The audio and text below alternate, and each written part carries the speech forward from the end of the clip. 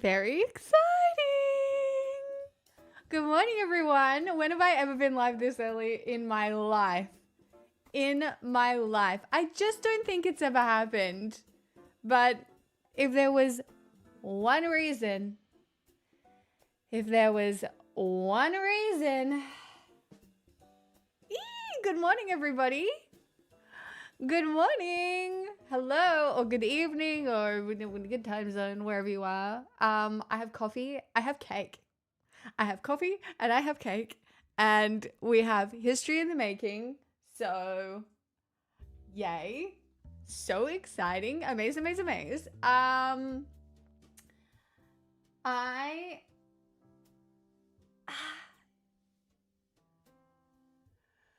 Biped, I don't know. We gotta hold on. Let's get to it. Hold on. Good morning, everyone. You're about to get okay. Remember, it's daylight. It's daylight. You get daylight stream. Look, it's so weird. Anyway, whatever.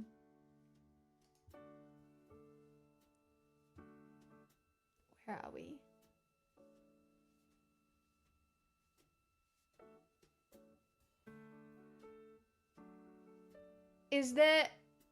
Oh, I just disconnected. Oh, fuck. And we have confirmation of crew module, service module separation. Hold on, it just disconnected. And a great view. Strawman, thank you for your resub on YouTube. Houston, good stuff on board. Hold on. Houston copies and concur. Hold on. European service module now separated from integrity. A job well done. Integrity, no action for the 4 CDH cautions. Those are SM related, not applicable. Integrity. Okay, great timing. Sorry, I'm late. I was so close. Good morning, everybody.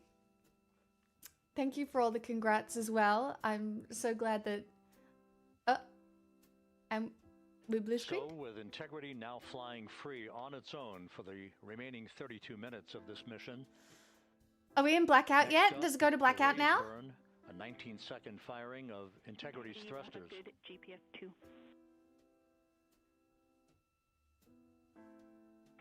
Integrity copies, good GPS 2.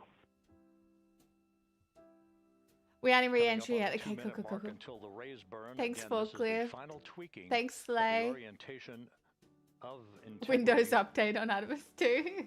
To put it in the right angle, if you will, the angle of attack that it will fly in during its entrance into the Earth's atmosphere. Entry interface now just 18 minutes, 25 seconds away.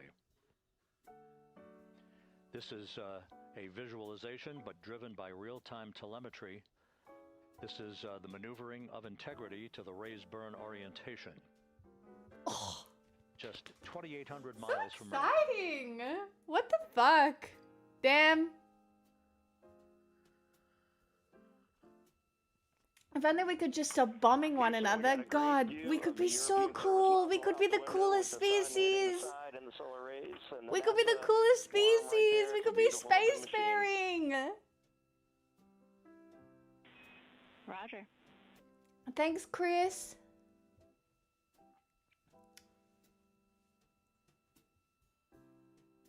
And we have completed the maneuver to the rays burn orientation. Did everybody see I've got my space jumper on? Rays burn. Look, I'm basically an astronaut too, sort of, kind of, not really. I don't think anybody is gonna think that. I feel that way though. Tiny, in space still.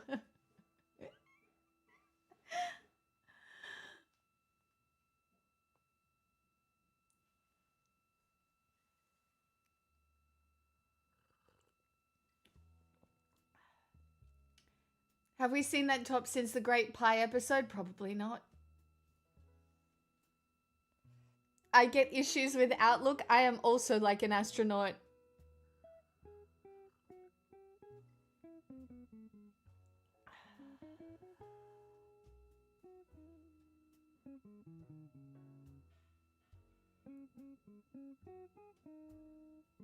Okay, the jazz does make the moments of silence, actually feel like a waiting room. Like, diddle-dee-dee. So, you like math? And the crew module raise burn is underway. A 19-second firing of the thrusters. And we have a completion of the burn.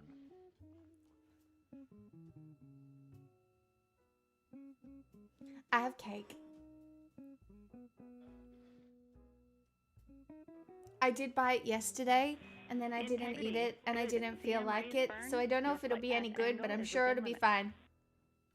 Happy partnerversary to me. I'm having cake for breakfast. Integrity copies. Looks good on board, Jackie. It's a So gluten-free the final maneuver is now sponge. complete. Our trajectory for a splashdown in the Pacific 29 minutes from now is set and will not be amended any further. And we have the right angle of attack to mitigate any excessive heat loads on the vehicle during entry interface. Integrity Houston, a heads up about comm coverage. When you perform the 180 roll, for the first minute or so in that attitude, we expect about a minute LOS. We copy. We copy.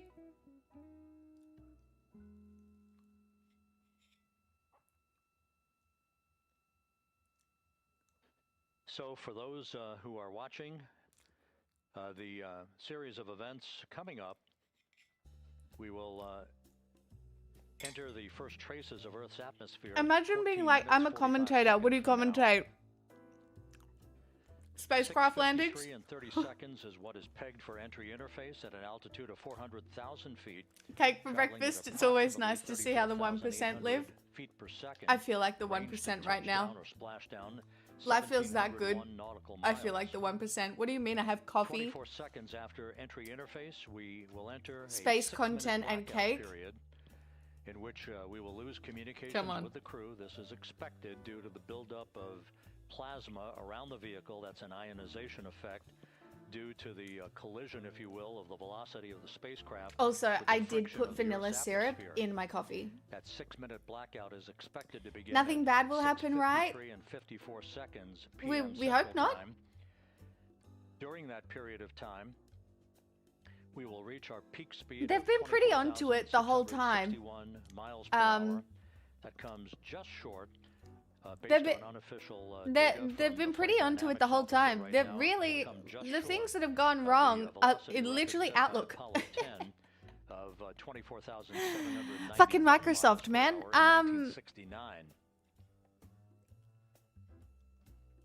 We expect peak heating on the vehicle at 6:54 and 52 seconds PM Central Time, a minute and 22 seconds into entry interface.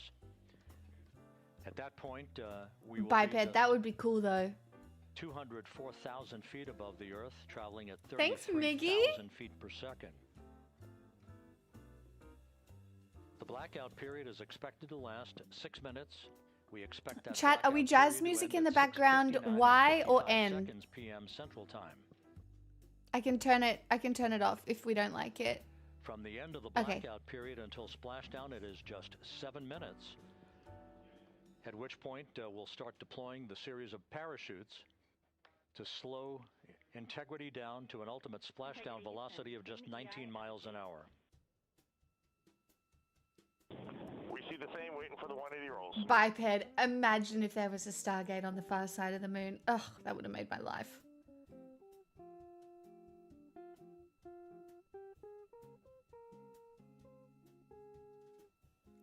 "25 minutes!"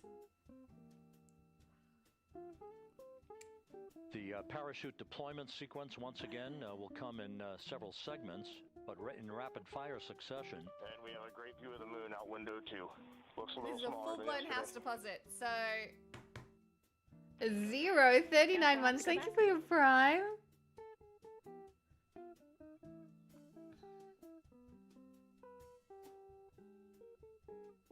Reed Wiseman and Jackie Mahaffey exchanging discussion on a view of the moon that Integrity's astronauts are seeing in the final minutes of this mission that will be completed with splashdown just 25 minutes from now.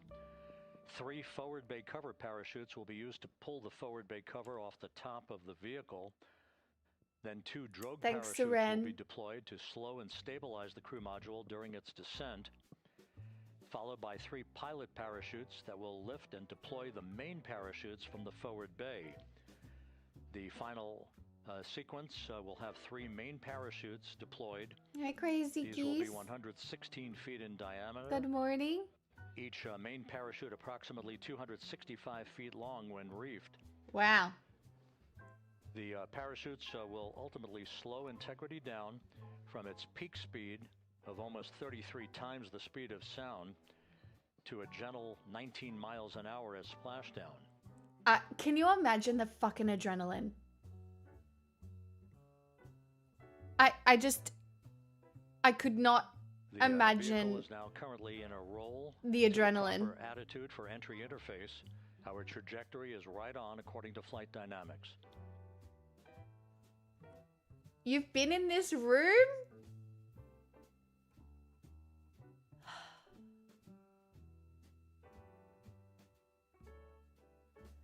God, I would be sweating. Absolutely Guys, sweating. it's not a cult. You can't just tell everybody Integrity it's a cult is, when they first on come a in. You trajectory scare from them off. Babster. southwest Community, and guys. northeast Community. Thank you for the Pacific 5 Ocean, gifted. descending at a rate of 15,000 feet per second. Oh, there's a train, is there? I didn't even know. I can't see Twitch chat right now. I've only got multi-chat open. Range to touchdown 4,300 nautical miles. All the systems. I in have my excellent shape. space jumper on.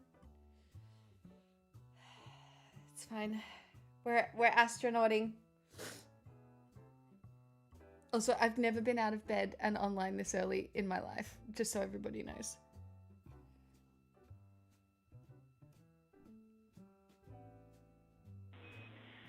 Integrity, Orion in the EI roll 180 attitude. Looks good on board, Jackie.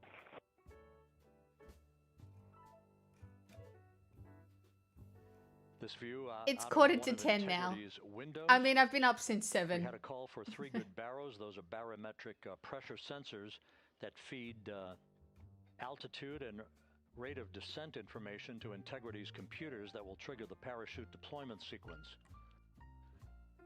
We are less than 9 minutes away from entry interface. Oh my 22 God. minutes from splashdown. Oh my god, my hands are literally sweating. It's giving hyperhidrosis.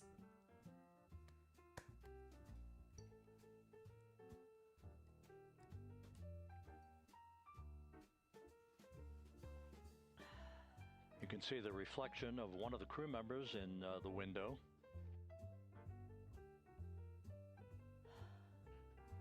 Out in the Pacific, the weather conditions remain go. Just a few clouds, some scattered clouds. Do Winds I at see 10 coffee? knots. Yes. Wave heights. Just I about went to 4 the feet. supermarket yesterday and I bought backup gentle day in coffee. the Pacific So this for is the homecoming currently of cheap Integrity's coffee that astronauts. is just Makona. I bought just cheap coffee. Don't judge me. I actually kind of like it.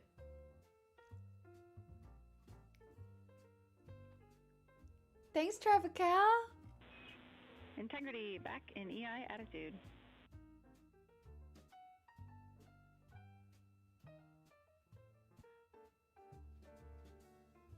We see the same on board, Jackie.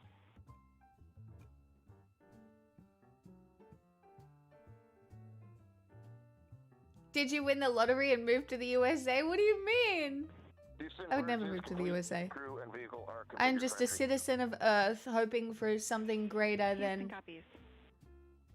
I don't know, us all bombing one another. And This we're feels at like 37, hope. transferring nav speed to Do you know what I BFS. mean? It would be just really nice if, I don't know.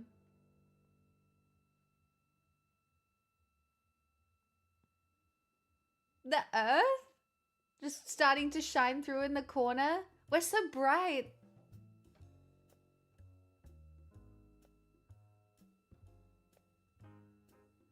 And Houston, in instruction 509, we are not below 0.2.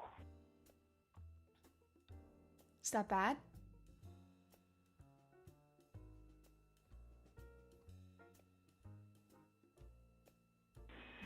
Integrity, no action required.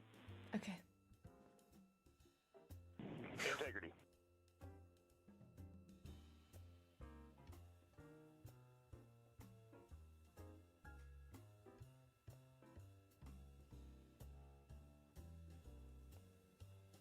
Now 6 minutes away Thanks, from Blue. entry interface.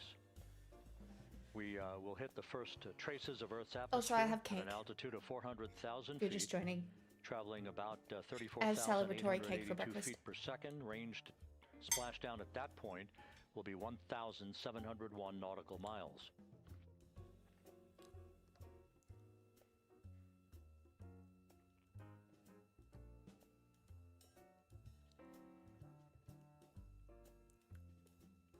Babstib, thank you so much for the 5 gifted, though. It's a lovely way to start the stream.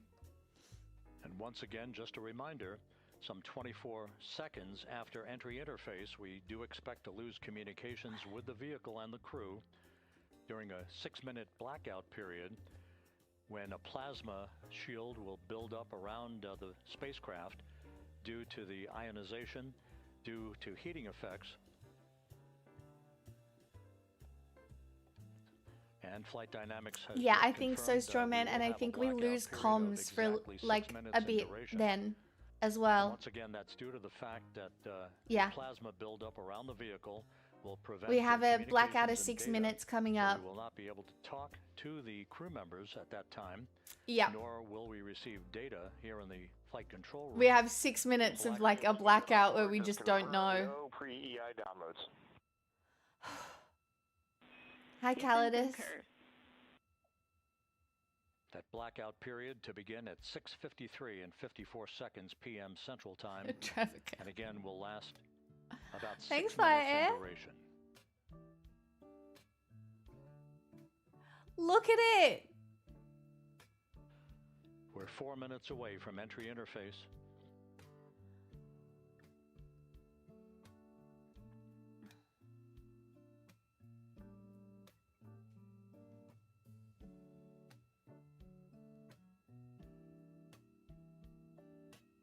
Oh, we are so small.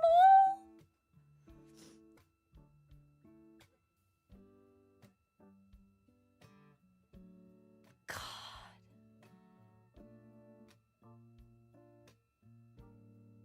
Stop doing dumb shit. Can the people in power please stop doing dumb shit? Please stop doing dumb shit, because this is just so cool.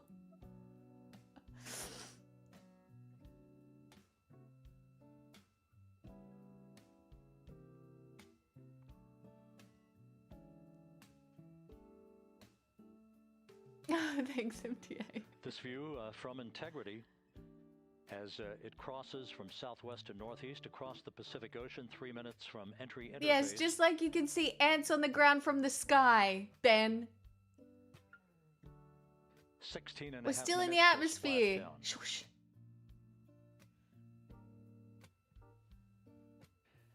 The USS John P. Murtha and the recovery team is on station and in position, as are the airborne imagery assets that we hope to receive imagery from as Artemis enters the Earth's atmosphere and through parachute deployment.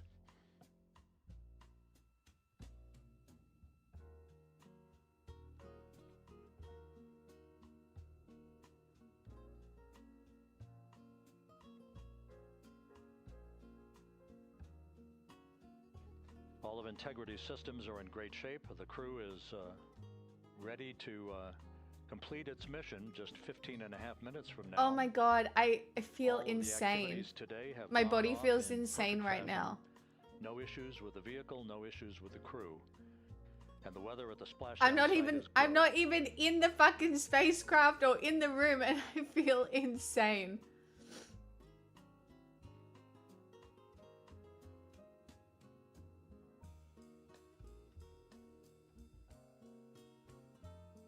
Also, this music as we fly across Earth is wild. Why? Glad you stream on Twitch. Thank you. Happy anniversary. Oh, thank you so much. Coming up on 1 minute until entry interface.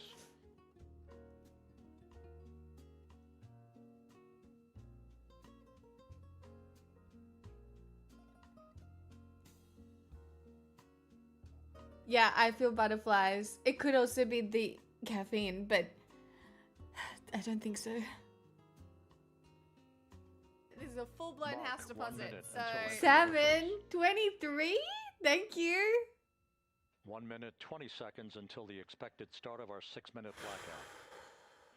Longest 6 minutes of our Integrity, lives coming 1 up, minute chat. to a 6-minute blackout. Integrity.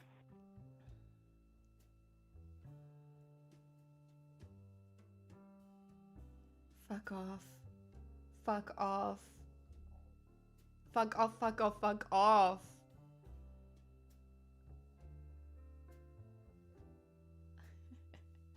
Aslan. 6 minutes is a long time. That's like 2 jars. Well, they're bringing a spacecraft down for your 10 partnerversary. seconds I till know, I entry feel interface. so privileged. Like, what the fuck?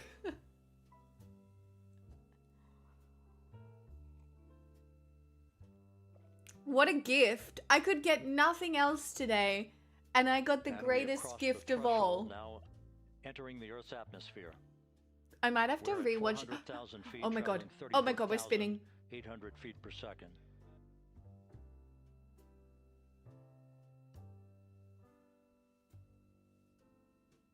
Time to splash down 13 minutes, 10 seconds.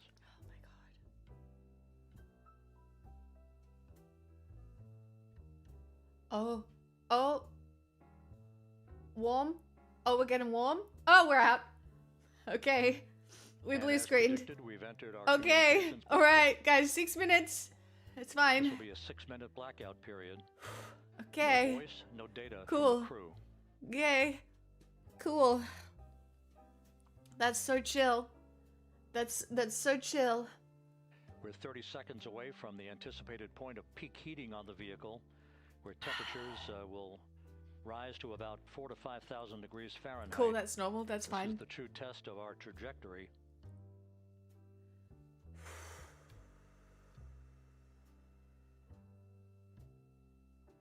And from the G5 aircraft in the vicinity of the splashdown zone, this view of integrity. So that pinpoint of light shows the vehicle as it enters the period of peak heating in the Earth's atmosphere, the first tug of gravity being felt by Integrity's astronauts since their launch back on April 1st.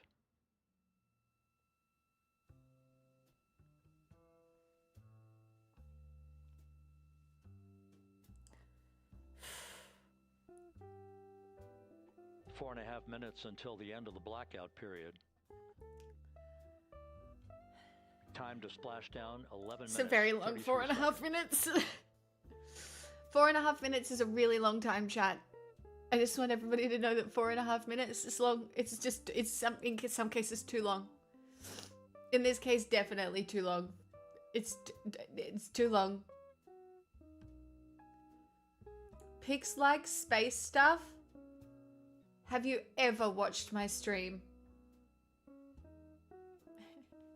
Have you ever, in 1 million years, watched my stream? The landing and support officer reports that the It's fine. P3 Don't worry about has it. acquisition on Integrity.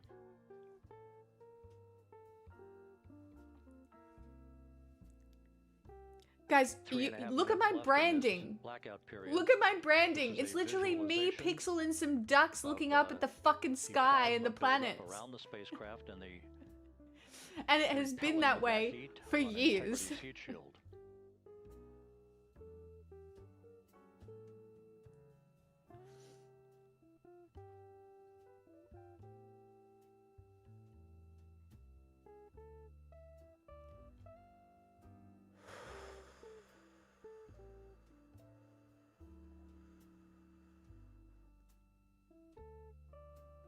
Liking aliens isn't liking NASA pics.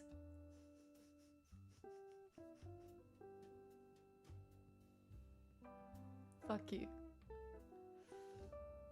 Flight Dynamics Name reports 100 that, planets. airborne assets in the vicinity of the splashdown zone do have a visual on Integrity. How long since you watched Still Contact? 2 minutes and 40 seconds left in our blackout period.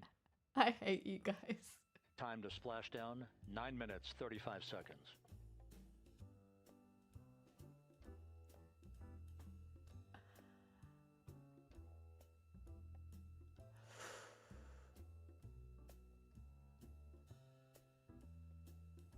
One more minute. Multiple airborne assets as part of the recovery team all have visuals on integrity. I bet Interstellar isn't even in your letterbox top 4. I literally went and saw Hans Zimmer live because whatever. I'm not even defending myself. You're And the baiting me. Stop baiting me, WB-57 chat. flying in the splashdown zone also has a visual. And the Navy helos also have visuals.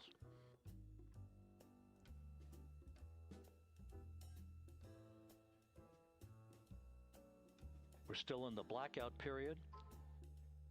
Still do not have communications from the crew. Ben. Thanks, info.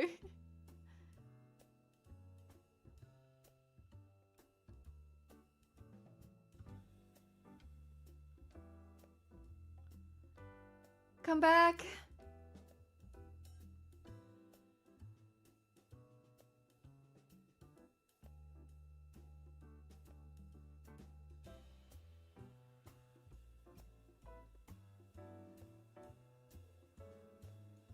We're standing by for communications from the crew. We should be out of the blackout period less than a minute from now.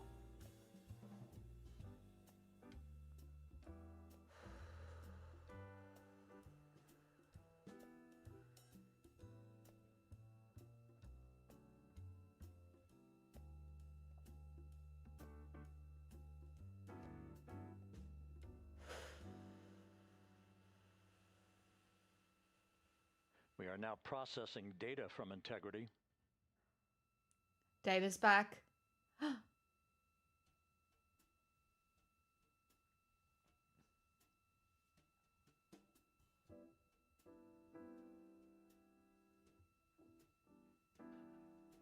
Landing and support officer reports the small boats are en route to the splashdown target zone.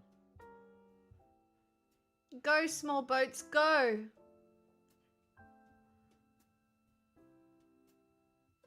Kerbal Space Program again. I was thinking maybe we play some more Outer Wilds today. But I don't know if I can remember how to fly the ship. Or where to go. Or what I was doing. I think I've also got No Man's Sky installed, but I'd have to do the, Passing through 150,000 feet, our trajectory is perfect. I'd have to do We're the, getting intermittent views tutorial. of integrity. Oh, come on. Still waiting to establish voice communication.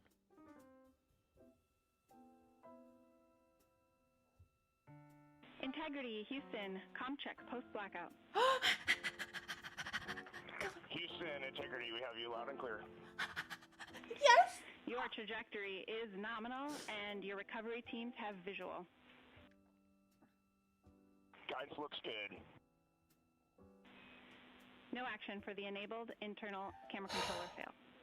Oh, I have goosebumps. Big cheers I have from the viewing goosebumps. room here in Mission Control as voice communication reestablished with Commander Reed Wiseman. For America and a waiting world, integrity is 5.5 minutes away from coming home.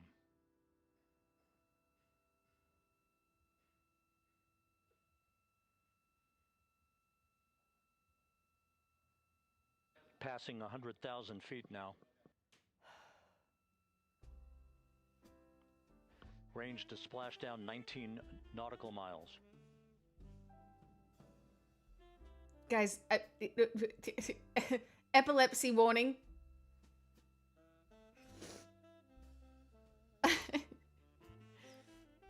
Guys, we're being hypnotized.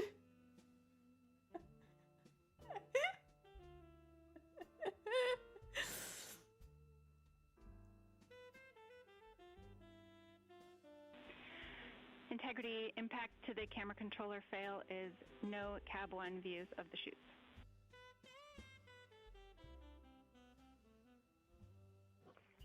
integrity.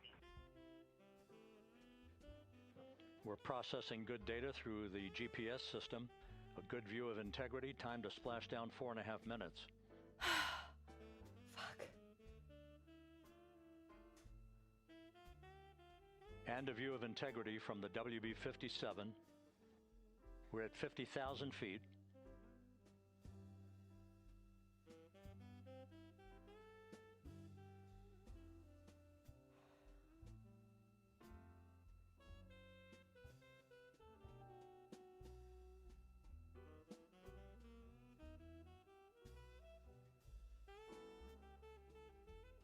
The pyros are armed for forward bay cover jettison.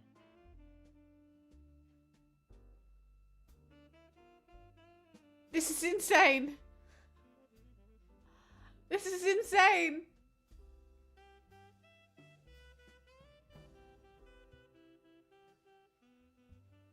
Oh, shoots! And there go the Shoots! first series of parachutes. More And we're on shoots! drogues. They look like they're working. And Houston, we're visual 2 drogues out the window. 2 good drogue shoots. Next up, We copy. We see them. the deployment of pilot parachutes that will pull the main chutes out. Time to splash down 3 minutes and 10 seconds. Oh my fucking god.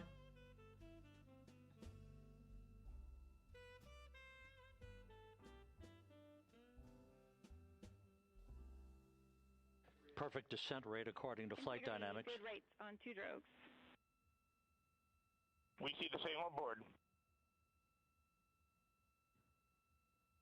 Oh, what happened to the quality here? Are we in the clouds? Are we in clouds? What's going on? It feels like clouds. Are we in clouds? Passing through 10,000 feet. Still on drogues.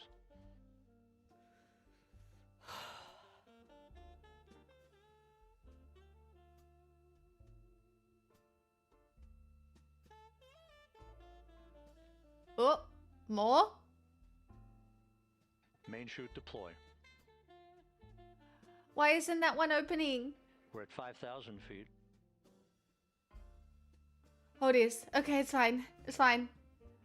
Search I was a and bit stressed there for a recovery minute. beacon has The been one on the activated right was not integrity. opening. Oh my god, look at him. Wow! And we have 3 good main chutes. Oh my fucking god. Good 3 main chutes, good reefing, Think good descent rate. Good rates, and we see 3 good-looking parachutes. Good looking.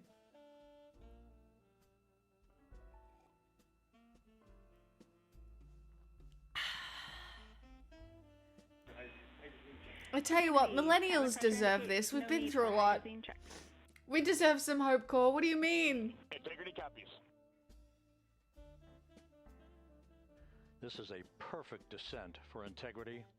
Its crew sounding hale and hearty on board. Time to splash down 1 minute 15 seconds. 1 minute 15 seconds?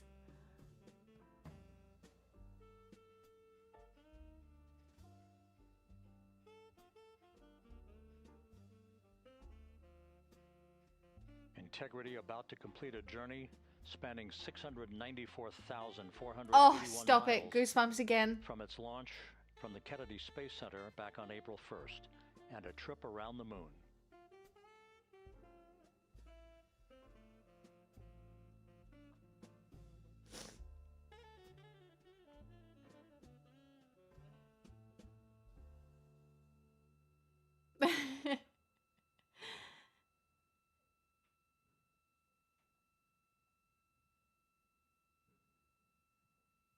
Oh, look at the little thrusters.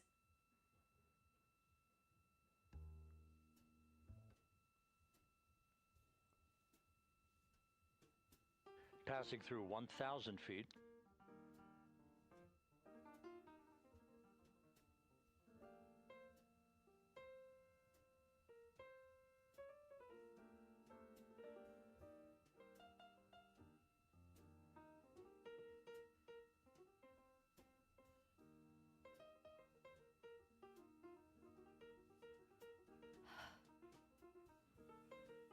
Wow.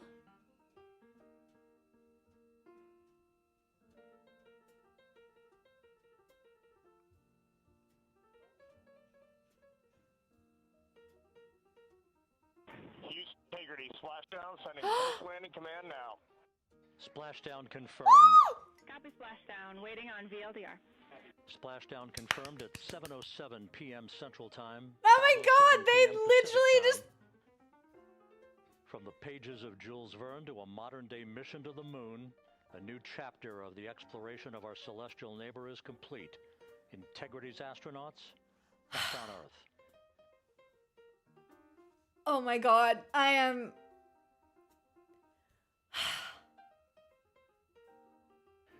And the landing and support officer reports the vehicle is stable 1. We still will be deploying the crew module uprighting system to maintain that orientation. A perfect bullseye splashdown for Integrity and its 4 astronauts. Oh my god. Oh. This is a full-blown house deposit, so... You could search the world and never find such good goop. That's why we went to the moon, for the goop.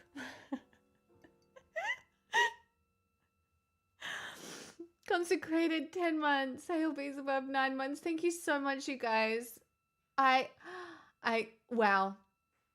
This is insane. This is insane. Where are the boats? Get the little boats going. Splashdown time, 7:07 and 47 seconds p.m. Central Time. We'll get that refined for you. That would put the end of the mission at a mission elapsed time of 9 days, 1 hour, 31 minutes, 35 seconds.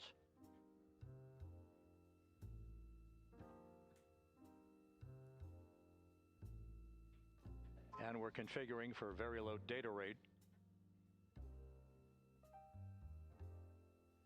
Oh, the boats! The little boats! Once again, splashdown occurring Are they in the Pacific, southwest of or are San they more Diego parachutes? at 7:07 and 47 seconds p.m. Integrity Houston, comm check on VLDR.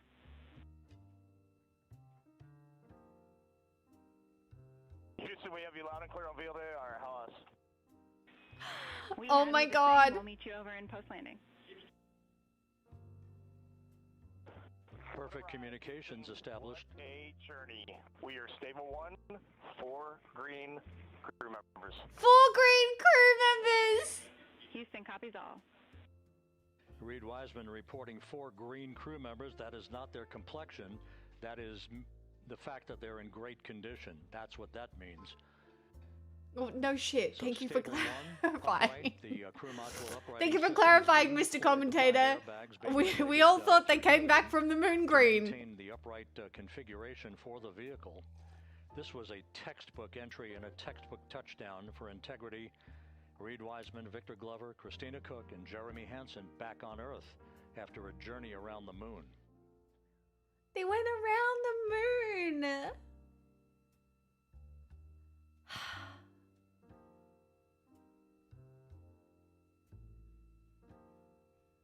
I regret not becoming an astronaut.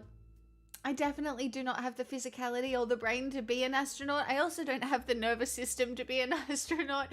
There's literally nothing about me that means I could be an astronaut, but like, come on.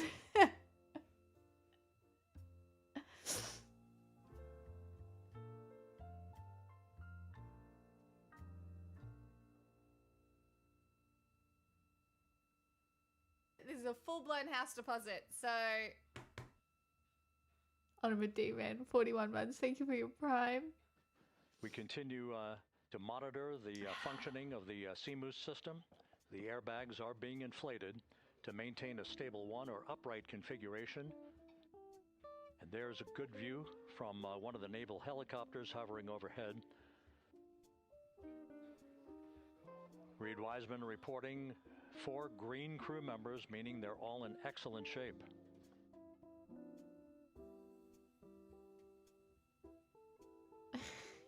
Blue.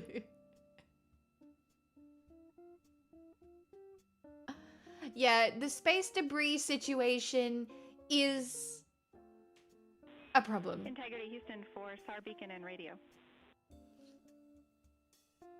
The idea that we could just trap ourselves on this Beacon planet is sucks. in 406, and we're powering the radio now. Go ahead. We need this camera to reset. It does this We sometimes. see the beacon on. However, the recovery team is not seeing the signal. Your SAW radio uses the same antenna, so you may run into trouble with the radio. Oh, they can't find him? Okay, copy. And we are also powering up the sat phone now.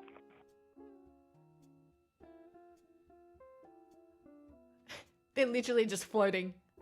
Just, hello, come get us. We literally just went to space and back. All you have to do now is come get us. Continues its post-splashdown timelined activities on board. Reed Wiseman once again reporting that all 4 crew members are in excellent shape. And we have 5 inflated Come on, airbags small to maintain an boats. upright You got configuration this, okay? So that the Come on, little reaction, small boats. The recovery team can now begin a slow approach to the vehicle. Meanwhile, here in the flight control room, entry flight director Rick Henfling is polling his team of flight controllers for the start Thanks, Vic. of powering down the vehicle after a thorough systems check. We have no toxic gases to be concerned about, so the recovery personnel can approach the vehicle, but not until we have powered down the spacecraft. That's Yes. expected to take a few more minutes. This is the most insane thing to look at. What do you mean?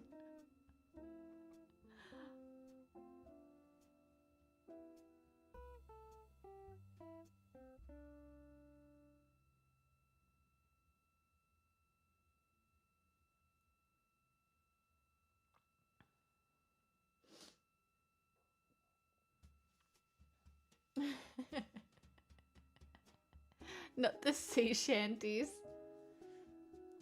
Integrity back on Earth, following its historic flyby of the moon.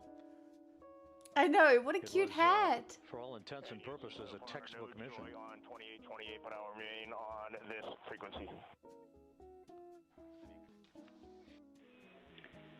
We copy.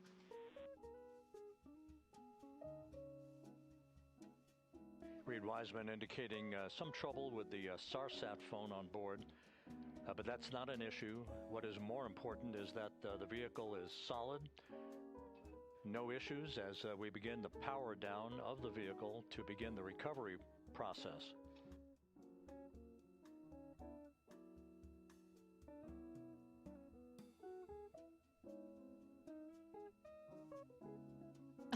The blinky light.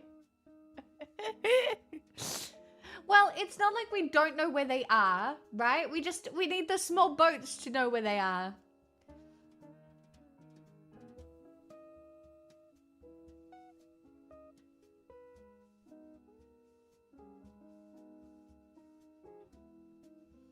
This is the most elevator music moment The propulsion ever. officer here in Mission Control reports that we have safed the prop system on integrity. Can you say again that was very weak and broken?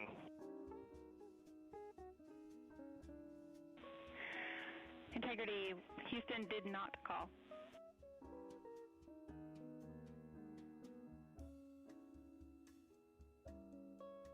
Copy that, Houston. It might have been on the SAR radio. Stand by.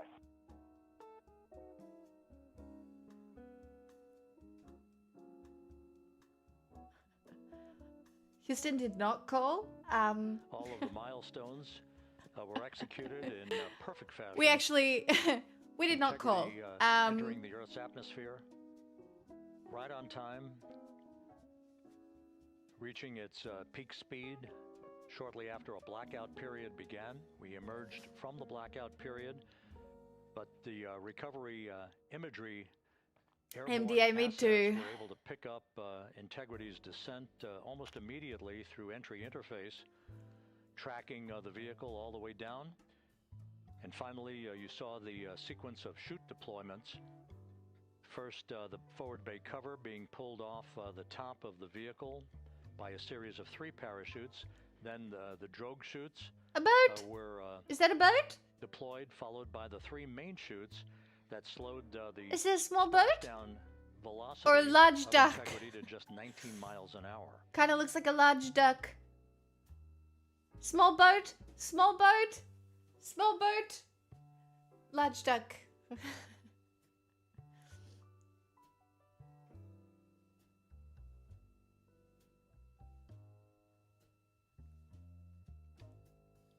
Guys, this literally looks like the beginning of Subnautica. If only Subnautica 2 was out right now. Do you know what I mean? It's like I just crash landed on the planet. Integrity, Houston, with no joy on SAR and SAT phone, we'd like you to command an additional 15 minutes for a total of 30-minute power down delay. Oh. Oh, we gotta wait another 15. All right, Jackie, we have selected T/D+30. No joy on SAR radio or sat phone. And stand by, we have the master diver on SAR radio. Please hold comms. Hey, Lily. Excuse me. Hey, Jackie, we just got the master diver on SAR.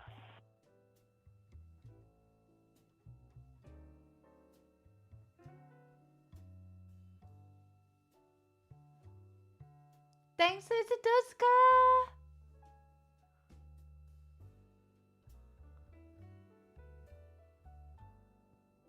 A good view of one of the fast boats. Integrity, Houston, if Oh, you fa- are happy with it's your now a comms fast master boat, diver, not- you can go back to the 15-minute power down. Oh, we can now. Oh, okay, we don't have to wait another 15 minutes. Okay, stand by. Yeah, we'll confirm here in a second. The crew on board Integrity coordinating with the flight control team in Houston here in Mission Control on the timing of the power Man, look down at of it. the Look at vehicle, it bouncing which will be around. the precursor Man, to the recovery teams approaching the spacecraft. that no probably issues, with feels integrity. We've insane. had a bit You of definitely would not want to have nausea. broken capability in establishing a SARSAT or satellite phone communications capability between the crew on board Integrity and the recovery team. That will get sorted out here shortly. There's plenty of cooling on board Integrity, so there's no rush to begin the power down. I tried to call you on the sat phone and not getting an answer there either. Concur, we haven't had anything come through. Elon. You're really letting the whole team down here. And Houston, if you could relay to recovery that we hear them, but it does not appear as though they are hearing us.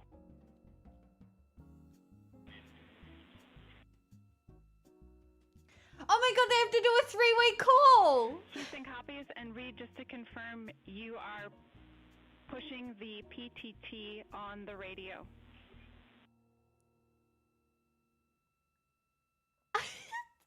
Press the fucking button, bro. Well, to be fair, they just landed So as we from continue to space. sort out Maybe the they forgot to communications press the between button. Integrity and the recovery teams. We are standing by for the initiation of the power down procedures.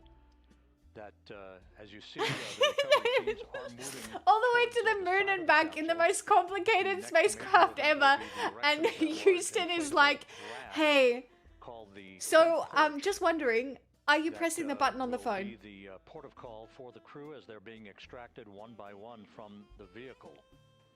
God.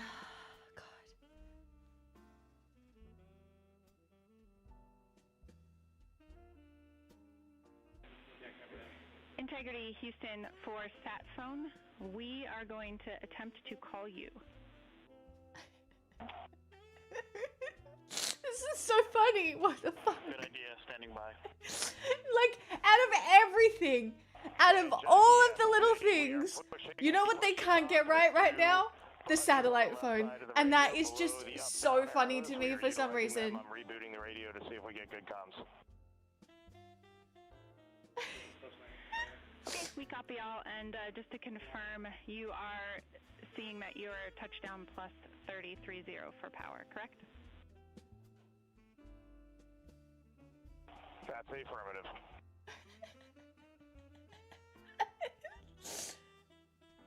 So many boats. Chopper. Small boat. Stationary boat. Fast boats. We are trying a backdoor approach to have Excuse mission control me? here call the crew on their satellite phone. This is all part of the coordination for the power down of the vehicle. Okay. That, Well, will you know. initiate the actual recovery operation.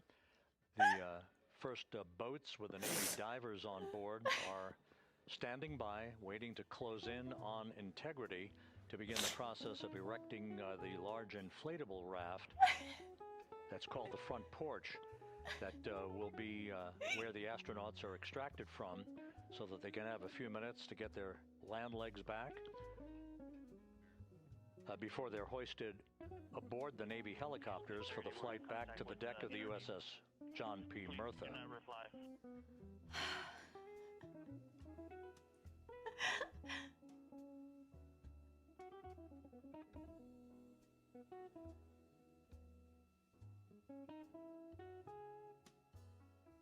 I really need them to get the astronauts out of the fucking thing. Get them out.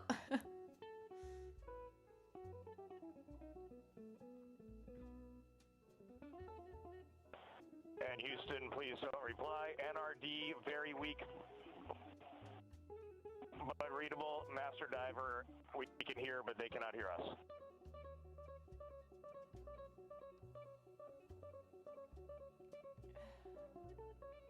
Fuck.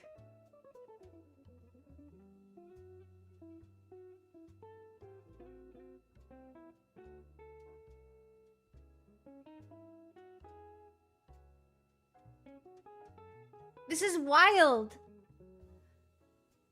Why? Guys, where's the Nokia 3315? It would have worked. And they could have played Snake while they wait to be rescued.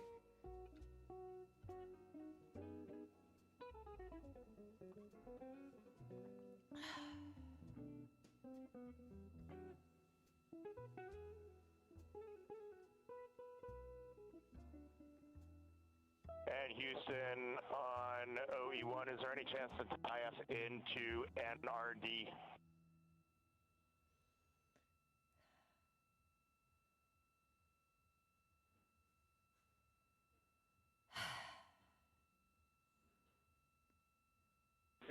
Checking.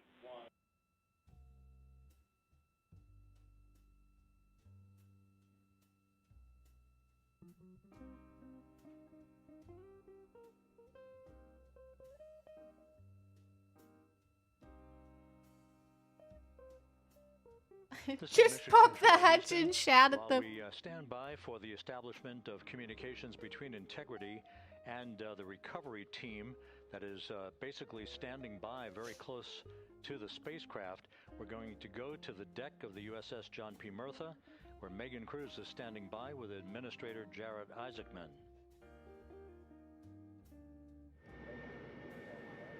Man, imagine being the producer for this just such an live honor coverage. To be here on the ship, to be able to share and experience this moment with everyone together. And of course, as you just said, yes, here with NASA Administrator Jared Isaacman. Administrator, how did you feel getting to witness this and seeing NASA at its best? Oh, I mean, I'm honestly, I'm still at a loss for words. I mean, you know, like the childhood Jared right now can't believe what I just saw. I mean, almost been waiting my whole lifetime to see this, and then it's NASA Administrator. I just couldn't be more proud of the entire workforce, the years, the effort, the late nights, all the hard work from across the country that contributed to this incredible moment right now. And yeah, incredibly grateful too for our teams here on the John P. Murtha right now. Yeah, look at the behind us here. Got everybody. Hey, what do you guys think? We just brought some astronauts back from the moon, huh? Unbelievable.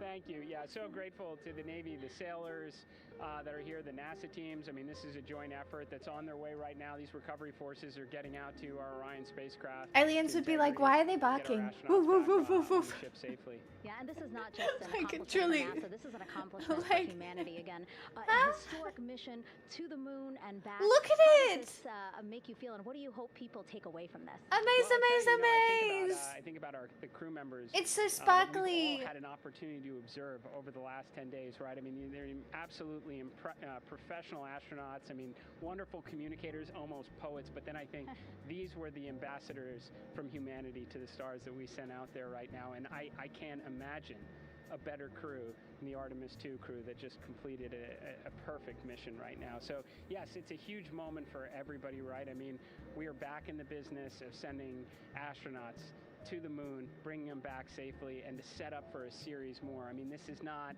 a once in a lifetime, which you hear sometimes around here. It's like, this was a once in a lifetime. No, it's not. It's this the is first. just the beginning. We are going to get back into doing this with frequency, sending missions to the moon until we land on it in 2028 and start building our base. Yeah, are we going to build on the momentum for Artemis III? I mean, it's just around the corner.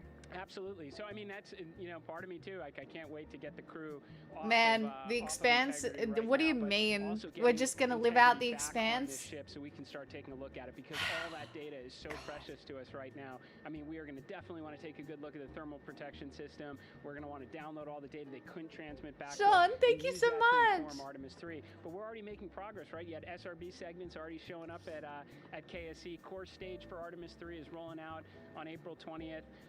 We're getting Mobile Launcher 1 back in vehicle assembly building. So yes, there is a lot to celebrate right now on a mission well accomplished for Artemis 2, and at the same time, we got to start getting ready for 3. Amazing. And last question, for people who joined us for all 10 days to see what we can accomplish together with our international partners, what do you think about the fact that we're going to keep doing this more and more and more?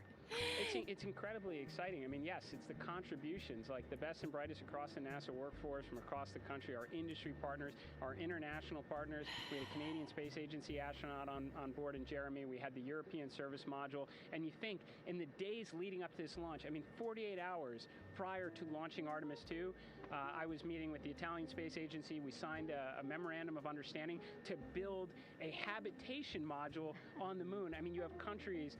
Stop, that's so cool! Coming together, Not the saying, habitation "We are committed to this module." effort. We are returning to the moon. We're doing it to stay. We are building that Up enduring the presence. Italians. We're going to master the skills on the surface of the moon, so someday we can undertake missions to Mars. It's just an incredibly exciting time, and we're not going at it alone. We're bringing everybody along with us. Absolutely. And speaking of everyone, one more time, we're going to ask the crew here. You guys ready to land on the moon?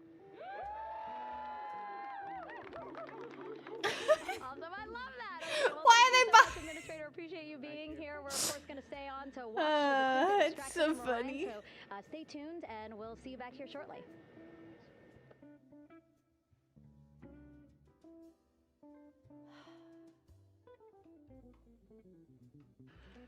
Thank you, Megan, and thank you, Administrator Isaacman. We are in the process of working to establish that communications link and to establish the I think they're in the Pacific, right? That will lead to the power down of the spacecraft, which is gently bobbing in the Pacific following a bullseye touchdown. Oh, she's so smart. She listened to the broadcast. Wow. 5:07 p.m. Pacific time, 2.5 hours before sunset in the Pacific, southwest of San Diego. We have once again heard from the crew during that interview opportunity with the administrator, and we have 4 healthy crew members on board.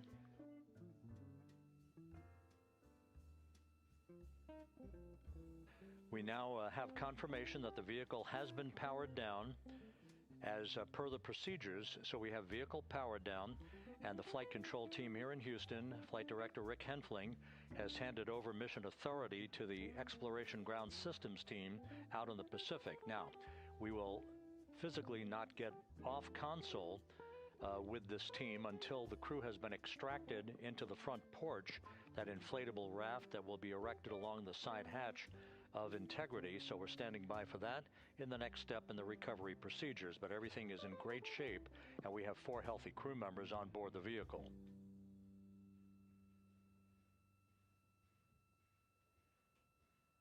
Come on. I'm sorry. I'm trying to be patient. I'm trying. It's fine. I just don't want to eat the rest of my cake until they're out. All of the entry events went by the book, no issues, perfect trajectory for Integrity. that was culminated with one final raise burn to improve the angle of attack for the vehicle as it entered the Earth's atmosphere. I All know, of that flight Vega. dynamics computation worked like a charm.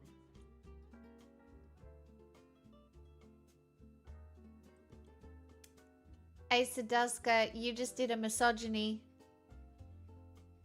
Because it ain't for fellas.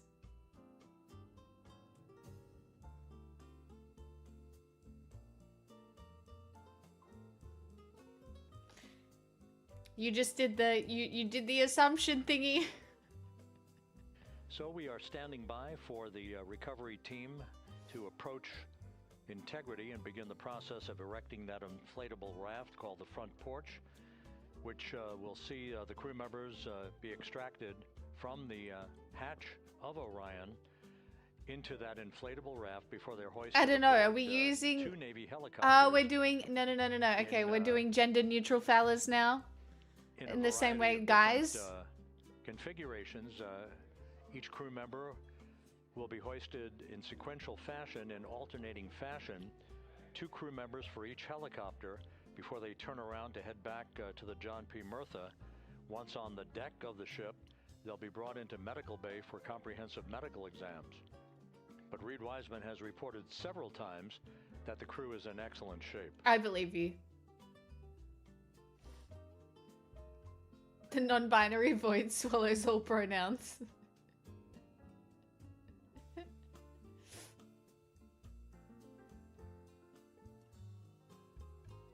Thanks, Miyuki. So just to recap, it has been some 26 and a half minutes since the splashdown of Integrity in the Pacific. The vehicle is in Guys, excellent I shape. really don't want everybody to get too performed, excited, but I rocket did jump get all my the way nails down, done through the yesterday Earth's as well, atmosphere. and they're short. All of the vehicle I got them done functions, short, were so I really checked could just off settle in for a day of excellent gaming. trip hammer fashion. The parachutes all deployed Maybe as I planned. will. Splashdown occurring at 7:07 Maybe I will. Maybe it PM is the Central No Time, Man's Sky 5:07 tutorial. PM Pacific Time. Maybe it is. Maybe we're doing No Man's Sky. I do really want to play. Tussle to try to establish a communications link with the recovery team, we were finally able to run through the procedures for the powering down of the vehicle. We've handed over mission authority to the Exploration Ground Systems folks out in the Pacific, and the recovery team will be approaching the vehicle shortly to erect the inflatable raft called the front porch before opening the hatch to Integrity to bring the crew members onto that This is a raft full-blown before they're house hoisted deposit, so onto No 2 more dancing. Navy No more helicopters, space 2 crew, cat boy. crew members for No, each no. helicopter We're going to learn before how they're to flown game. back to the deck of the USS John P. Murtha.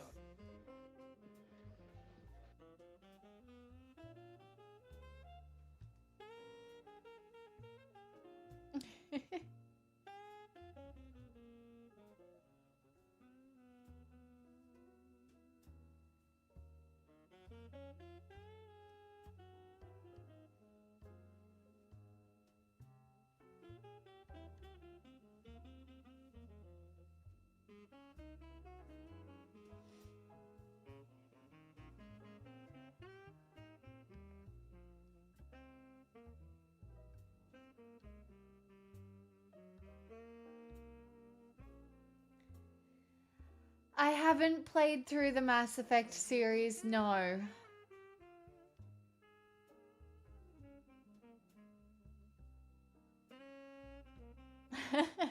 Gale.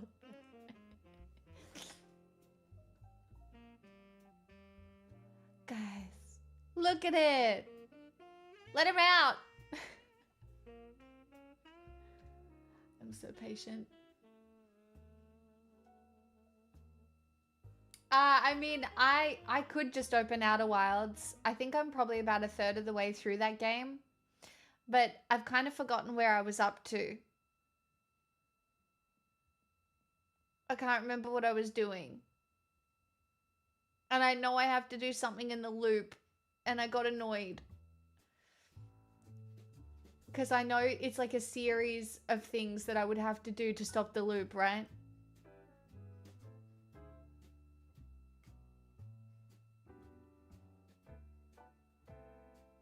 Isn't Kerbal Space Program hard though?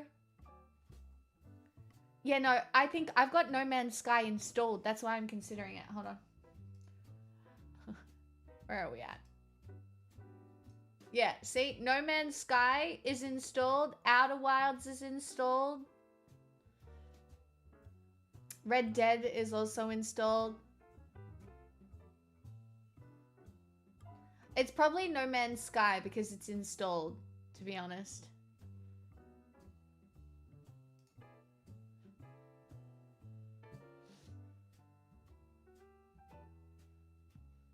Red Dead is the most spacey game.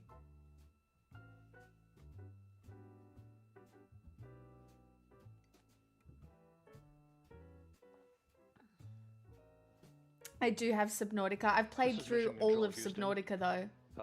After talking and Subnautica Below Zero, my playthrough of that would be on my old PC, so I would have to start that from the start. But I will be playing Subnautica 2. 7:07 and 27 seconds p.m. Central Time. 7:07 and 27 seconds p.m. Central Time.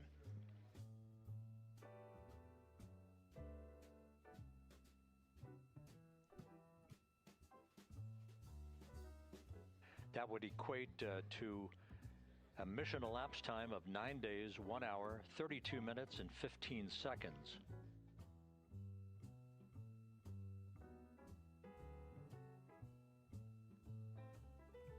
Once again, from Flight Dynamics, a splashdown time of 7:07 and 27 seconds. Well, Subnautica 2 isn't out, right? That would equate to a mission elapsed time of 9 days, 1 hour, 32 minutes, and 15 seconds.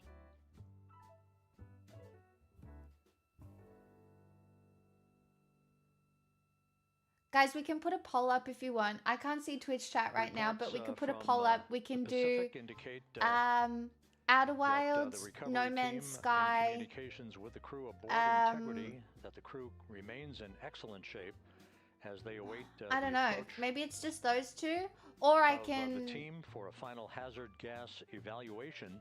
I don't know. What are my other options? I don't really want to download and install anything else when I already have games to play. Called the front porch. I think I want to try No Man's Sky. Like, I could probably get stuck into that. Do you know what I mean?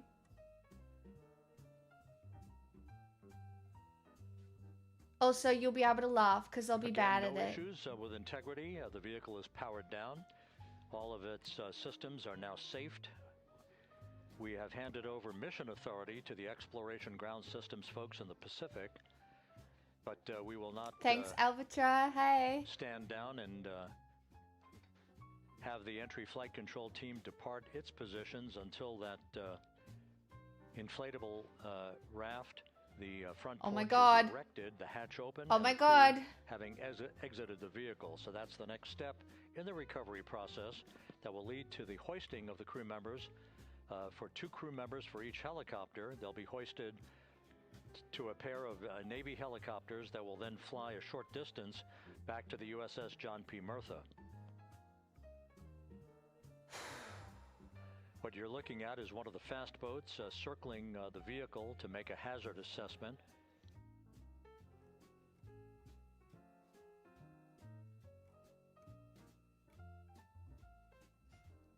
Are there sharks? Is there a blue whale? Is there a leviathan? Nobody knows.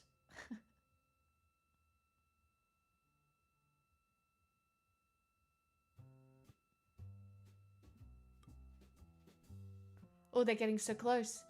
Oh, we're so close. Having a good look.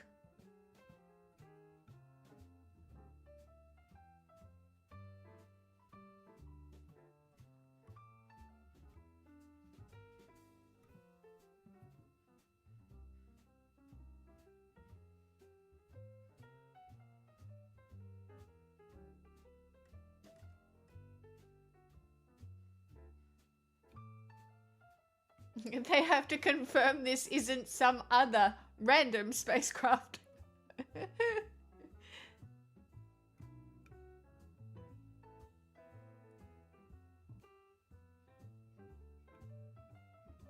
Right?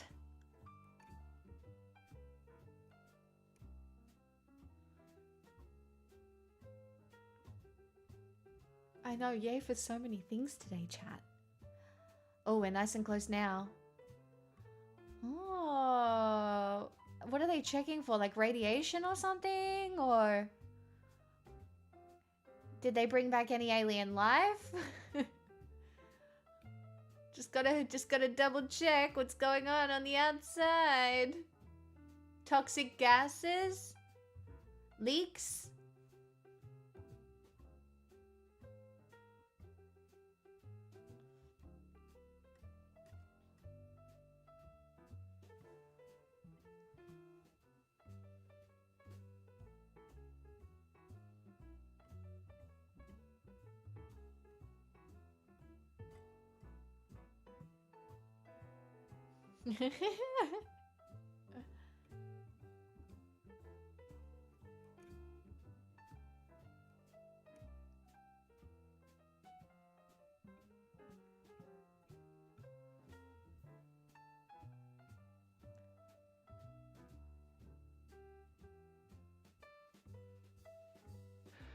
This is Mission Control Houston. Once again, you're watching the initiation of the recovery of the Artemis crew aboard Integrity.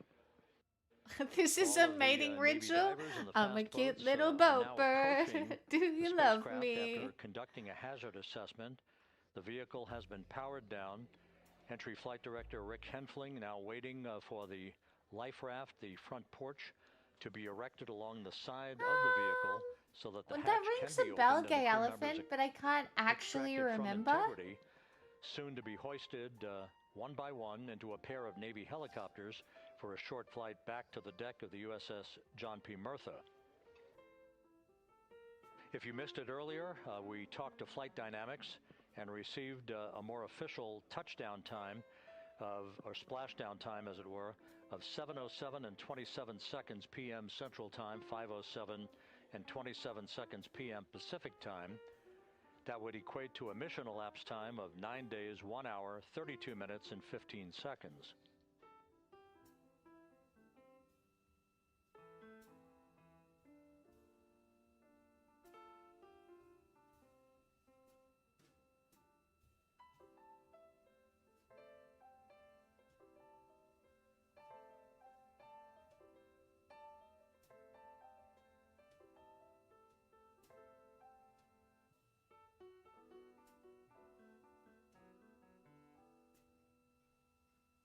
Ominous piano. It's real elevator. We're just waiting.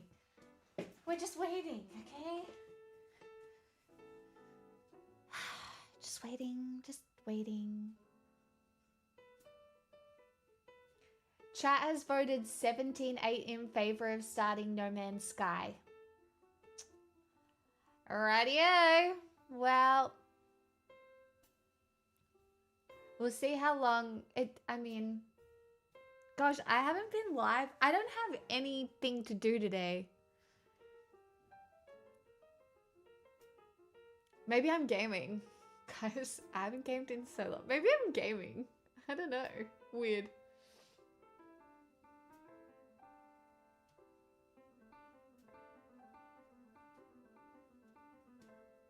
This audience would pick No Men in the Sky. Women only in Sky.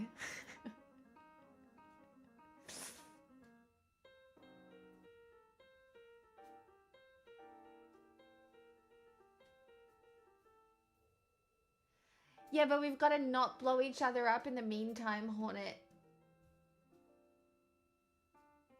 How do we encourage the men not to want to bomb each other? Okay, we really need to work on some international cooperation. And then we could maybe land on the moon sooner. But that's just not gonna happen.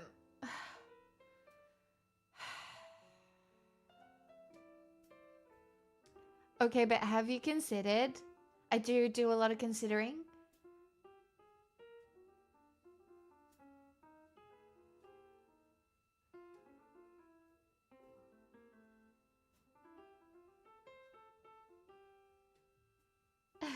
Thank you, Pia. I do not know what language that is, but I'm down for it. Aleskutuzum Padna Jibilum? I do not know that language. Continuing to get excellent views from the imagery assets. Yeah, out at love sea in the excellent Pacific views. But do you know what I of want? integrity. I We want to continue to see get good reports rescued from the landing and support astronauts. officer who's in contact with It the was recovery team German? that the crew is Oh, in excellent Dankeschön. shape. No issues. That's right. They're just Right? currently biding Is their that German? time, waiting for the front porch Thank you. to be erected. I'm pretty sure it is. We have no hazardous Right. Yes. we have no hazard gases Slay. And no hazardous situation Did with it. the vehicle. It performed perfectly all the way down from entry interface to its splashdown in the Pacific at 7:07 and 27 seconds p.m. Central Time. And as you can see, the first phalanx of recovery personnel now pulling up alongside of Integrity.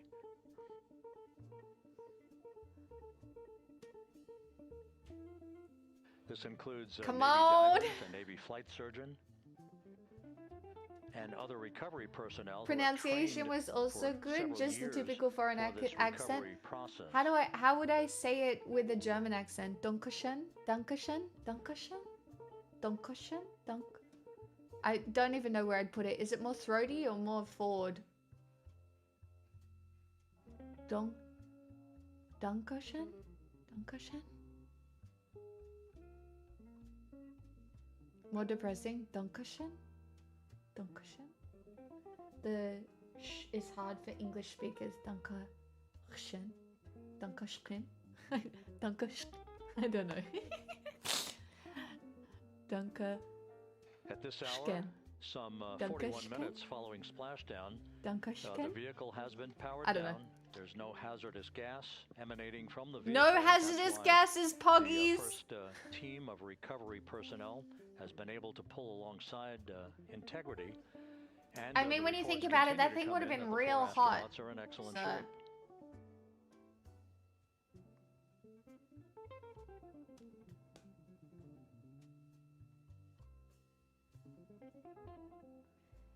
What do you mean? Why am I 12 frames per second? Everything seems fine on my end.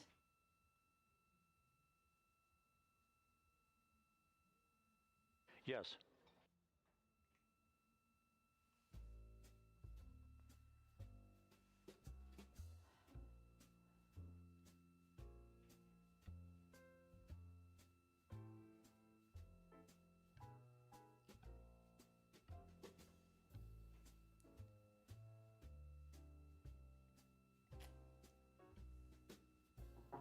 Come on.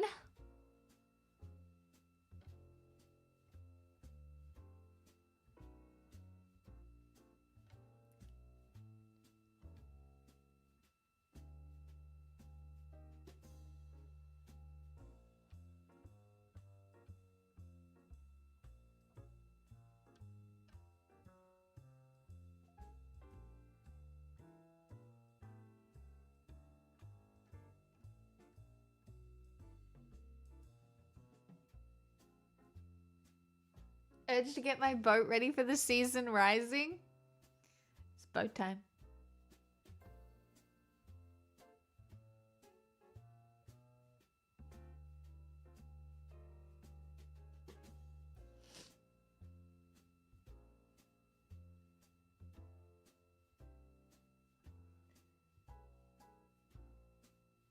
They've matched velocity. This is Mission Control Houston, continuing to watch the initiation of the recovery of Things are happening. Astronauts. One by one, they'll be brought out of the spacecraft onto a large inflatable raft just a short time from now. In the meantime, we can go back to the USS John P. Murtha, where my colleague Megan Cruz is standing by to provide her situation report. Megan, can you hear us?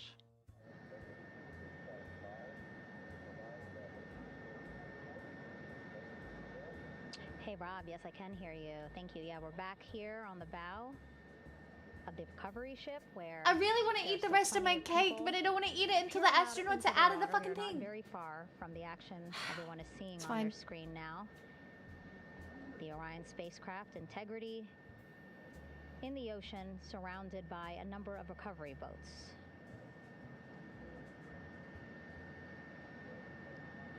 As Rob has been saying, in those recovery boats, NASA and Navy personnel Man, these specifically people must be trained so to cool. get the astronauts out of Orion.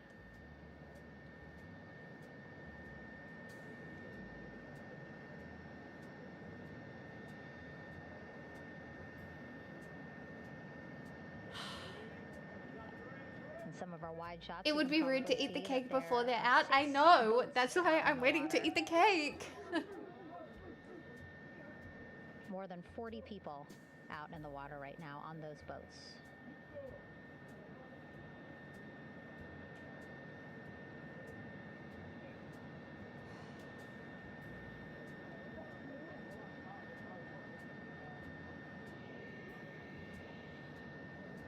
I'm not gonna lie, I do have a secondary piece of cake. Yesterday, I went to the supermarket and I was just buying like little snacky things because I wanted to snack while I watch my favorite TV shows. Anyway, but then I was walking out and I was like, you know what I fucking want? Cake. So I stopped at a store and I got 2 cakes and I got a strawberry cake and I got a lemon cheesecake.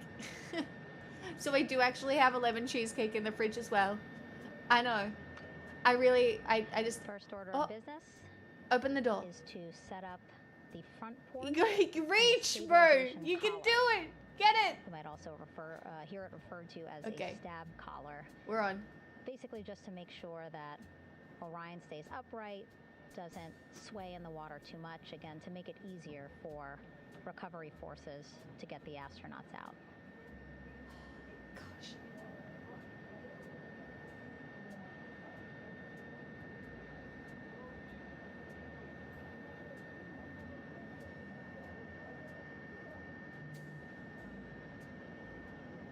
Again, we splashed down in the Pacific Ocean just after 5 p.m. Pacific time here. It's a requirement by NASA to be able to get the crew out of Orion within 2 hours of splashdown. Within 2 hours? So doing great on time so far. Plenty of time. My God, No we could be rush here all day either. anyway. I was speaking to NASA flight surgeon Rick Schuring earlier in this broadcast, and he said to me, Look, no they rush attach to get the themselves crew with little out. spider Just wanna make webs. sure that they're Cute. feeling good, and whenever they're ready to take their step out of Orion and onto that large raft, the front porch, folks will be ready.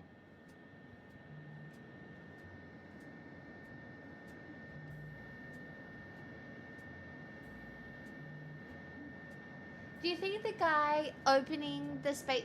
What? What? What? What are we looking at?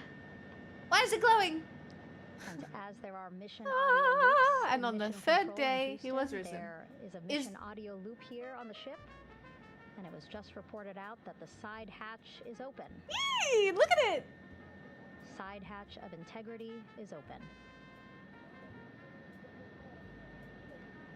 You're getting these beautiful shots from our aerial assets. The ship itself, where I'm This is a on, just full-blown house 3,000 deposit. yards So... away. Detective Tato! Again, plenty of people on the boat here, glued to the side closest to where they can see all this action. And I don't again, know why I have no just 3,000 yards separating notification us. for that, Great Detective views Tato, but from thank the you bow so here. much. You can see now that side hatch is open. Wow. One of the Navy personnel is about to get inside there. Oh, they're going in.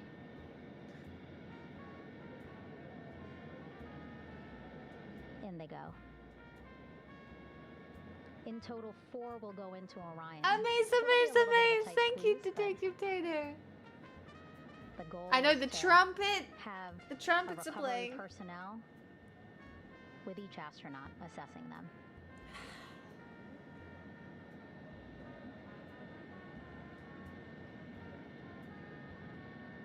Look at it. It looks like it's got a little face, like little 2 eyes and a little smile. And It kind of looks like a clown. Not a huge fan of clowns, but that's cute.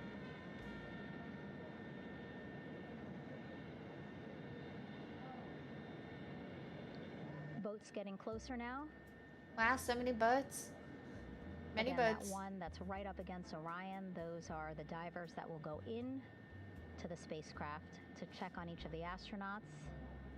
These other boats will begin doing a number of things, putting on that stabilization collar onto Orion, building that front porch. Eventually they will retrieve the parachutes, as well as tow Orion back to the well deck of the recovery ship here.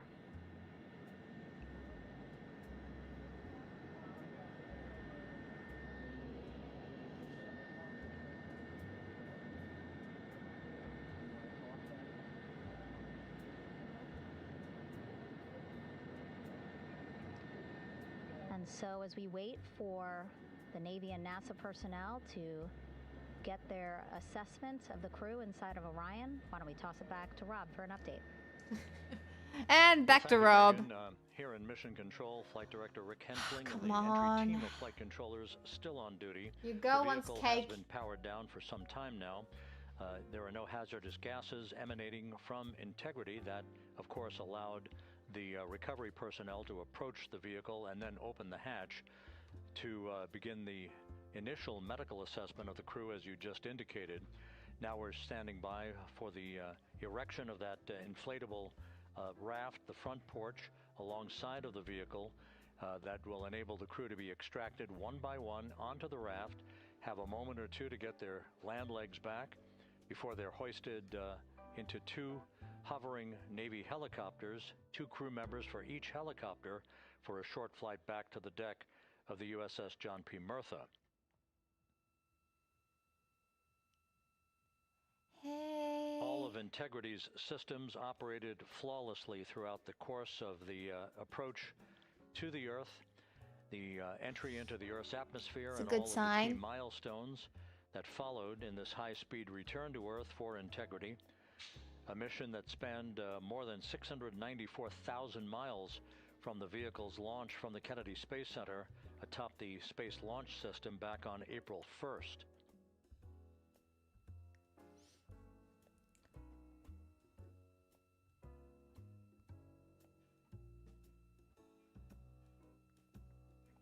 You know, you would think there's probably a way that they could make a boat that's like a forklift, where the boat just like swims on in, the forklift goes like boop, and then they pick it up, and then they just carry it back. You know? I, as a professional engineer, suggest, you know, because I obviously know stuff. Yeah,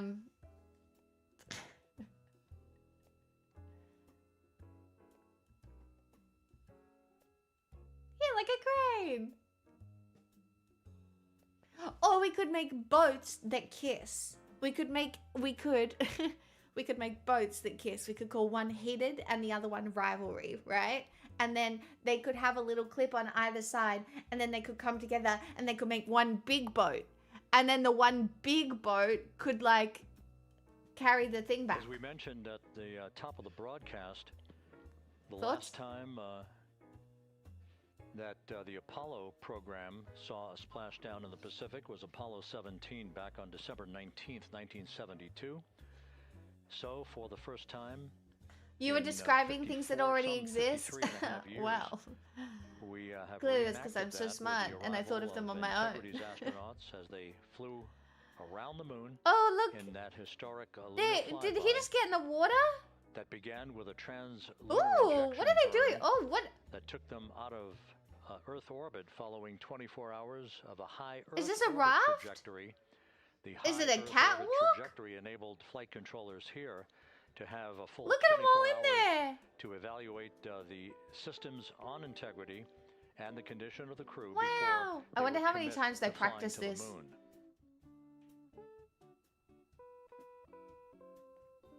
It's the stabilization collar.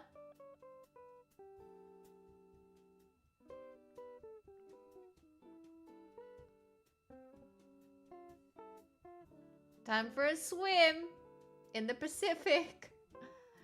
Woohoo! I can imagine it's pretty cold.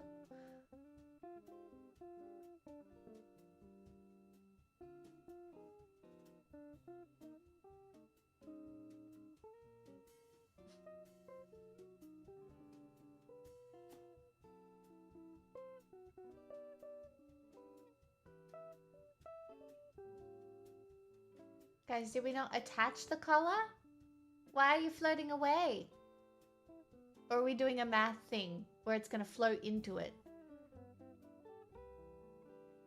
Do you need to swim back?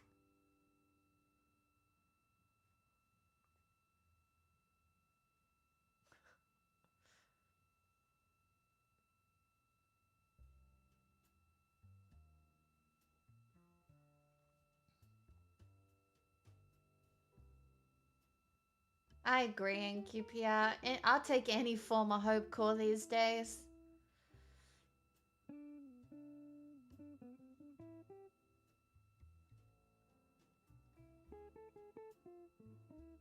Don't worry, Picky Six. It's all part of the plan. It's all part of the plan.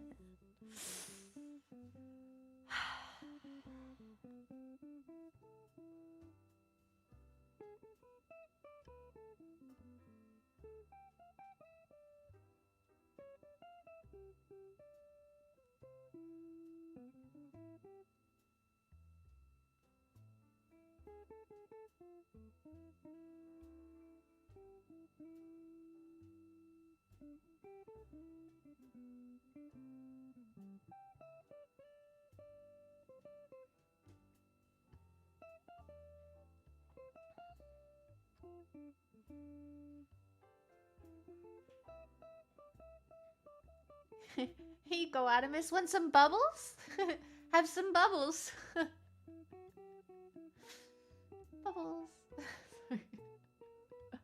This is literally just me stimming to fucking spaceship. Oh god. Did you want like actual scientific commentary? Because you ain't getting that here.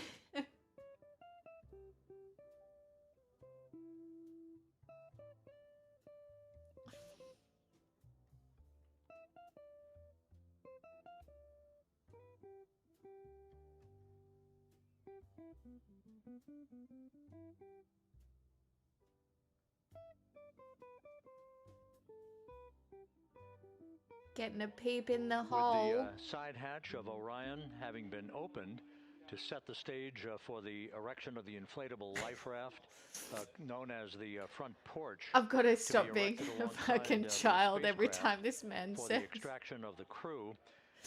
Not the back door approach, and I just can't help myself. It's so bad. On the USS John P. Murtha with Navy diver First Class David McMahon that explains how this process is unfolding. Okay, Davey, so you and some of your team, one last look over of the stabilization wow, collar, look! correct? Yes, ma'am. Okay, so what is this stabilization collar? This is what's going to stabilize the capsule out there in the ocean. We don't know how good the weather or the waves will be that day, so this will help prevent any unnecessary occurrences from happening, stabilizing the capsule and the astronauts inside. So basically this is a float that will go around Orion. I'm assuming that what they're doing right now, these are the lines that will attach the collar onto Orion? That is correct. And so what are they doing here? So we've got the lower line that will secure the inflation device before we inflate it.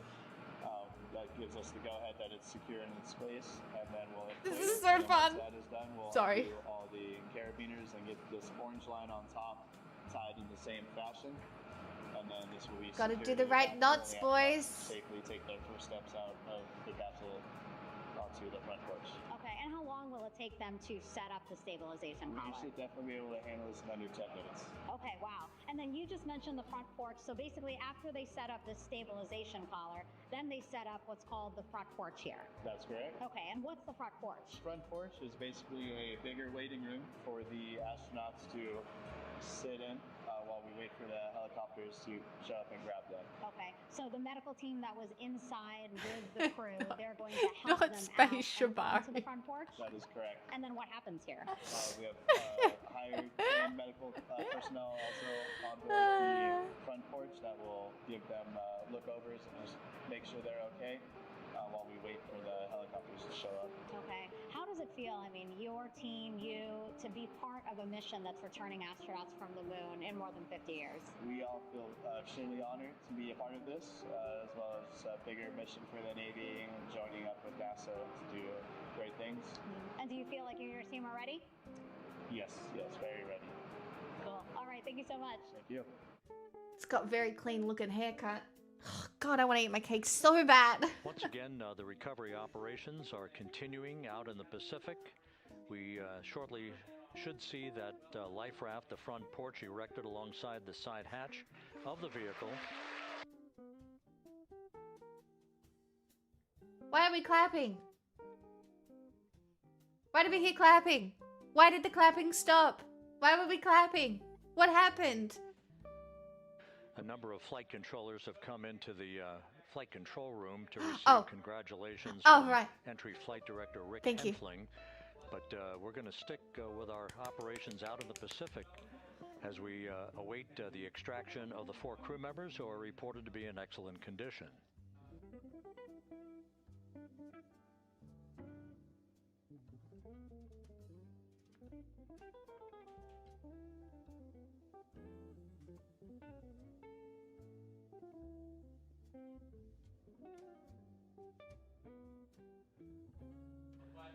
Again, while we stand by for that front porch to be erected alongside of the This side hatch guy of the is having vehicle, so let's much go fun back to saying the, erected. USS John P. Murtha and Megan Cruz. Megan?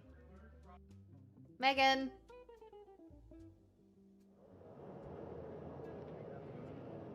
Hey, Rob. Pausing now to listen to some internal audio loops. Again, the operations team here on the ship communicating with everyone out on the water. It seems like currents are hindering them a little bit from unfurling and inflating the stabilization collar as well as the front porch. But again, the requirement to get the crew out within 2 hours of splashdown, plenty of time. So no concerns just yet. See?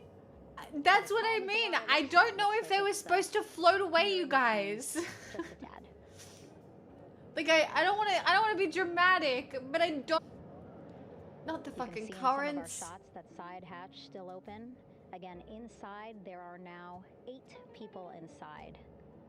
1 per astronaut. 4 divers, Navy divers, all with medical training, each assigned to an astronaut each. Making sure that they're comfortable, feeling good. They multiply after returning. No, they You've put heard us the say in the timers in there broadcast, to they expect a little bit of discomfort. Again, these astronauts just traveled back to Earth at 25,000 miles an hour, a nearly 695,000 mile journey around the Do you moon. reckon they're like, what drugs do you want? think you get, Let me Arctic? help you. What do you need? What do you want? Again, 6 boats out there, lots of gear with them, just in case, right? Where's the stabilization collar? We don't even have a Feeling visual. great. But again, all those folks out there, in case they weren't, right? NASA is Oh, all well, about making sure we here it think is about again. every situation. This that can feels like happen. old footage though. And so, of course, wanted to be ready in case any of our Oh no? astronauts We're doing it needed again now? more medical attention while out there in the water. Well, there, look, there's the divers. Okay. Is this up to date? You see now teams again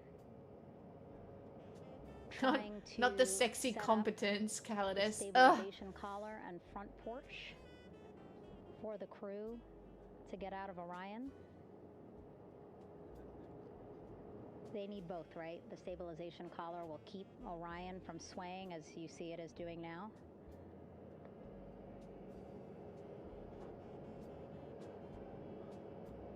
And and then they will connect to the front porch to the stabilization collar so that the crew can take 2 steps and they will be in the front porch.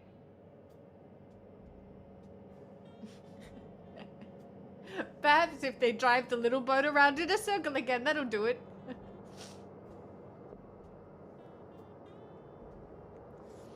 Come on, guys. Get it out.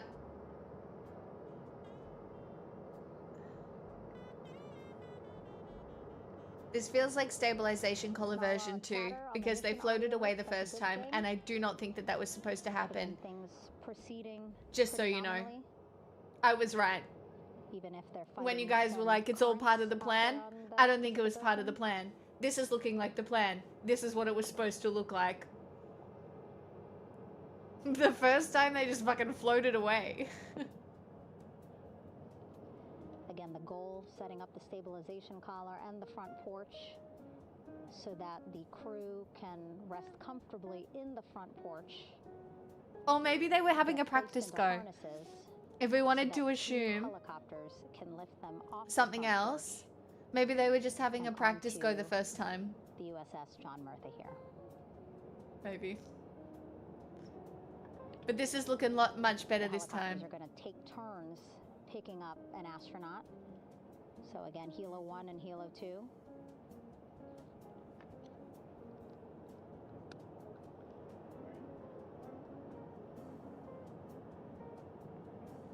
There's probably not room on the spacecraft for like a ramp that can deploy, would be my guess. And the recovery team here on the ship just got a report from the undersea medical officer who is inside the capsule with the crew. He is reporting all 4 members are green. All of our 4 astronauts, Reed, Victor, Christina, all green! Danny, all still green! Meaning they are feeling great. Not the complexion of their skin. They are feeling great. Happy to be home and ready to be extracted. Bye, Satuska. Have a wonderful weekend.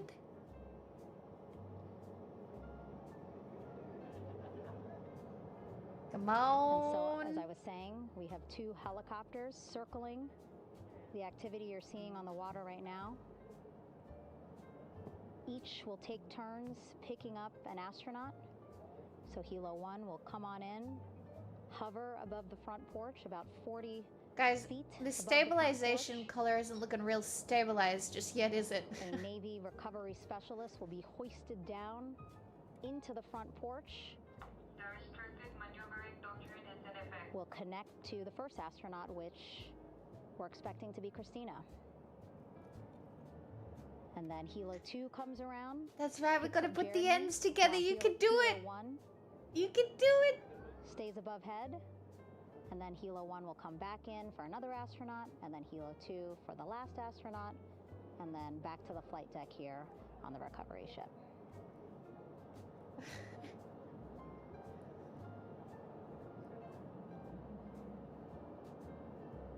I was talking to Assistant Artemis Recovery Director Paul Sierpinski. He said kayaking is hard. All right, I recently kayaked. It's hard. Consider boats, but then if you think yeah, they have to inflate it like an inflatable mattress, like. This way, the Helos will give a more direct, quicker route to the medical bay for our 4 astronauts. God damn it, this must be so stressful. Imagine the pressure. Like, these guys just went to the other side of the moon, and all you have to do is inflate this thing against currents, but you're like, fuck. Clouds have dissipated. Come on, Kings, let's get this done. From the bow of the recovery ship here.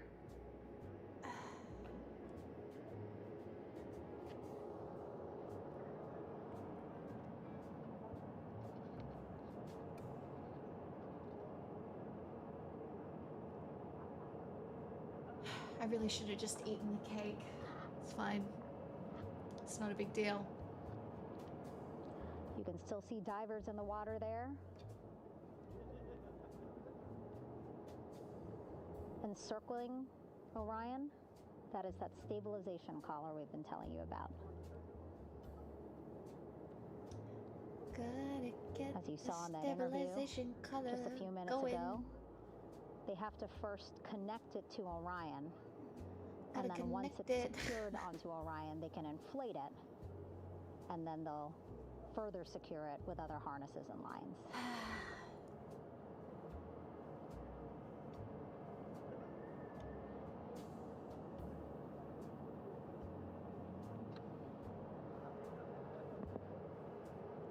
Feels like there is some on-the-go learning happening here. Or maybe they're doing it perfectly and I'm really judgy from my little seat About an hour and 10 minutes. where I'm doing Big nothing splashdown important. in the Pacific Ocean here.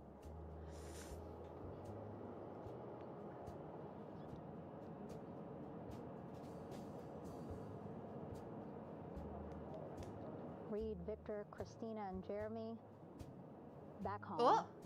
after a history-making mission to the moon and back. I would take you to the moon and back if you be my baby.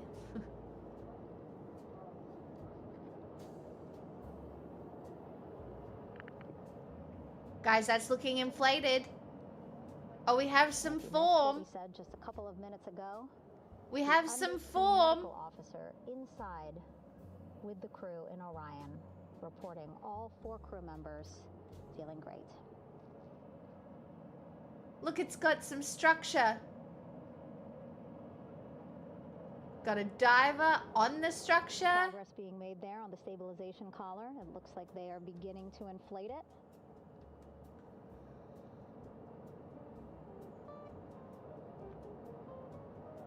And it looks like they're starting to unfold the front porch. Unfold the front water here porch. and Oh, inflate over that there, as look. Are you gonna be able to? Okay, well, we need to. Wow, look. Cold. Again, more than Babs said 40 people it's out in the cold. water right now. Okay, the Pacific Ocean is cold. That is. Those It's Navy and cold. NASA personnel have been in the water for now about 4 hours.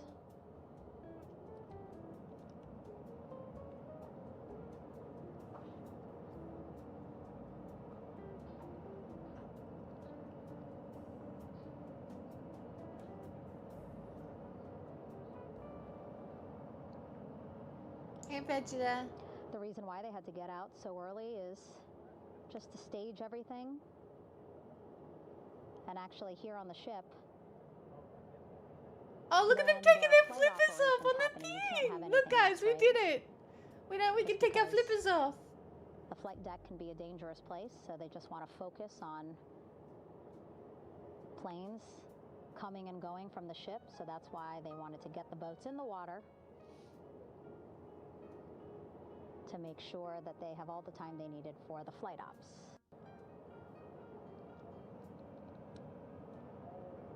Okay, And now the they're back in the same water.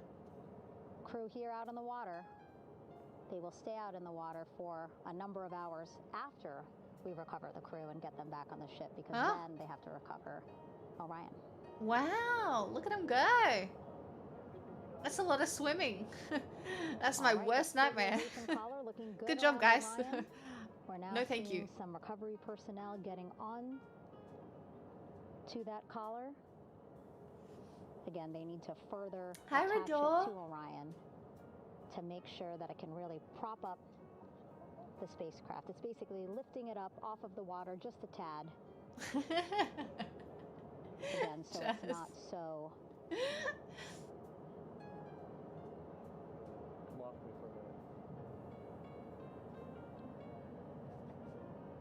Hey guys, want to play chasey around the So it fucking doesn't sway so much in the stability water collar?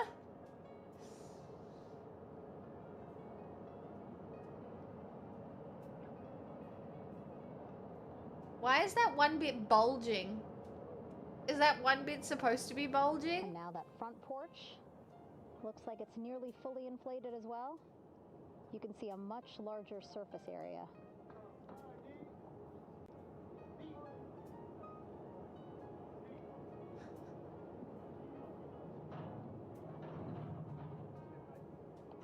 So once the crew get out of Orion, they can stretch their legs a little bit on this front porch, get some fresh air.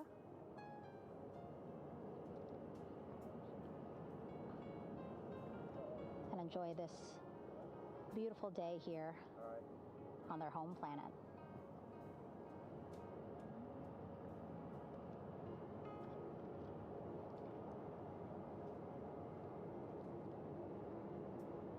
It appears teams now are about to connect the front porch to the stabilization collar.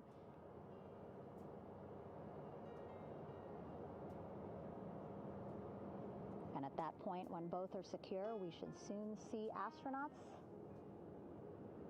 come out of Orion. Oh, I see, Rhett.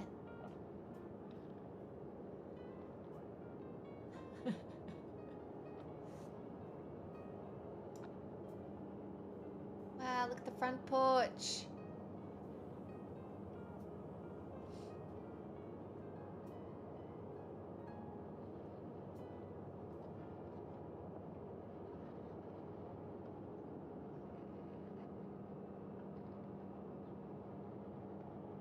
Man, I will never do anything this cool. All these views you see, This is so cool. also being fed to the Landing Force Operations Center here on the ship. Can they turn on Some 4K very now? important for our recovery teams leading the mission to have all the views that you're seeing as well. Again, listening to their communication loop here on the ship. Very quiet, which is a good thing. It means things are going pretty nominally, meaning as expected. Nominally. I'm talking to dumb people. That means as expected.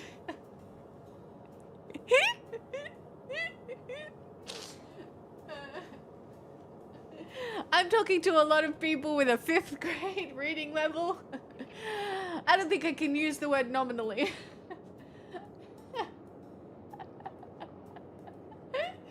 No, it's not even chat. It's literally just like... Again, all this activity happening just 3,000 yards away from the ship. So that means this will be a very quick flight back on the helicopters for the crew. A little upsy-downsies. 2-3 minutes. I love people who And roll then we'll on be in back and here on realize the very ship. quickly how wonderful I am. Thank you. Welcome.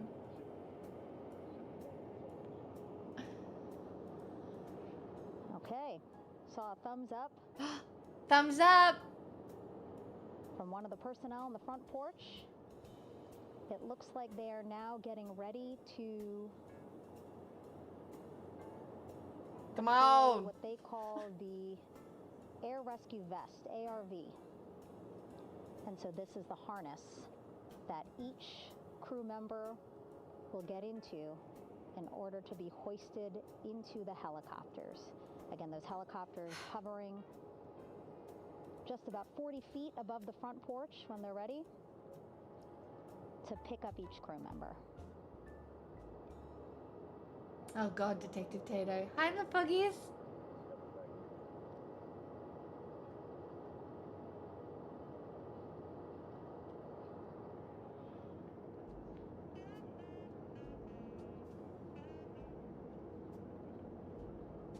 This cake has been edging for so long, I know. I just want to eat the rest of the cake. Glad I had touchdown cake. Well, I had half touchdown cake, but I just...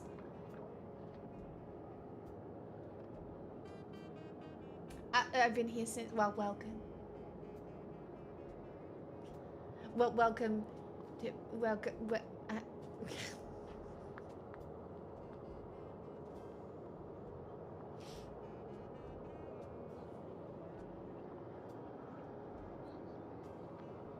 I bet they'll start coming out if you eat the cake.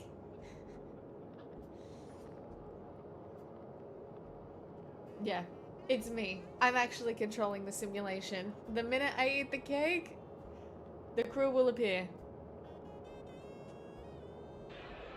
This is Mission Control Houston. Oh my god, listen to Mission Control.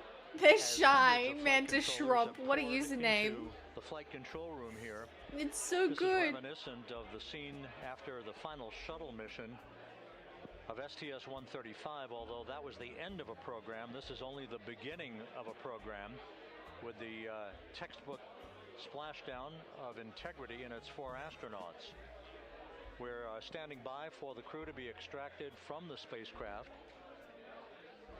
Entry Flight Director Rick Henfling invited all of these flight controllers who have contributed to this mission to enter the flight control room and have a little an party opportunity to receive well wishes have a and little to party. share the mutual glow that exists in the wake of a textbook mission for Integrity. On the front screen here in Mission Control, a sign that says "Welcome Home Integrity, taking humanity back to the moon, going further, and returning safely to Earth." So all of that jubilation, part of the post-splashdown activities, even as we await the crew being extracted from the come vehicle on. to be hoisted onto Navy helicopters for the trip back to the USS John P. Murtha. What's that show I gotta go back and watch now? The one Tasty suggested. I've watched 3 episodes of it. Someone remind me, what's it called? Oh, For All Mankind. That's right. I do have to go back and watch that.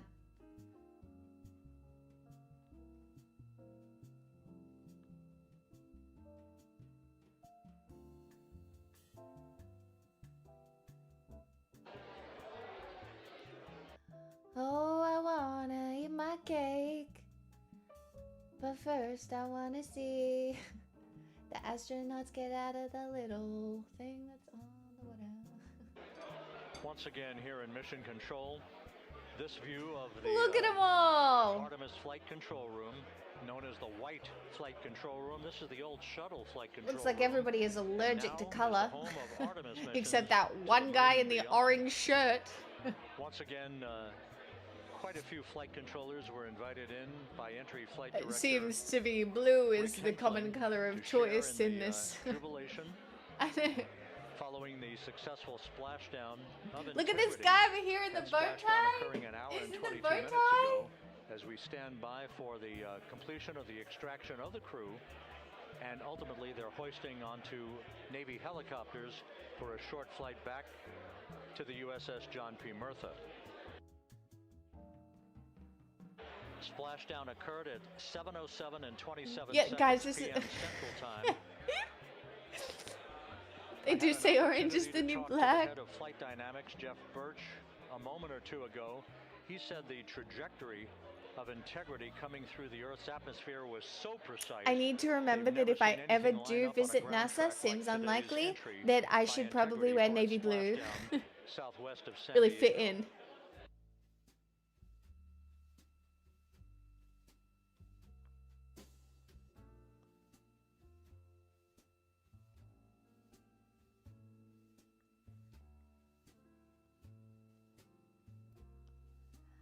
Come on, get on the front porch. Oh! And Ah! the initial, Ah! you can Cake! hear it.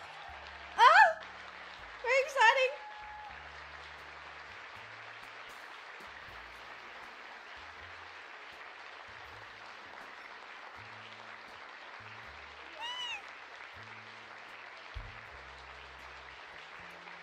Jubilation here in the flight control room. The first crew member is out of Integrity.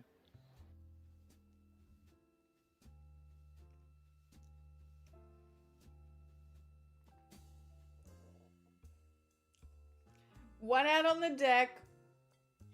Probably feeling very heavy. Like, what do you mean? You go up, you experience no gravity, and then you come back and you're like, man, I am a We are pile of expecting, the bricks. other crew members momentarily to be extracted. Hell yeah. Number 2.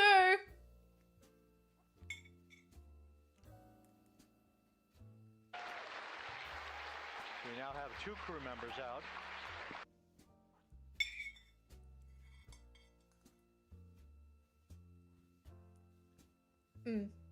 Well, cake for breakfast was a solid choice.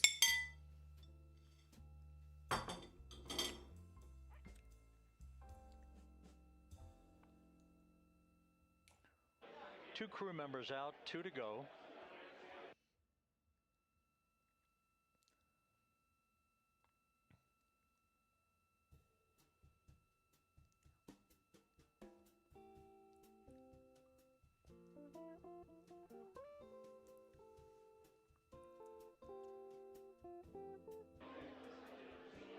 We're about 1 hour from sunset out in the Pacific. Everything continues to go well. Yeah, this wouldn't be very fun at nighttime. Perfectly during its entry back to Earth. The amount of math you have to get right to do this so perfectly is crazy. Out of the vehicle, reported that all Quick, get more cake so we can get more astronauts. My second cake is probably for later or tomorrow.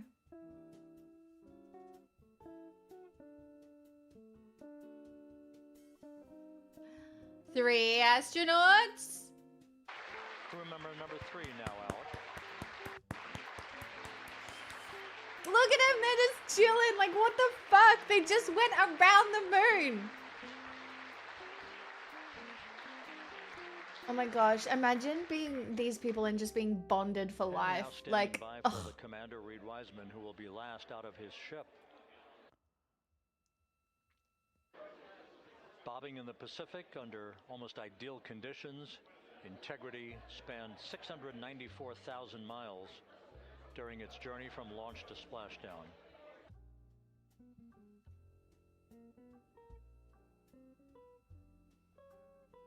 Stop. Have fun.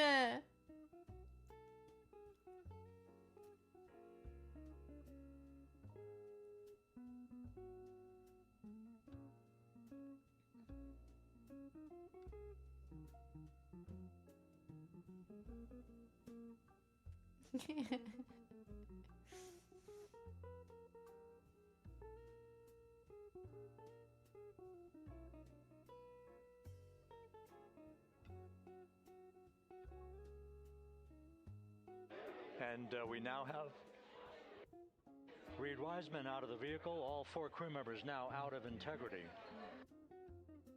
Okay. Well, we didn't really see that one, did we?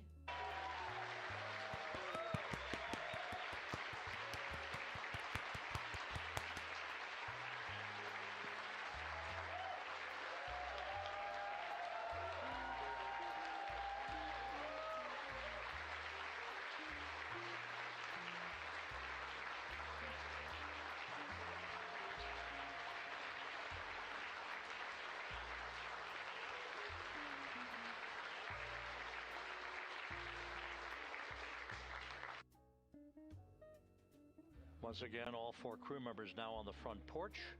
And the procedure to the fact that it's just called the front porch is so fun. Helicopters hovering overhead will begin shortly.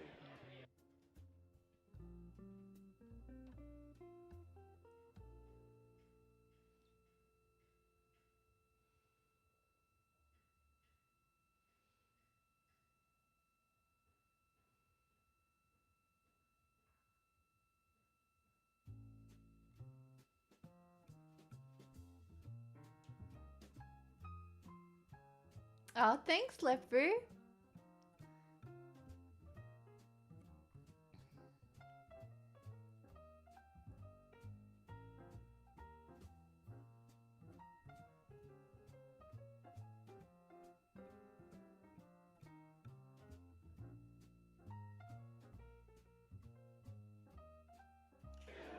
Now, where's this helicopter?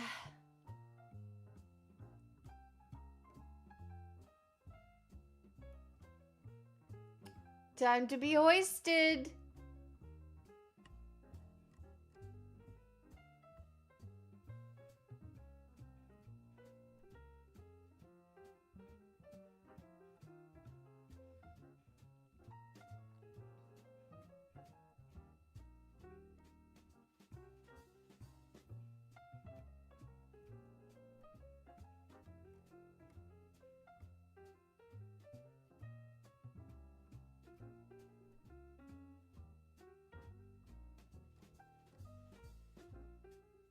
This is Mission Control Houston. You know, sometimes I do watch something like this though, and I'm like, they should probably spend some money like fixing the infrastructure in America as well at the same time. Do you know what I mean?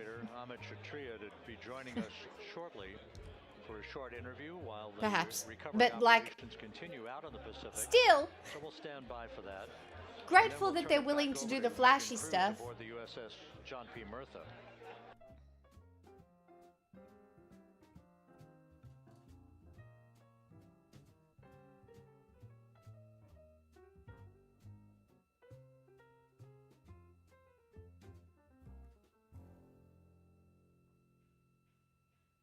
Guys, why does it look like Darth Vader now?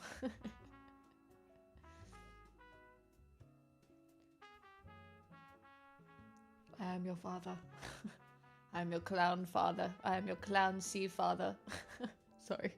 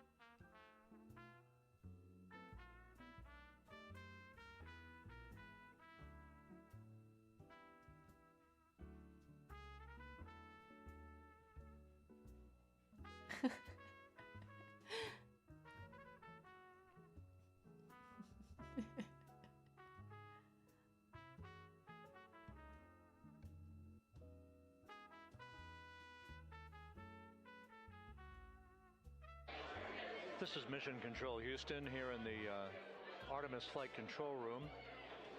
A number of flight controllers basking in the glory of the successful end of this mission. Oh, we do love basking. Around the moon on a lunar flyby, and the first test flight of Orion with crew members on board. Splashdown occurring an hour and 32 minutes. Look at these guys getting in the water. After a flawless descent back into the Earth's atmosphere. Swim away. For the vehicle. Its 4 crew See members ya. in good shape. Simply enjoying their time right now on the front porch, as it were, the inflatable raft alongside of their Integrity spacecraft. We're expecting Ahmed Shathria, the NASA Associate Administrator, to join us here momentarily for a brief interview. This must feel like an absolute fever dream. Aboard the USS John P. Murtha, the recovery ship.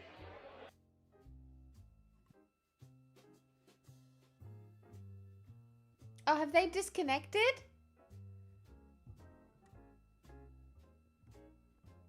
The old front porch. We're floating away. Bye, guys. Gotta go. Waiting on a helicopter pickup.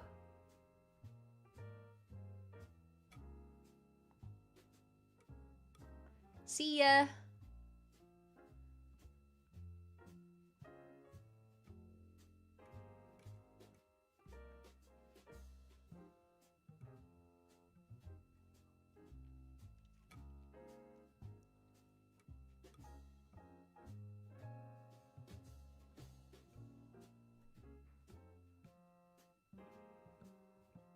Thanks, Will.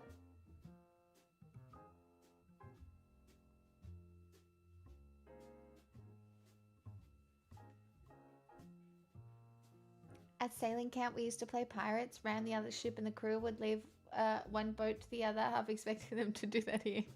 Oh, helicopter.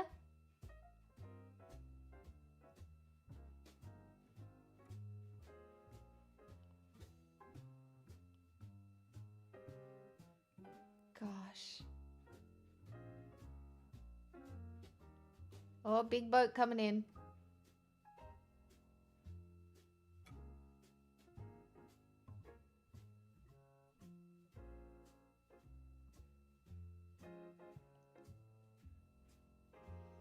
Chat, I know.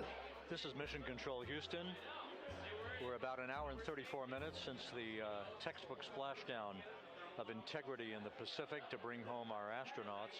And with us now is Amit Kshatriya, the NASA Associate Administrator. Amit, a little bit of history made tonight, a little bit of history made over the past few weeks. Your thoughts as this team here basks in the glow of what they just accomplished? Yeah, Rob, we're here in the control center, and it's kind of overrun with jubilant folks in the mission control, Houston, as well as engineering, and folks that just want to be here, part of it, as we watch our crew get extracted from the vehicle. And my thought is always about these teams. The team that's in the water right now, pulling the crew out. The team here in Houston that worked so hard over the last 10 days, no sleep to get this done. We still have some work to do to get the crew to the med bay here on the ship. They all look great coming out, so hopefully that won't be too long. I think we saw the administrator on the boat too, giving his thanks to the Navy team on the Myrtha, which they're just an incredible group of sailors. I was able to visit with them a couple weeks ago. And then if you pull it all the way back to the workers and the folks that joined the rocket at Michoud, that made the heat shield tiles, that held together tonight, that stacked the vehicle in Florida, that integrated the vehicle in Denver, that fired the engines in Stennis, that fired the boosters in Promontory. I mean, this is the entire team, coming There's together. So many and being people. tested by the environment that this machine went through, and they did it right. The work was good. They did it right. You've said in a number of briefings, of course, and in other forums that this is just the first step. The cadence has to step up, as the administrator has indicated. Now, it's a little early for the full report card on how Integrity did, but did this mission ultimately, from your eyes' view, exceed expectations? It absolutely did. I mean, I was waiting to talk about this until we were in the water, and I think we still have, again, work to do to bring it in and really kind of go through it bolt by bolt and see what we learned. But I mean, so far, given what we learned during the mission and given how we performed on ascent, on entry, I always think about energy in terms of the states that you worry about the most, and every time we put these machines through these incredibly energetic states that came through. So I'm fairly confident that we made a big step tonight to get us on the path towards the surface. I think the path to the surface is open now. Aww. We do have to do all the work, and we'll make sure we talk about that as cleanly as we can. We learned a few things during the mission, but I have to tell you, this was an incredible test of an incredible machine. From an American psyche standpoint, oh, there's no way, Babster. They'd be blue tonight. Yeah. Our coverage was seen on baseball stadiums around the major leagues. How captivating was this experience for the American people, for the world, in fact, as we returned to the moon? I have not been able to watch a lot of the coverage as we've progressed through the mission. I will tell you, just from my witness in Florida before launch, and then seeing the people's faces here, and then reading where I can about how things are going. I think this has been a gift to the world from NASA. NASA has given the world a gift, proving to folks all over the place, especially young people, and that to me is what this is really about. Young people, when they see what we can do when we work together, when we have teams that collaborate. It's true. We really are in dire need of some global collaborative Hope Corps rather than, folks witness what we were able to do with this incredible crew. Everything else. Team that we've birthed into the world, scientists and engineers and artists that have been inspired by this. And even if they don't come work in the program, which separately they should come work in the program because Lord knows we need the help. But even if they don't want to come work in the program, hopefully they grow up to recognize. And well, we need a solid education system. That's the problem. Good citizens and really change the way, the challenges that you have to encourage kids to want to learn. If we work together like this. And in order to encourage kids to want to learn, you need to give them something to work towards. We did it. We've done it again this past week. And walkable cities, and stable family homes. Behind the design of this mission and the precision, the pinpoint precision of this vehicle entering that entry corridor, it's almost mind-boggling. Yeah, it is incredible when you think about the. And by that I mean enough money, so that there is food on the table. A warm bed to sleep in, emotionally stable carers, exactly where to go, but the guidance was parents. perfect. You know, and it's interesting. I've got this question a lot over the last few weeks about Helicopter coming in. Helicopter coming in. Helicopter coming in. Dangly thing going down. Helicopter coming in. Dangly thing down. Like what's gone on since. Oh my God! Look! Oh my God! Look at! Oh, this looks so scary. When we did Apollo, which again, the more we learn about what they did, the more magical it seems what they were able to accomplish. Oh, it's a dangly person. It's not a dangly thing. It's a dangly person. Apollo, the architects of Apollo, Gilbert, Seaman, von Braun, Mueller. Dangly person. Dangly person. Dangly swinging. As they were contemplating what it meant to expand our range of action to the lunar surface, what they wanted to do was learn how to live and work in space for a long time. They wanted to do that first before they were confident they could expand their range of action to the moon. Now, of course, the dangle is down. And the mission at the time was different, and so they had to go straight to the moon and bring people. Wow, what a shot! The program kind of lost its momentum, but after that, NASA kept moving. Okay, we're on. Right? So we recognized during Apollo that reusability was going to be important. We spent a lot of money on those machines, and we spent a lot of money on these machines here. Even though, but we recognized that reusability was important, which is why we built a winged space plane called Space Shuttle. We're on. And then we used that reusable machine to build a space station. Time to attach an astronaut to the dingle dangle. And have been able to develop technologies that can enable. All right, first astronaut attached to the dingle dangle. At the point where the architects of Apollo would have they did land. That were now ready to it all went very well. To the moon and go back to stage. I think there was one failed flotation collar attempt because of the currents. Thank you for joining us. Oh look! Off we go! Associate Administrator, as we begin to hoist the crew onto the helicopters to head back to the recovery ship. Thank you very much. Thank you, congratulations on it. First hoist. Whee! Oh my God! How fun! Bring us up! Bring us up! Wow!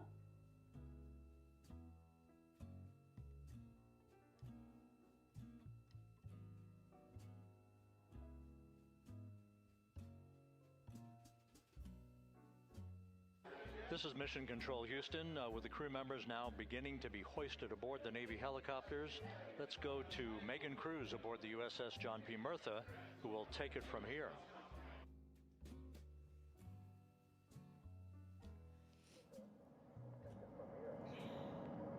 Hey, Rob, yeah, back on the bow of the ship here, we are seeing this is the second helicopter. Circling Orion, the first one there, having just completed picking up the first astronaut.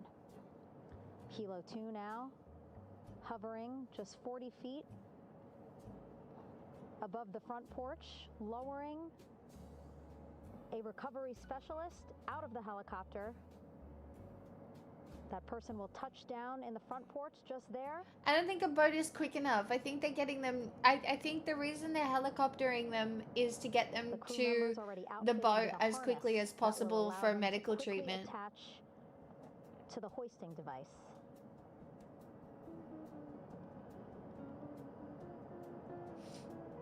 Look at the power of those blades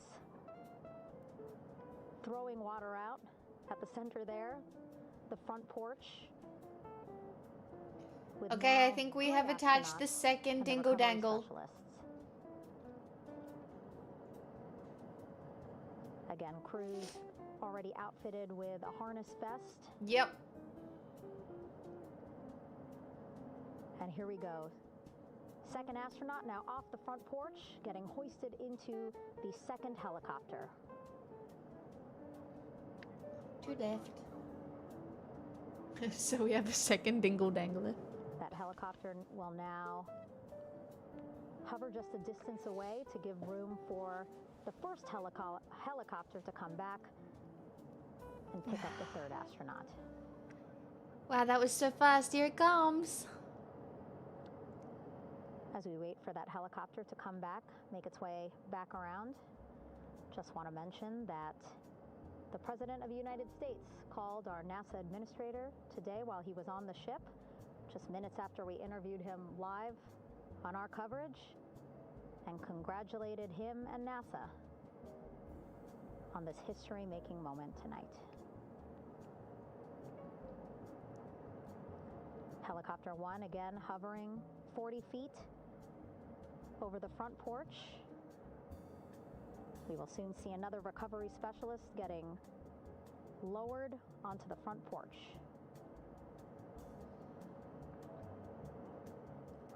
Wow, imagine sitting on that front porch, the wind, the water. But again, the recovery team determined that a helicopter flight back to the ship here would be safer, faster, and more comfortable for our crew who just completed a 10-day mission around the moon. Whee! Third astronaut in the air, getting hoisted quickly back into the first helicopter now. Last one.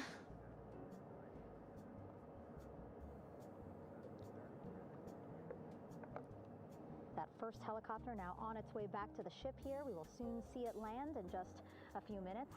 Again, all this action happening just 3,000 yards away from us, so a very quick flight back to the flight deck. And now the only person left on the front porch, Commander Reed Wiseman. No, the last astronaut in every situation has been the commander. Second helicopter now making its way back over to the front porch.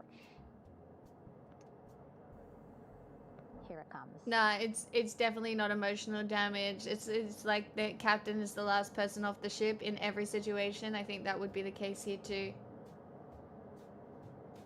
Making its final approach here. Last dingle dangle.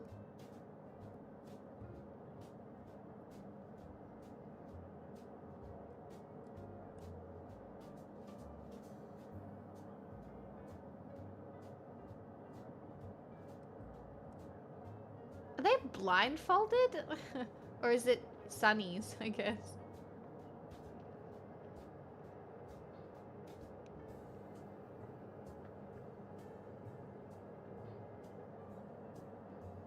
And we're on. Commander Reed Wiseman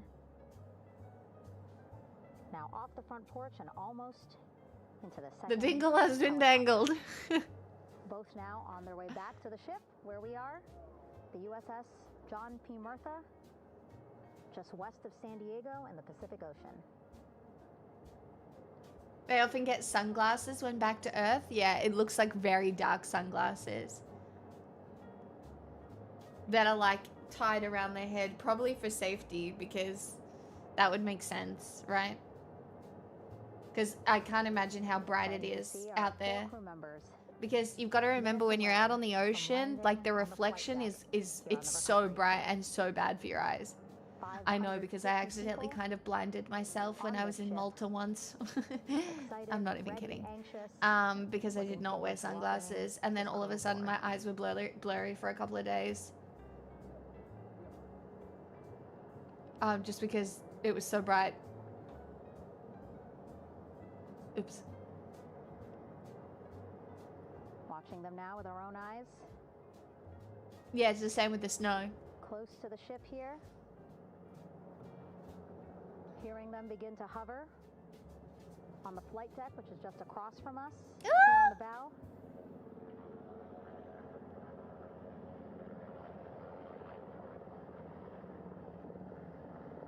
The first helicopter coming in.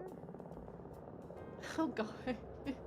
This just looks so guys, do you know what I know I can't do? Fly a helicopter. Just so everybody knows. It's just, that's not going to be something I'm ever going to be able to do. Look at that. What a landing. Impressive.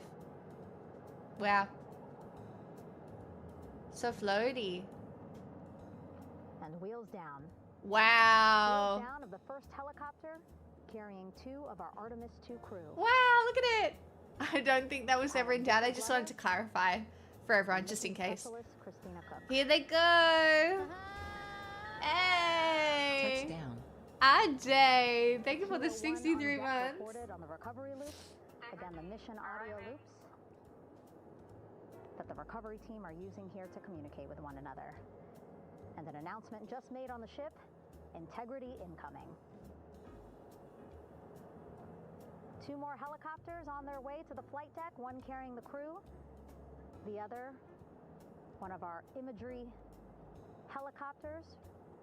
Again, kudos to our imagery and aerial team. Yeah, well done, imagery team. Beautiful views. You did great History in the most of making. the time. Was impressive. Set amid a gorgeous, soon-to-be sunset here in the Pacific Ocean. Man, look at it. That's crazy. Second helicopter.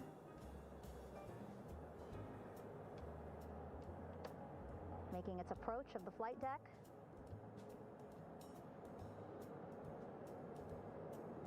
Plenty of people here on the bow with their cell phones out, filming this moment.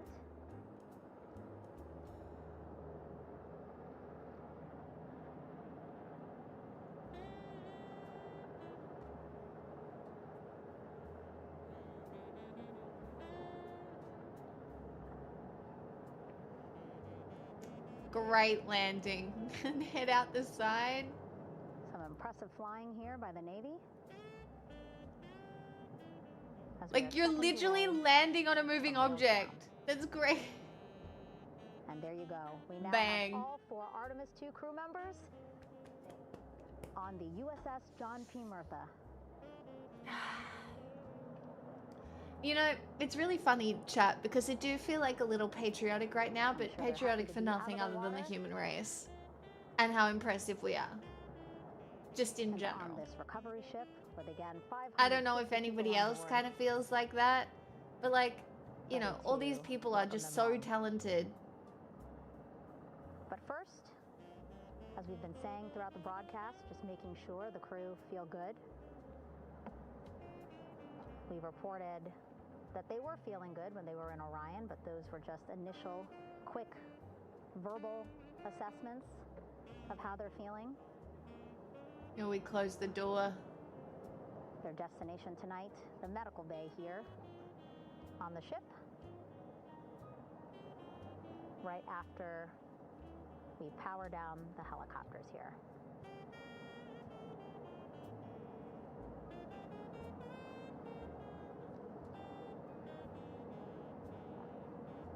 The team on the flight deck working quickly but methodically. I love that we're all wearing rainbow colors. I'm sure that there's a reason for that, knowing who's who and stuff, but that's so fun.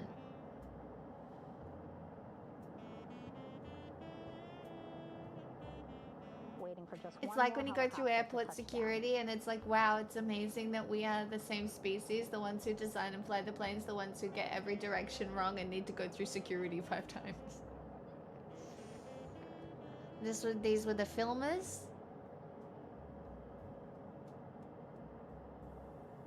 Wow, look at them all. They're all so perfectly landed. This is so...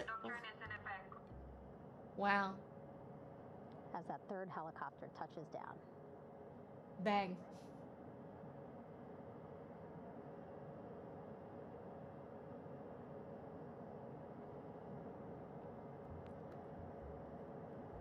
What team are you on?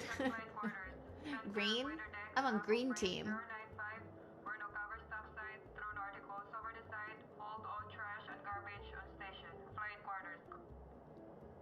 While just a few folks on the flight deck itself, there are plenty more on some upper decks.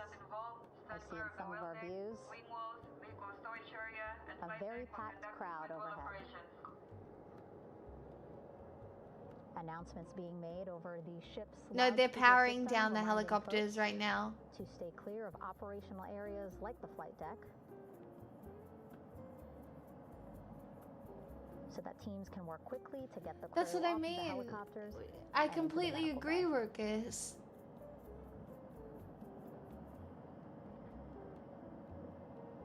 Imagine if, as humanity, we were just focused on this shit all the time. Imagine what we could be.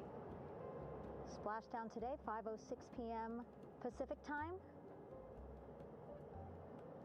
We are within 2 hours of that splashdown time, and already we have all 4 crew members on the flight deck of the USS John P. Murtha.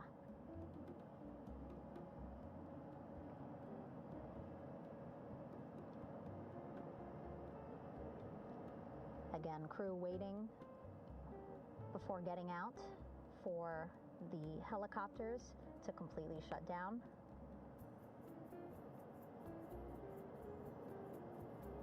Safety, of course, very important to NASA and the U.S. military.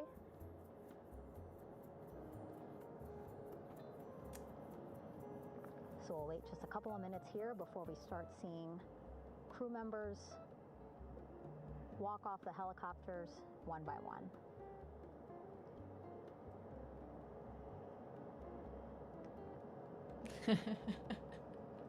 Yeah, just XQC. Just out here. Oh, powered down. One's powered down.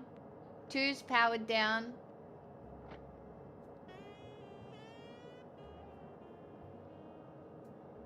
The other two are still got some time.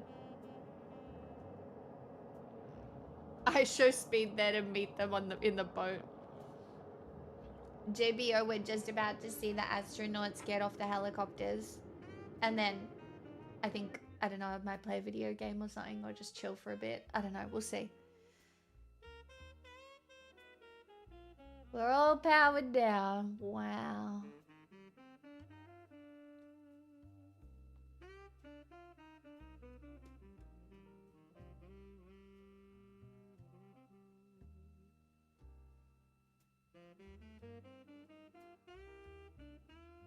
Well, that's how you die, consecrated. Trying to get anywhere near the US military does not seem like a super smart idea. Children. Alright, here we go. Looks like the red guys are camera people. Look, you guys. All right, and now here we see pilot Victor Glover and mission specialist Christina Cook sitting on the edge of one of the helicopters, looking in great spirits. That familiar smile and laugh from Victor, I can see it from here. Christina, I'm sure, feeling the same way, just blocked a little bit by our camera here, but we'll see her here shortly.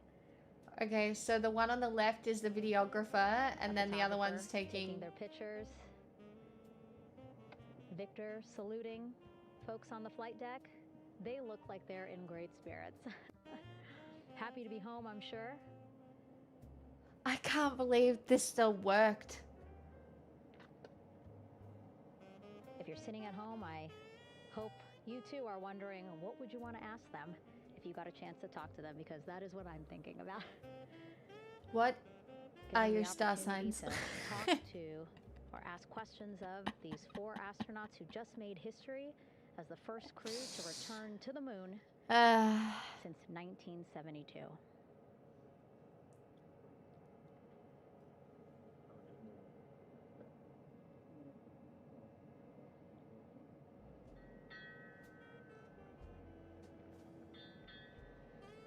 Wow, look, they're so Christina there, smiley. also smiling, finally peering out, waving at the cameras. Yay! Thank you, Christina, yes. Oh, that's so Welcome fun. back. Welcome, welcome home. A loudspeaker announcement on the ship saying, "Welcome home, Integrity." Aww.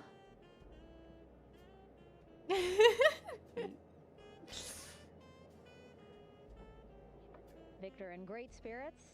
I can't see who he's talking to, but I kind of think that he might be talking to his other 2 crew members. Shouting from across the flight deck, congratulations to one another.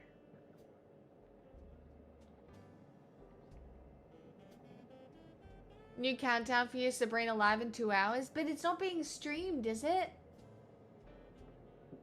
And so now we see some Navy personnel With a walking up to chair, the because God, helicopter. yeah, This is walking again the first helicopter carrying feels like it pilot might be Victor tricky. Glover and mission specialist Christina Cook. Both have taken off their helmets now. I'm sure they're anxious to get their phones back. You reckon? I don't think these people doom scroll. I'm sure they probably just want to talk to their people. Oh, the main Some stage pictures, stream is live on video YouTube? to catalog this historic moment. A beautiful sunset just behind them here in the Pacific Ocean. Golden hour. These pictures will be beautiful. timing the fucking peaches for golden hour. Now we see on in the NASA fucking Administrator Jared Isaacman. That's He's so on funny. the flight deck, as well as flight surgeon Rick Schuring. You know that was Walking part of over the math. To Victor and Christina first. We saw the administrator walk over to the other helicopter, which is carrying Commander Reed Weissman and mission specialist Jeremy Hansen. We heard from Rick earlier in the broadcast. Again, he said he's going to be out there on the flight deck to do another initial assessment of the crew, ask them how they're feeling, anything bothering them. But again, from what I'm seeing, they look like they're in great spirits and feeling pretty good for folks who just traveled 695,000 miles from Florida to the moon and now here to the Pacific Ocean.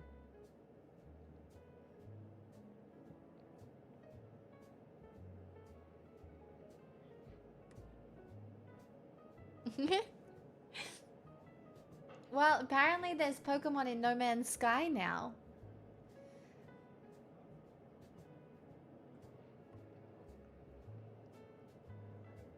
We're now seeing NASA Administrator Jared Isaacman walking across the flight deck. He had been talking to Reed and Jeremy, now approaching Victor and Christina. A hug from Victor, a hug from Christina. Oh, look, he's standing What up. a moment that we're getting to experience together.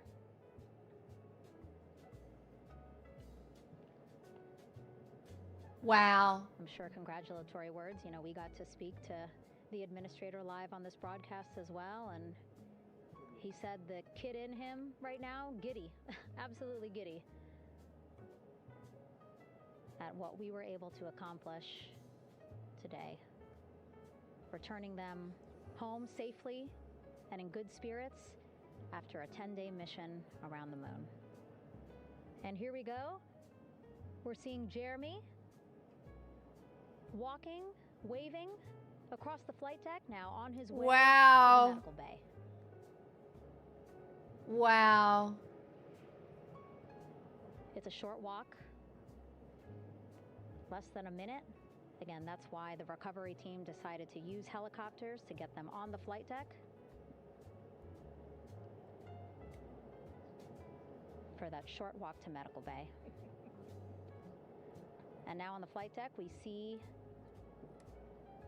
the chief of the astronaut office, Scott Tingle. Rick Schuring switching places. He's going over to the other helicopter. Big hugs from Victor, Christina to Scott. Again, a gorgeous sunset. I know I should really setting like. the We don't need to stage watch this anymore. This for this all went recovery very tonight. well, but I don't want to. I also don't want to stop watching. Ugh. But Catch-22.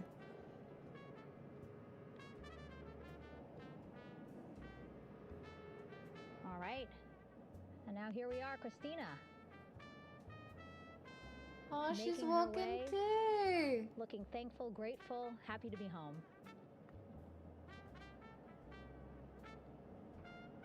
Oh, and then she's being You clapped can by see she's everyone looking as up again. well. Lots Like, of people, stop. just a few levels up off the flight deck, welcoming her home.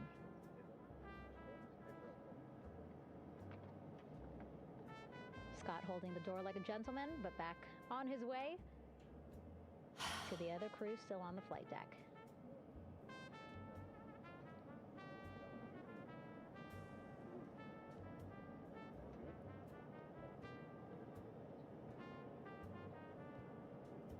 So still on the flight deck, Victor Glover. No, I don't think there'll be an Reed Weissman. interview. I just kind of like this sort of stuff is wholesome. It looks like Victor will be the next one headed to medical bay. More hugs, more hugs. He's a hugger.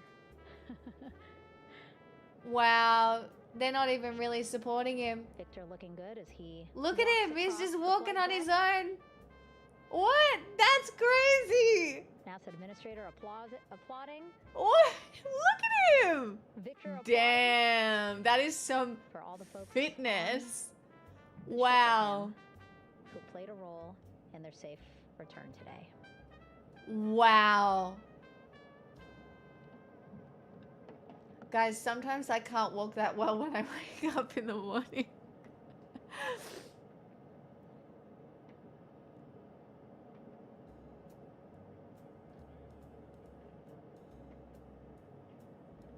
Well, they do train a long time for that. Oh, I know. Finally, just one Artemis II crew member left on the flight deck.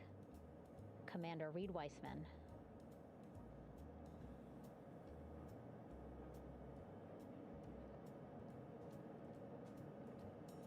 Applause from the group there on the flight deck, I'm sure, as well as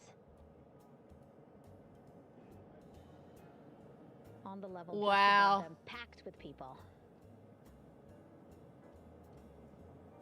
Reed looking good as he takes his steps. Wow, it's so what do you call it? It's just so ceremonial in a way as well. I bet they want a shower. I bet they do, but I actually probably don't think they care. 4 Artemis II crew members back on the ship. Again, now they will head into medical bay, where they will be assessed by flight surgeons from both NASA as well as the Canadian Space Agency. A more in-depth assessment. Oh, chat, my mouse is dead. Hold on. Each have their own nurse. They will be helped out of their suits. Hold on. And then again, we'll check to see that they're feeling good. Make sure it's not just adrenaline, but that they are feeling good from their long journey back from the moon. It's fine. Beautiful shot of that sunset. Chat, that was so fun.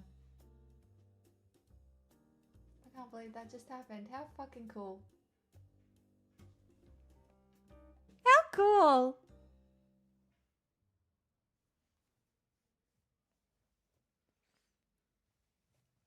How delightful.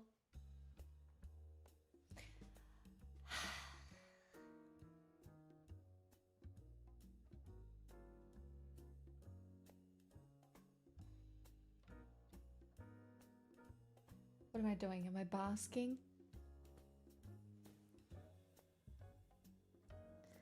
Tiny's just happy to be fishing.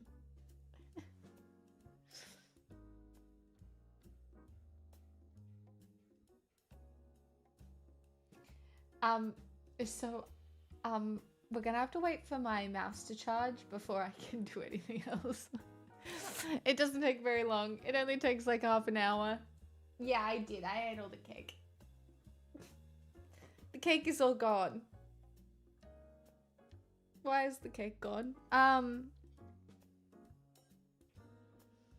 But not the second cake. I do have secondary cake in the fridge.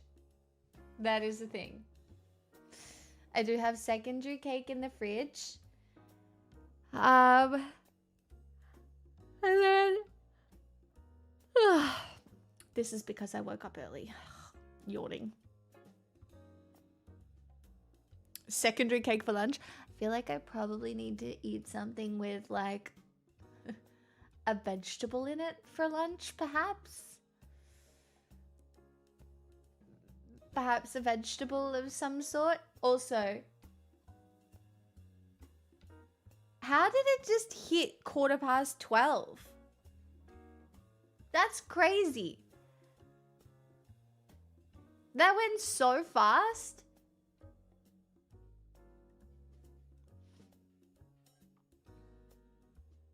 Have you heard of the twin Earth theory? I haven't. Tell me about it. Should have bought a cake which is green on the outside. That's not the astronaut's skin color. Just in case you didn't know. Okay. All right.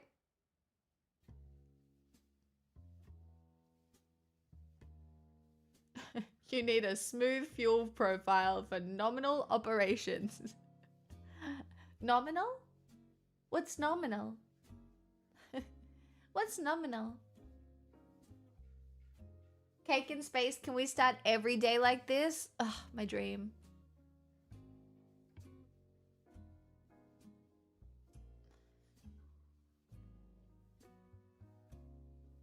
There's some movies and TV shows that do twin Earth. Somebody explain it to me.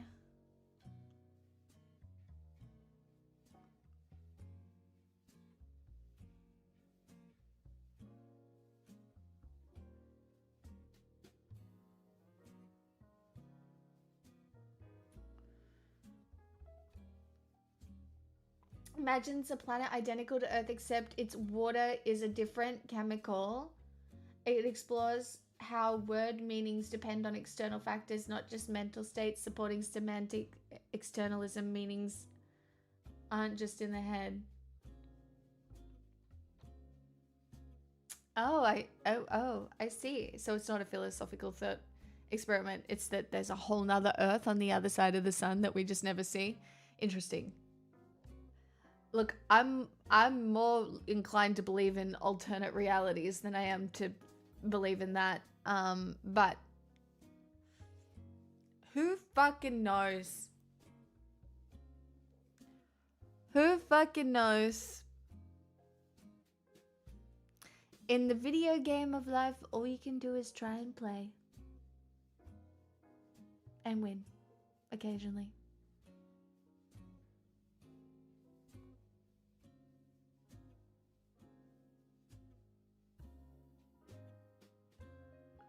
Oh, Babstib, no.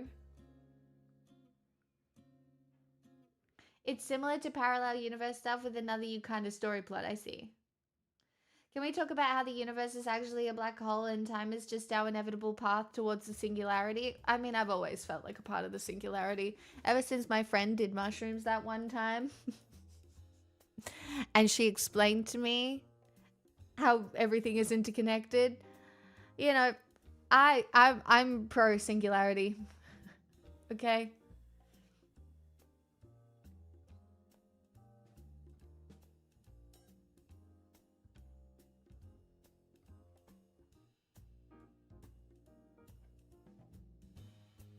All I know, if there was another Earth opposite the sun from us,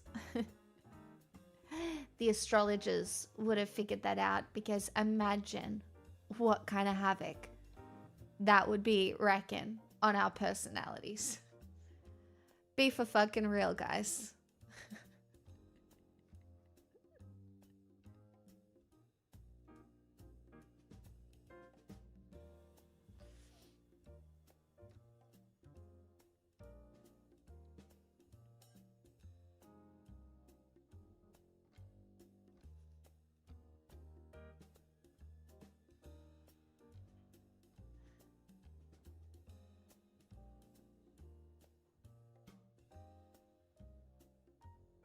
This just makes me want to watch Stargate later.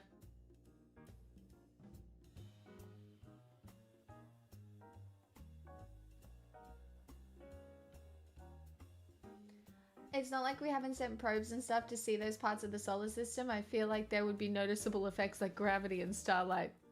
Yeah. Aw, thanks, Cam. Welcome. Hello.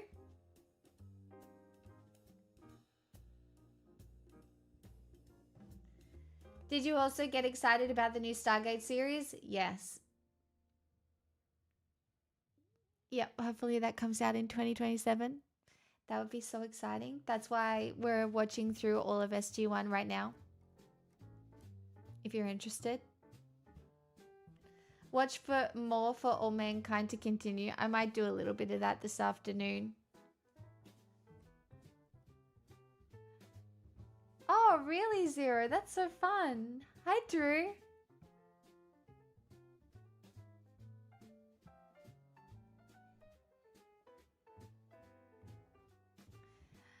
Yes, well, we don't. Also, didn't they turn the Hadron Collider off recently? They did, right? And it'll stay off for a while? They're upgrading the magnets? Maybe them turning off the Hadron Collider will shoot us out of the... Oh my god, they turned it off and then we went to the moon? Maybe we're back in the good timeline. That'd be nice, wouldn't it? you know, maybe it was affecting the timeline. Just saw this crazy second angle of the splashdown.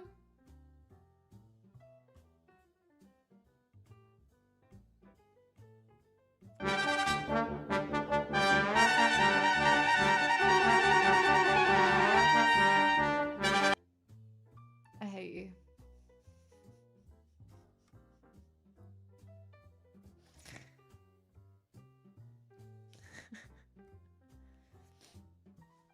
I've already watched Stargate 3 times. Me too. This would be my 4th time watching through, but I haven't watched all the episodes with the community.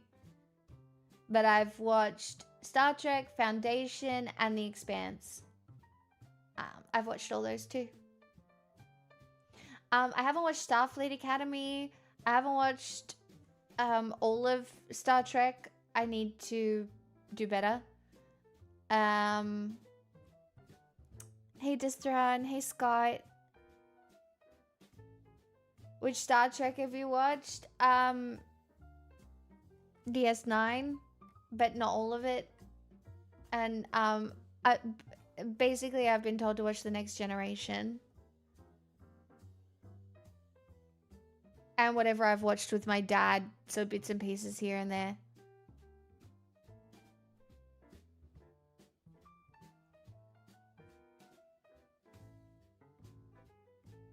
Yeah, my dad really likes Strange New Worlds as well. He did say I should watch that.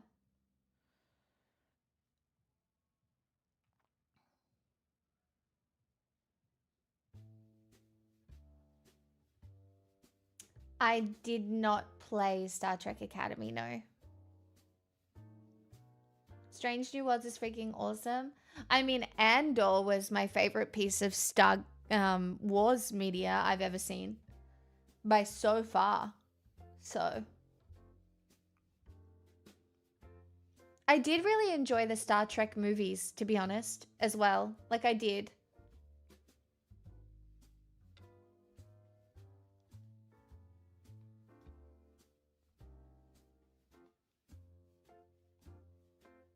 And also, I'm currently reading The Will of the Many, and I just finished Red Rising, or the first 3 books of Red Rising, and I will do, after I do The Will of the Many and The Strength of the Few, I might go back to the second 3 books of Red Rising. So, again, lots of sci-fi for me.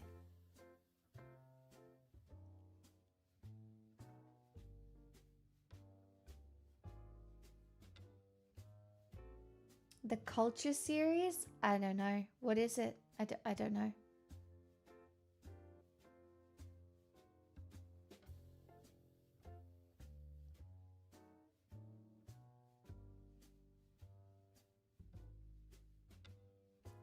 I don't know.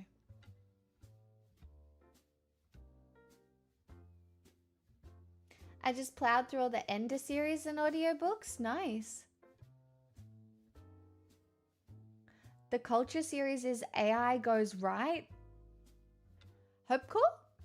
We love Hopecore.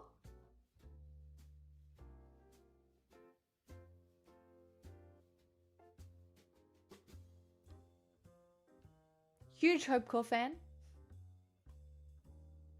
I'm saving my books for when my PC breaks and I need to wait 3 weeks for a new one. That's valid.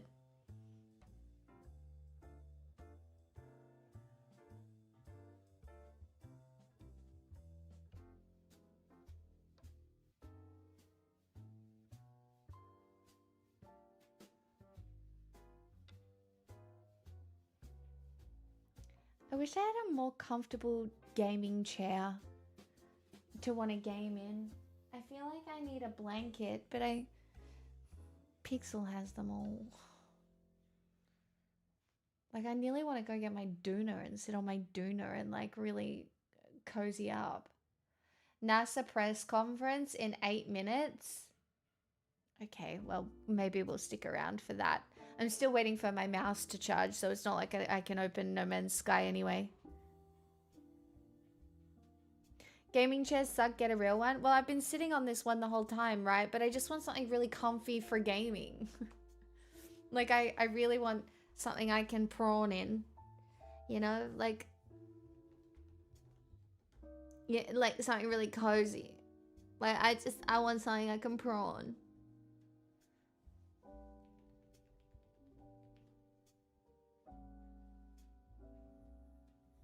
You know?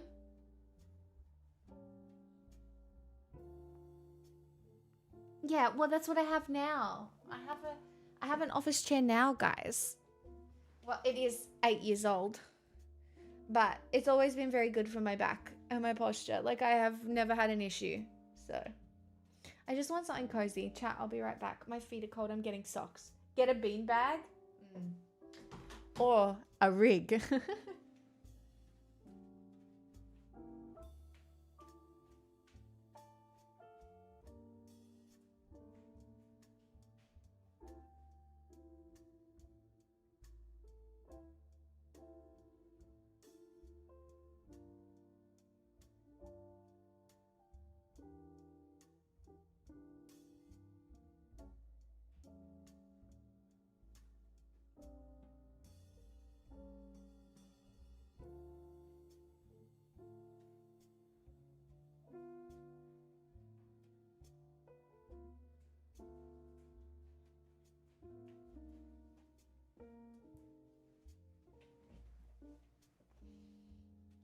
Yeah, gotta get the sim rig going.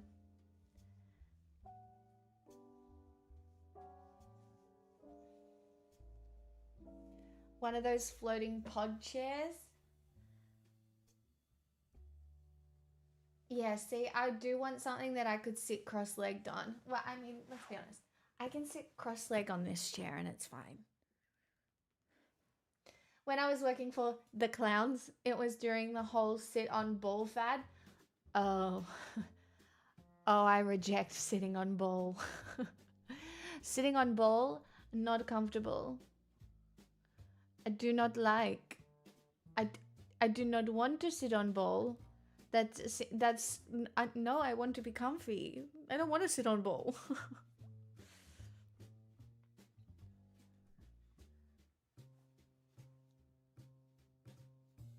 Ball is not life. Ball is effort. Ball is working out. Okay? I don't need to be working out. No. There are other times when I can work out.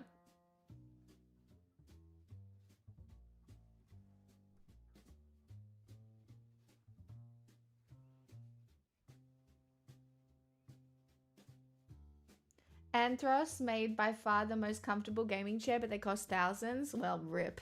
Yeah, that's probably not for me. Thanks, Bad Plushie. Thank you so much.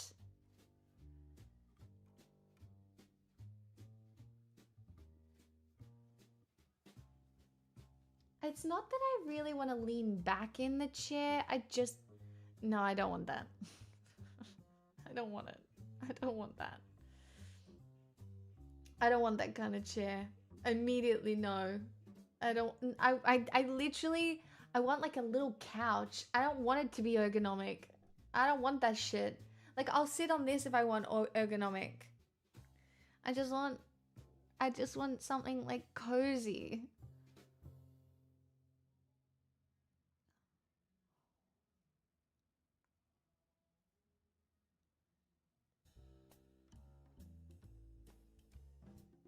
What I really want right now is a blanket.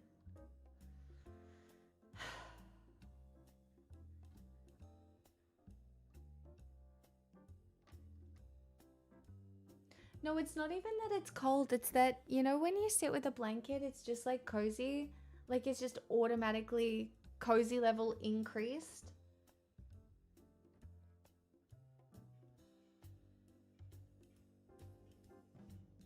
I tell you what, Pixel is out like a light though. Look at her. Just having a little sleepy, lazy morning. I gave her a shower this morning because she's got like a little skin tag thing and I think she scratched it or hit it on something and it bled a little bit. So I basically washed her so that I washed the wound and then I put some betadine on it. I hope that's okay for dogs because that's what I did. And then if it doesn't heal in the next couple of days, I'll take her to the vet and they can do the whole thing. But I don't want to have to take her to the vet. So we'll see.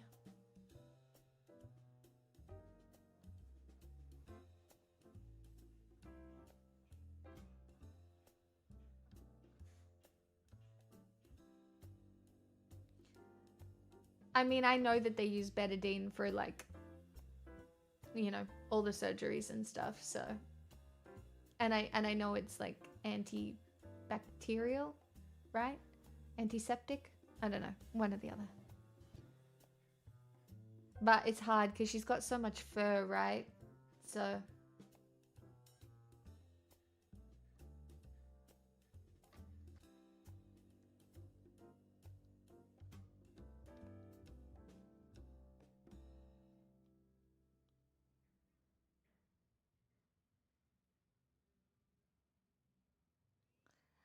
They could be wee wobbly.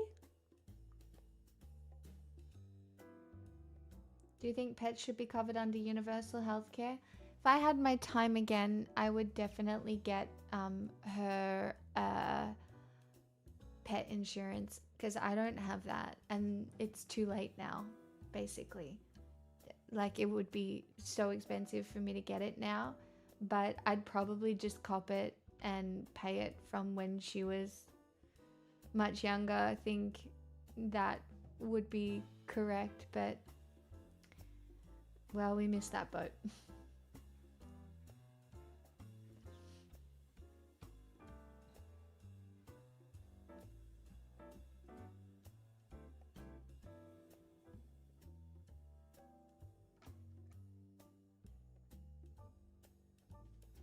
When Monty ate sand, it covered like 2,400 of 2,800. See, yeah, that's amazing. I'm not sure. NQPR, I assume. How old is Pixel? 10? She's 10 years old, probably almost 11.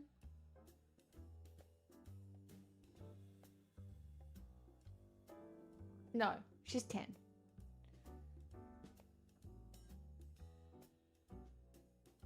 She's our old doggy now.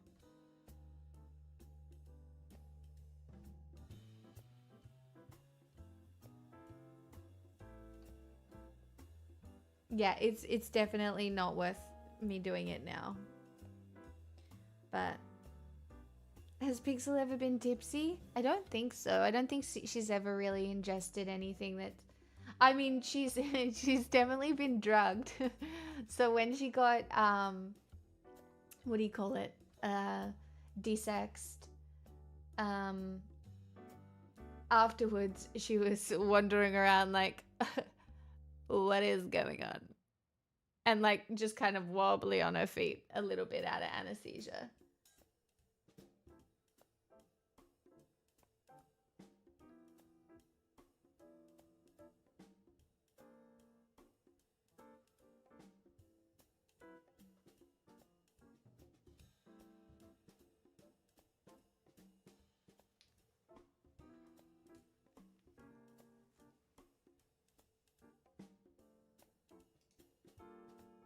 To inspire the world through discovery. And here we go.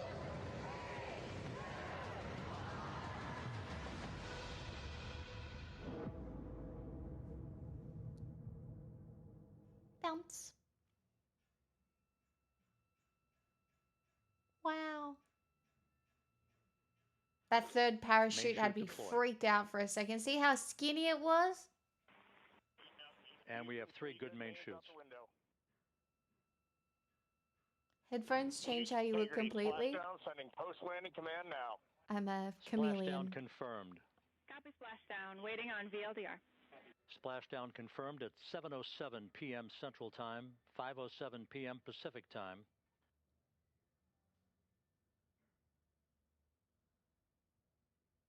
Wow! The Artemis II astronauts are back on Earth, landing in the Pacific Ocean at 7:07 p.m. Central Time this evening, after NASA's record-setting mission that took them around the moon and brought them home. Good evening and welcome to NASA's Johnson Space Center in Houston. I'm Rachel Kraft with NASA Communications. Several leaders to talk about the successful mission. They are Amit Shatria, Associate Administrator, Dr. Lori Glaze, Head of the Artemis Programs, Rick Henfling, Entry Flight Director, Howard Hugh, Orion Program Manager, and Sean Quinn, Exploration Ground Systems Program Manager. We'll hear briefly from them and then take questions from here in the room and on the phone. And with that, we'll start with Amit. Good evening. Yesterday when we were in this room, we told you that the crew would put their lives behind our confidence, and they did. Yesterday in this room, we told you that today belongs to the engineers and technicians who touched this machine, and it does, and their work was good. Welders at Michoud shaped the heat shield and joined the rocket. Technicians at Kennedy packed parachutes, stacked the vehicle, stacked Orion, stacked SLS. Engineers in Bremen, Torino, and across the Alliance built a service module. Workers at Utah cast the boosters. Teams at Stennis fired the engines. Flight controllers in this building in Houston sat console for 10 days straight and sat silent in the night for 6 minutes while plasma took the signal. Navy divers pulled the crew out of the Pacific in an incredible way. The vehicle spoke for all of them. And at 25,000 feet per second, it said the work was good. As we say in our business, physics votes last. The families of the crew said this week there had been happiness and joy, but also anxiety, wanting to get their loved ones home safely. I was with them tonight. 4 families sat through those 6 minutes, and their courage is the same as the crew that just came home. Yesterday, Flight Director Jeff Radigan said we had less than a degree of an angle to hit after 250,000 miles to the moon. And their team hit it. That is not luck. That is 1,000 people doing their jobs. You all heard the crew's words during the mission. They were incredibly inspirational. They carried the torch from Apollo through station and around the far side of the moon. Their words belong to them. We'll get to hear from them as soon as they're back here. But tonight belongs to the team that built the machine that they wrote.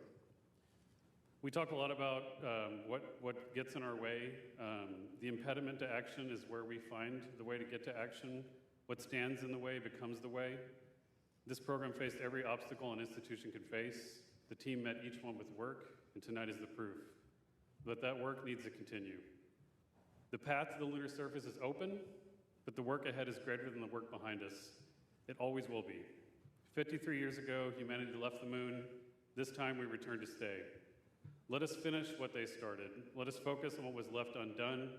Let us not go to plant flags and leave, but to stay.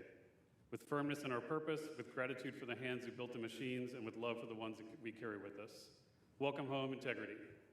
I'll hand it over to Dr. Glaze. Okay. Thank you so much, Amit. So y'all, we did it. We sent 4 amazing people to the moon and safely returned them to Earth for the first time in more than 50 years. To the generation that now knows what we're capable of, welcome to our moonshot. I want to thank our entire team across this nation and around the world who gave every ounce of ingenuity and effort to make. I am so proud of each and every one of you, what you have achieved over the last 10 days. NASA has shown that ambitious goals are worth pursuing and can inspire the world.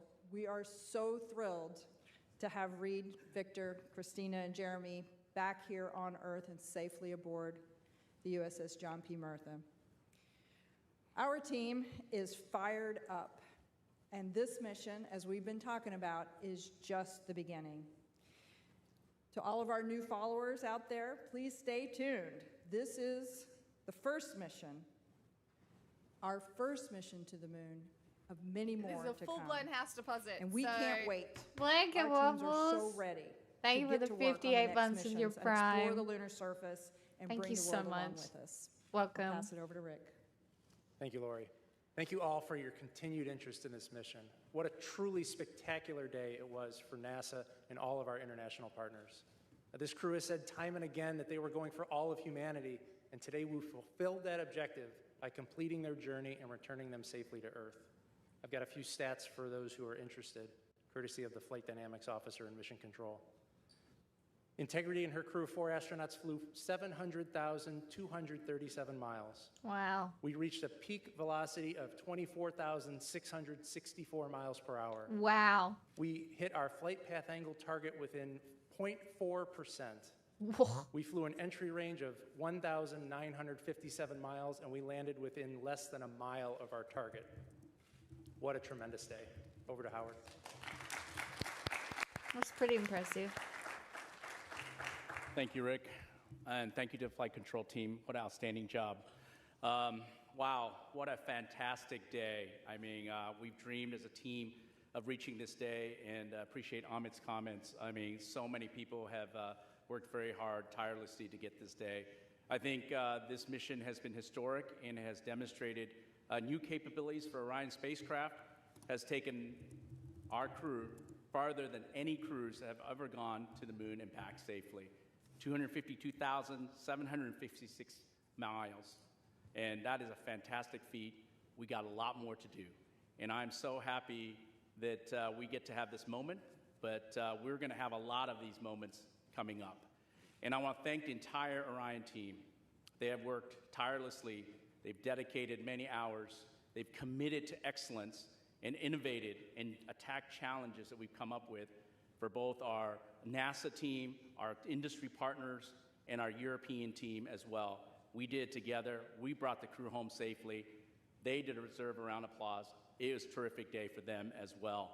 And I want to thank the crew. They have been a fantastic inspiration to our teams as well. You've heard their messages. We are so happy they're back on the ground. The crew was an incredible choice. And finally, we've learned a lot from this mission. Number one was bringing the crews home safely, but it's also a test flight. And like Amit said, we have a work ahead of us to be done.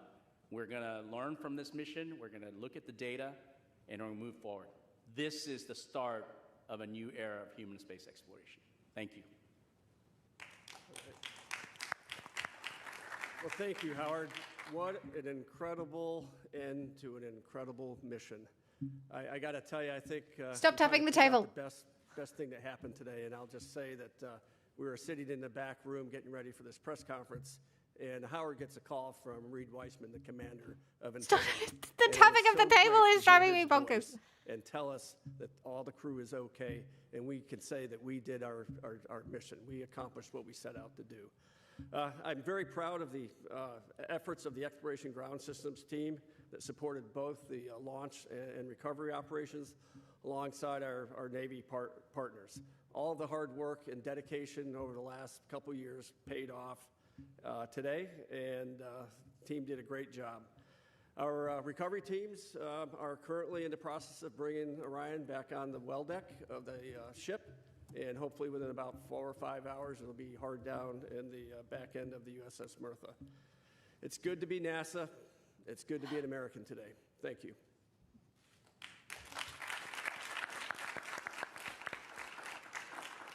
All right, it's time now for questions. We'll start here in the room and take several from the phone. For those on the phone, you can press *1 to get into the question queue, and please limit to one question if you can. We'll start here with Joey. Thanks so much. Joey Rillett with Reuters, and congrats on a really nice mission. Curious to hear more about how the astronauts are doing, where are they going to sleep tonight, and then also, when do you guys expect to announce the crew for Artemis III? Thanks. So the answer to your second question, Joey, is soon. I will not put units on that value, but soon. Rick, you want to talk about the crew, what they're doing? Yeah, we saw the crew a number of times after they got out of the spacecraft. We saw them on the front porch. Everybody was happy and healthy. I saw Victor as he was sitting on the edge of the helicopter on the flight deck of the ship, and he was smiling and in good spirits. And everything we've been hearing from the surgeons is the flight crew is happy and healthy and ready to come home to Houston.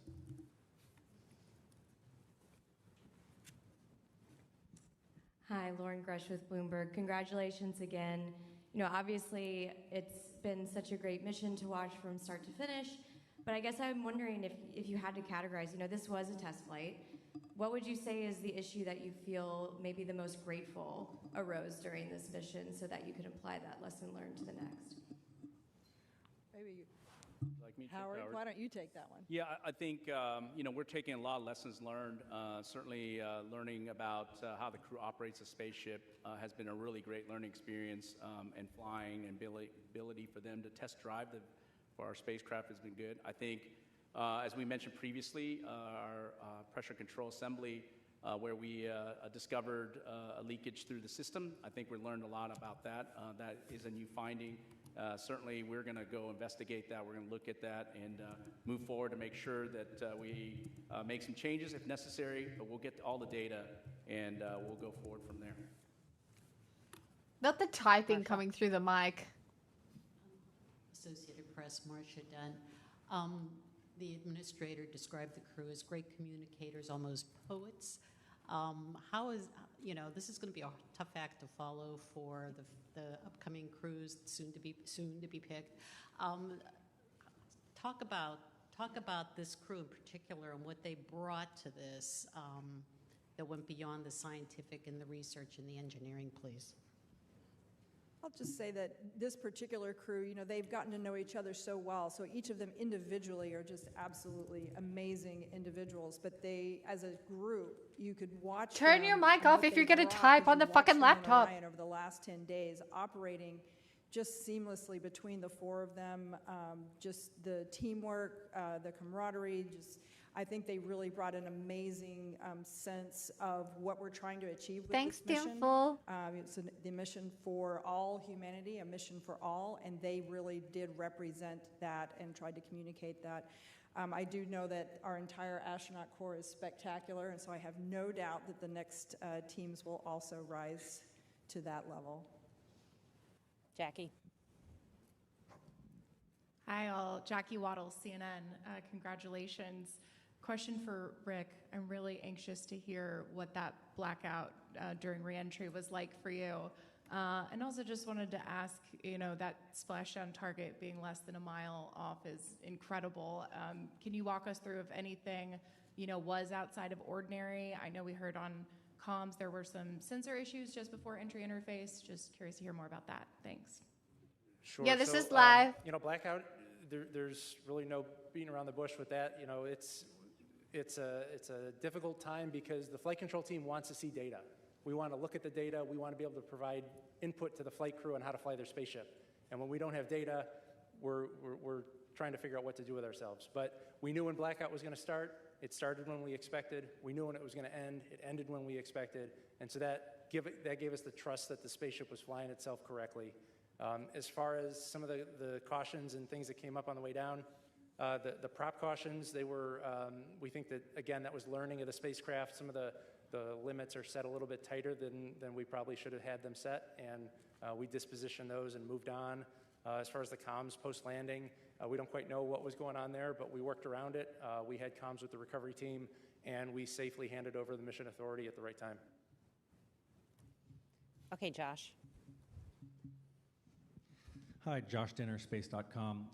Really excited to hear that the crew is doing well. I'm interested, we saw Victor sitting on the edge of that helicopter once they landed on the ship, and it was great to see them all, walk across the deck. They were set to do an emergency egress test with a ladder, a backpack, I'm wondering if they've performed that yet, how soon they will be performing it, and if they have, how it went.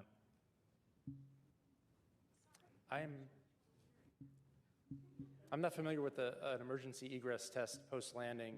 Given that this was a test mission, the number one goal was to get the flight crew out of the spaceship as fast as we could, and we weren't looking at any post-landing objectives. Yeah, we did do, I think, back when we were back on the launch pad, we did, during the CDDT, we did an emergency egress, but that's the only one I'm aware of that is that test. Yeah, but we'll check on it for you. Eric. Eric Berger, Ars Technica. Congratulations on making what I know is really hard look easy. It was a beautiful mission.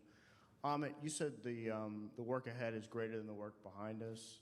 Can you talk about as sort of NASA rises to these far greater challenges in Artemis III, Artemis IV, and building the moon base, how important it is for you and the agency to be flying humans in deep space again and sort of to be at an operational cadence? This has to be pretty uplifting to the workforce to put the 50 years of not being back to the moon behind us. Yeah, it's huge. I mean, flight cadence and iteration is the key to reliability and safety. We were waiting to fly this mission for several years. A lot of that was because of the issues we saw during Artemis I and making sure we did that the right way, and we tried to make sure the machine was perfect before we flew it. But the real way to do that is to keep iterating, to keep flying, keep learning, keep getting data in the iterating mentioned. That piece of how we've changed the architecture and demanding that higher cadence is going to be, I would say, mandatory for us to be successful. We need that muscle memory to exist. We need the data to keep coming in, and we need to be able to quickly iterate and change the machine as we learn from it. Everything we learned from Artemis II, we're going to get right after it, but I would say it's essential. Yeah, Zero, I know. The tip-tapping on the things. Irene Klotz with Aviation Week and Space Technology for Amit. What do you think will be your biggest challenge to ensure that this mantle and responsibility of inheriting what Apollo did does not end like Apollo? I think what a question. We've talked about this a little bit before. What the architects of Apollo, Gilruth, von Braun, Siemens, Mueller, what they really wanted to do when they were given the challenge of expanding the range of action to the moon was to learn to live and work in space for a long time. They wanted to do that first. I talked a little bit about this with Rob earlier. I think, and of course, because of the nature of the environment they were in, they were in a race. They achieved their objectives. They were geopolitical as well as technological. But once it was done, it was done. And I think the foundation they wanted to build on is what we went to afterwards. So we wanted to, investigate reusability with shuttle. We did that. We wanted to learn to live in space for a long time with station. We've got to that point now, 25 years of occupation. Now it's interesting. I think where we are with the program is kind of where they wanted us to be before they decided to go do that, to actually enable a sustainable presence, to learn how to live and work there for a long time. So, it's a weird irony of history that, it took that long for us to do that, but we weren't sitting idle while that happened. We developed the capability to have an enduring presence, in space, and now we're going to take advantage of that now that we've reached back to the moon. Okay, we'll take one more in the room from Ken Chang, and then we'll go take several from the phone. Hi, Ken Chang from New York Times. I guess for Rick and everybody else, could you talk about what the last 13 minutes were like? There had to have been some anxiety, and what was the moment where you could finally relax, and when did you start celebrating in Mission Control? Well, certainly there's anxiety. If you didn't have anxiety bringing this spacecraft home, you probably didn't have a pulse. I have a lot of trust in my team. We've got all flight controllers in the room on entry day went through a rigorous training process, and they are the system experts on their respective part of the spacecraft. And so while there's anxiety, there's a lot of confidence. It's actually so crazy you've become like an expert on just a specific part of a spacecraft. We all breathed a sigh of relief once That's the side so hatch cool. opened up. That's when we brought the team in. We said a few words with the flight You're just like a controllers, thrust specialist. And then we turned around to the families and waved to the families and gave them a thumbs up. And we all watched as a flight control team as each of the 4 astronauts got out of the spaceship and were hoisted up onto the helicopters. It was a great day. Okay, we'll take several questions from the phone now. The first one is from Micah Maidenberg with the Wall Street Journal.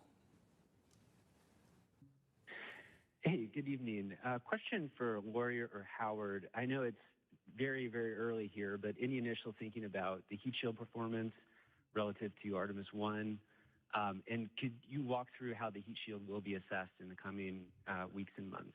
Thanks so much. So I'll just start, and then I'll hand it over to Howard. How's that? Initially, we gathered a lot of data already. Certainly you saw there were aircraft that were positioned in order to do some imagery and collect data. So we've got some of those data that can be analyzed in the coming days and weeks. We also had divers below the surface that took imaging of the heat shield before it was brought onto the Mertha, so that we could understand exactly what state it's in after it landed. And so I think we've already begun the data gathering piece of it. I'm sure there'll be more assessments once we get on the ship. This is a full-blown house Howard, why don't you deposit. talk So, kind of what the next steps are? 57. Yeah, Raise we back already of have hand 2 of emoji. our 57. Thank you so much. The ship, and so when we get the crew module into the well deck, and we'll do some inspections right off the bat. Like Lori said, we've got underwater divers that are taking pictures. And then after that, once we've inspected that on the ship, we'll transfer back to Kennedy Space Center. We'll have opportunity to look in detail and do scans of the heat shield, and we have a lot of good data from that. We also captured a lot of great imagery. Obviously, we haven't had time to digest all that data, but we will in the next several days and make sure we understand if there's anything that happened that was anomalous. But we're very excited. The team is very excited to get that data from both the imagery and seeing it live in person. Woohoo, data. Next up is Jackie Mogensen with Scientific American. Hi, thanks for this. I wanted to follow up on one of the earlier questions about the astronauts. I was curious if it might be possible to tell us a little bit more if we know about what the astronauts will be doing in their first days back on Earth, you know, what their first meal might be or activities with their families. Thanks so much. Well, the top priority is going to be to get them promptly back to their families here in Houston. As far as the specifics, I'm sure each of the crew members has something special planned with their families, and that'll be the priority, is for them to take some time and spend with their loved ones. And I'm not sure we answered it, but we do anticipate them arriving back here in Houston 12 to 24 hours after splashdown, so that would be between 7 in the morning and 7 in the evening tomorrow. Next on the phone is Jeff Faust with It's not, Space News. it's not a lot of info, is it? Good evening. I wonder if you can talk through what the processing of the Orion spacecraft is going to be now that it's back. What point do you sort of extract all of the lessons learned from the mission and start applying them to Artemis III in order to have that mission ready to go launch in about a year's time? Thanks. Yeah, you know, we will have what we call a quick initial 30-day report that we will put together. Every team will be doing their due diligence and analyzing all the data we have. The crew module will get transported back to Kennedy Space Center. Sean's team, Exploration Ground Systems, is going to decontaminate the vehicle in terms of the propulsion system has hydrazine, and so we'll be working through that. In the meantime, we'll be pulling hardware off the boat in parallel with other activities, and when we get back to Kennedy Space Center. We've got about 286 components we're going to reuse in future missions already, and then we're going to look at other components and determine if we can reuse those as well. A lot of work, not only on the hardware flow, but also all the analysis of the data that we're going to need going forward to learn from this mission and carry forward for Artemis III and beyond. Okay, we'll take one more from the phone and then come back here into the room. The next question is from Richard. I've had enough. It's very interesting, but this is the same shit over and over again now. Yes, we're going to look at the data. Yes, the astronauts are going home to their family. Yes, we're very proud. Yeah. We got all the major info I think that we needed out of that. Is my opinion. Okay.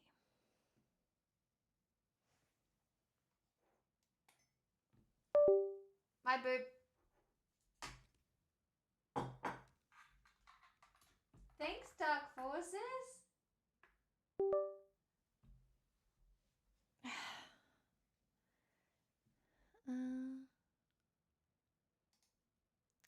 I'm not gonna lie, I feel kind of tired now.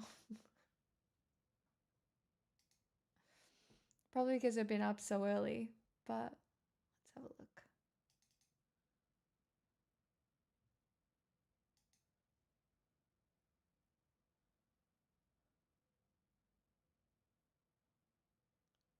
I don't know if this is gonna open on the right screen. It didn't.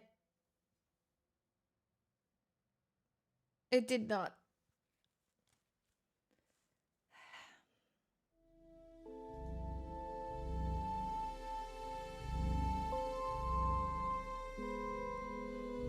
I can't see anything. I'm blind right now.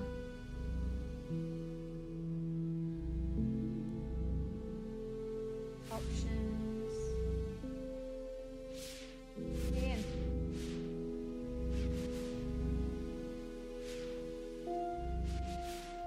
Ah, I see. Hold on.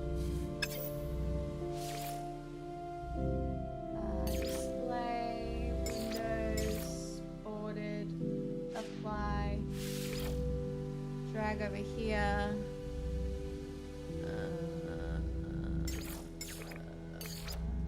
Borderless, apply. No! Why? Why Why did that not work?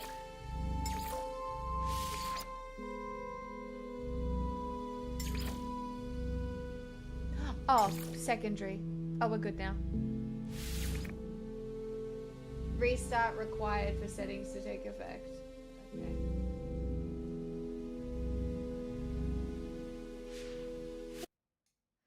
Quit the desktop. We go again.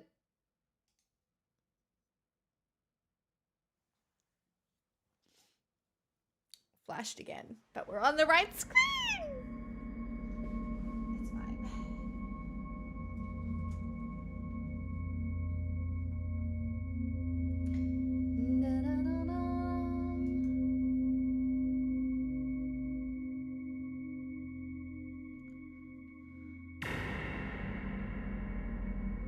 Hello? Game capture, properties.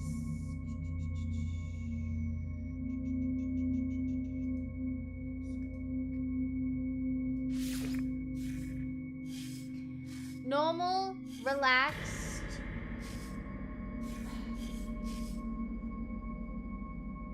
I kind of just want to play relaxed. Thoughts?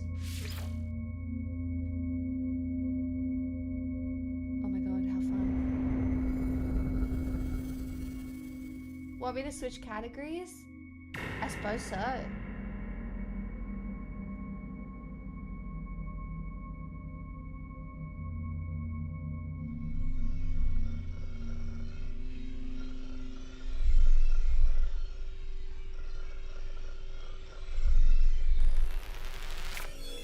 Commencing assistant suit initialization. Training. Life support systems activated. We're in Oichi. Shield kinetic system online.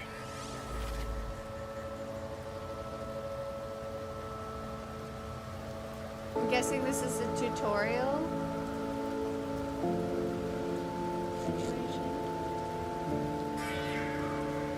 Aerial propulsion jetpack online.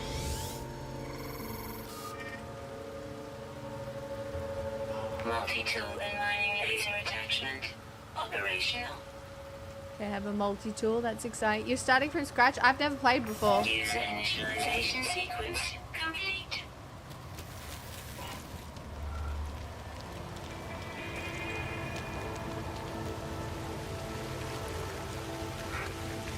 Whoa. Toxic protection falling.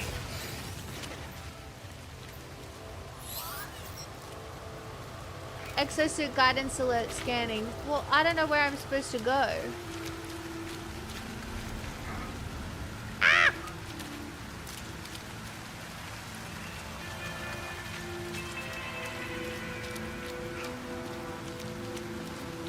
Perform a scan C to find sodium. Scan a critic. Well, I need ferrite dust. Okay. Gather ferrite dust. Okay. Unidentified plant. Well, sweet root. Pulpy roots. Well, what's ferrite? I probably shouldn't have just done this. Perform scans? How do I perform a scan? Scanner required. Repair immediately. Extract ferrite dust by shooting small rocks. But my multi-tool mining beam is... Well, I already ruined it. No, let me explore. I just might be annoying. Aha! Look, I figured it out. I just need to find... I've got 16 out of 75. I need to find some more small rocks. Look, that's a small rock.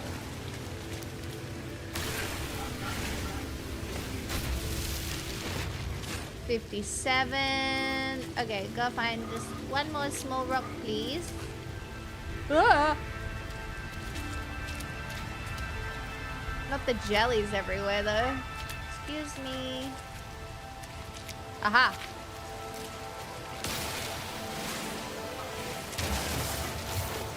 I have enough. Repair scanner damage. Continue. Repair the scanner. Use tab to access the multi-tool inventory.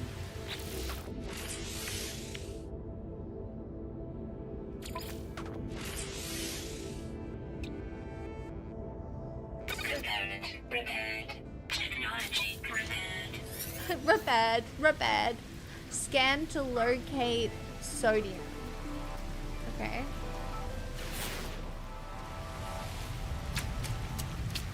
Do I run to... Oh. Well...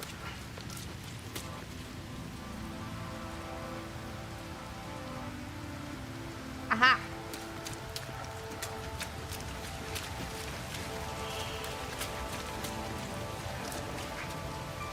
Is that the closest one?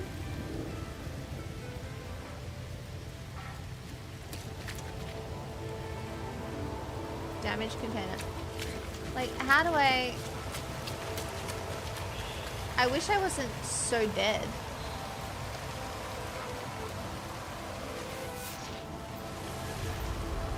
Hello?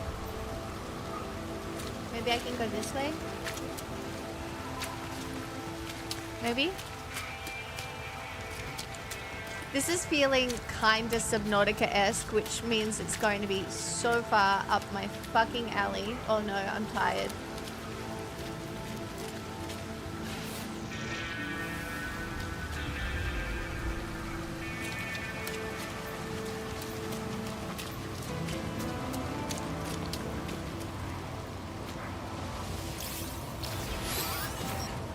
Recharge hazard protection. Okay. With sodium, recharge with the quick menu X or in the inventory tab. Ah.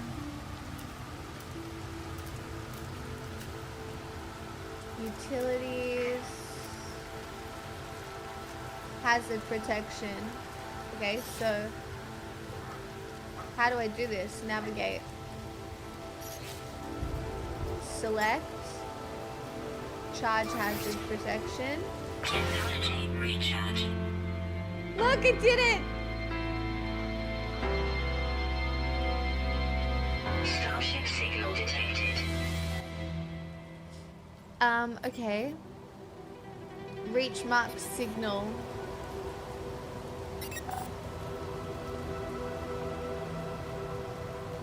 Well, is that the signal? Or is that the signal? Feels like that's the signal.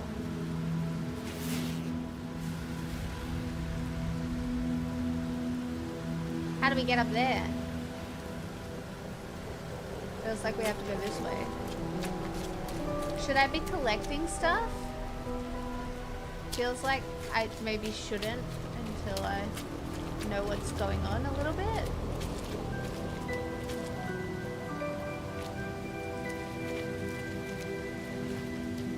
Can look at the icon? Yeah, I realized that. Oh, wow, so pretty. Ow! Hazardous flora. Okay, well. Why you gotta do me like that? You were playing this in first-person VR? That would be so fun. Navigation basics. Okay.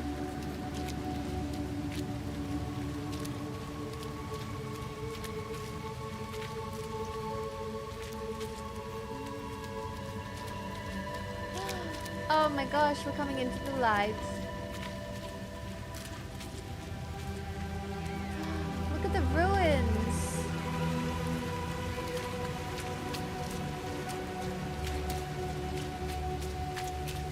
How fun is space? Hey, jellies. Toxic protection falling.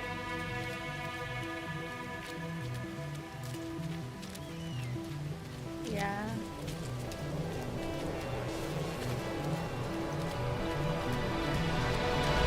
Can I jump? Oh, I can fly. Hey, look at me go. Look at me. I just figured out we can do that. That's pretty cool.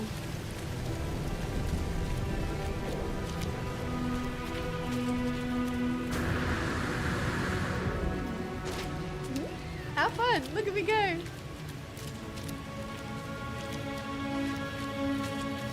Yeah, I understand that this is teaching me stuff.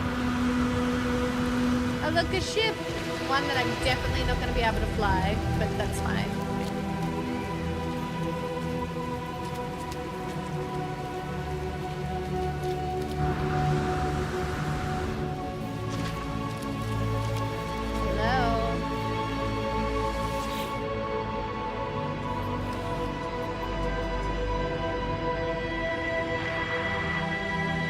Boundary separation failure likely.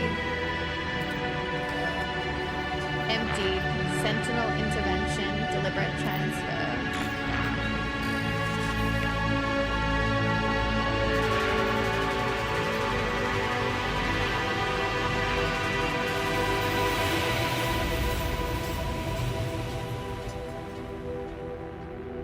Okay.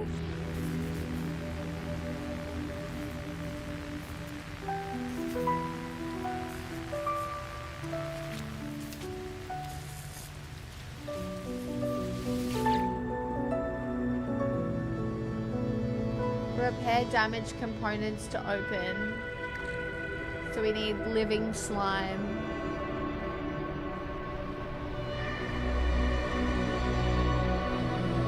I see.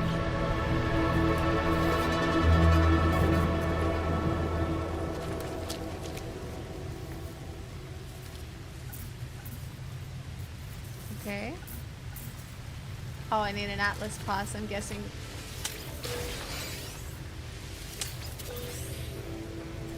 Oh, well, there's the pass.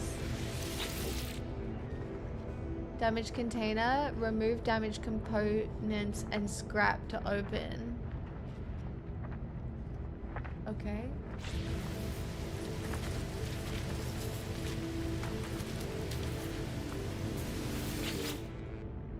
Oh, and that's just that one again. Okay.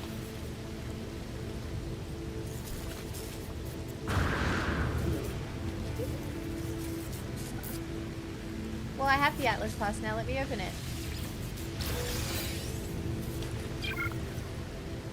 Okay, we've got life support. Press escape to read more. Survival basics. Life support systems allow you to move around the planet. Sprinting and using the jetpack will drain your life support power. Life support systems are recharged with oxygen. Pressing C will activate the scanner, locating nearby oxygen-rich plants. Oxygen is found on all worlds. Systems can be recharged from the exosuit inventory. Life support can also be recharged with life support gel, crafted from dihydrogen jelly, and carbon. Analyzing plants with the analysis visor reveals their bonus materials, which often includes oxygen. Harvest these materials with the mining beam. Okay. Exploring on foot. Sure. Smaller points of interest. Your compass is located at the top of the highlight mission objectives. Yep. Learn how to make beacons from the base scientist. The signal booster. Upgrades in crafting. Marketplace aboard most space stations. Wide array of merchants. Technology merchants. Blueprints allow you to craft new technologies. Purchase blueprints aboard the space anomaly. Okay. Alien life forms encountered on planets and space stations speak a variety of languages, none of which are initially understandable.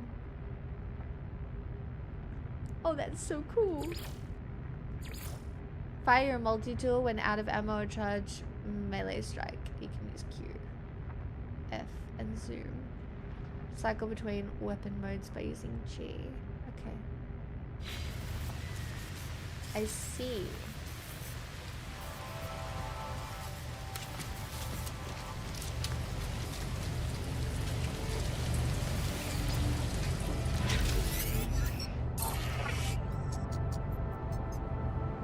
Oh, my dog's awake. Atlas connection intermittent. Launch thrusters offline. Okay, we're gonna have to fix the ship, aren't we?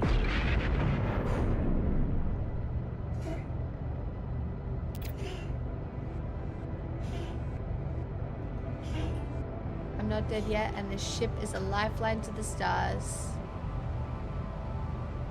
Oh no, we need the thrust specialist. It's okay. I'm the thrust specialist. Well, I'm gonna learn to be one real quick. Oh.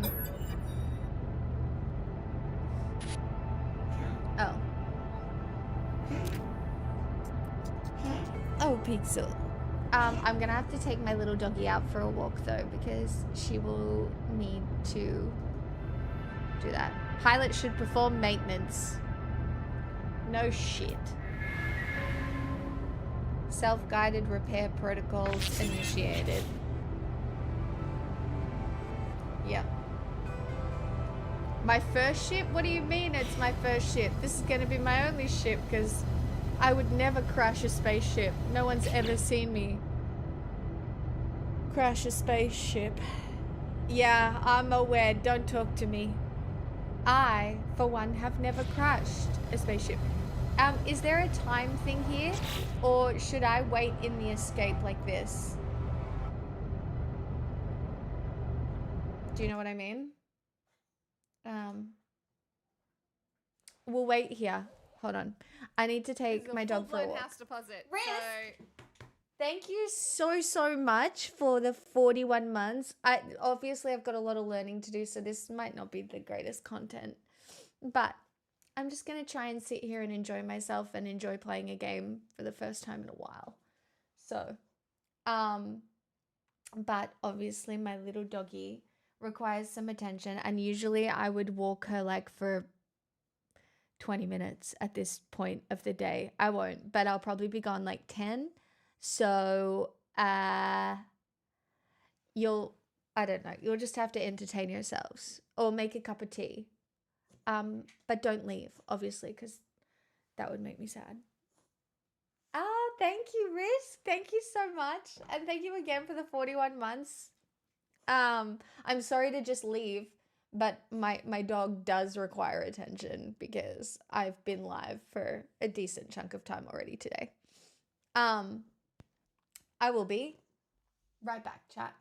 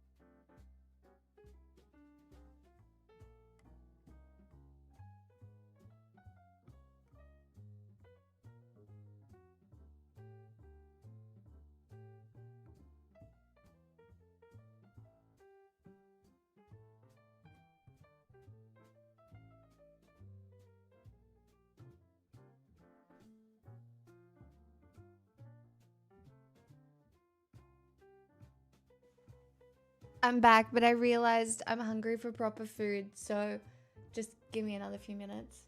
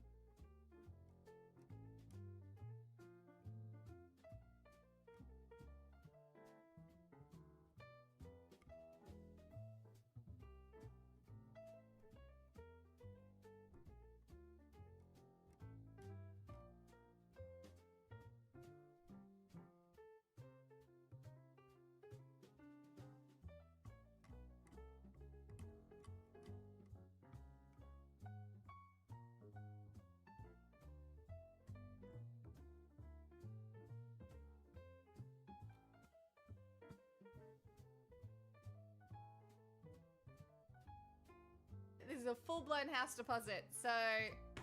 Happy Saturday. Hope you have a great stream and contracts on the 8 years.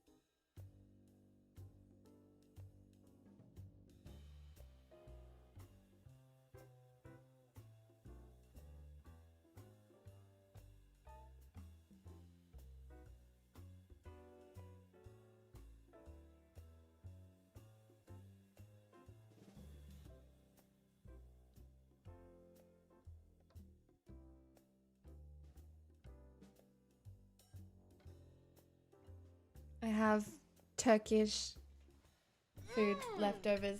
Hey! Just wanted to make sure I support gaming content. Oh, that's nice of you. Smixel hype. Aw. Thank you so much, Tiny. That's so nice. I've leftover Turkish food, but I haven't had it with rice. But it's basically just like Greek yogurt with garlic and stuff in it, and then it's pretty basic, but it's way nicer with pasta, but very quick and easy to make with rice. I don't know what it's gonna taste like. Hold on.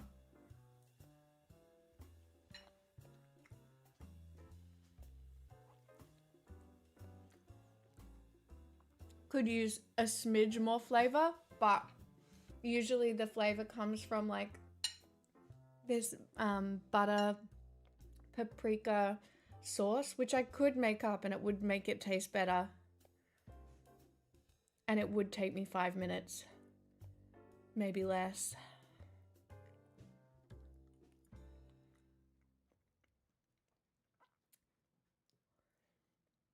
Can I be bothered? No.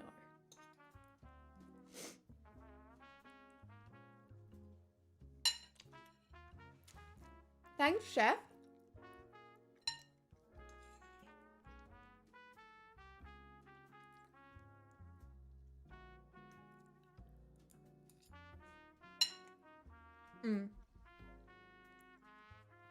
I just realized it was 2 p.m. and I'd only eaten cake.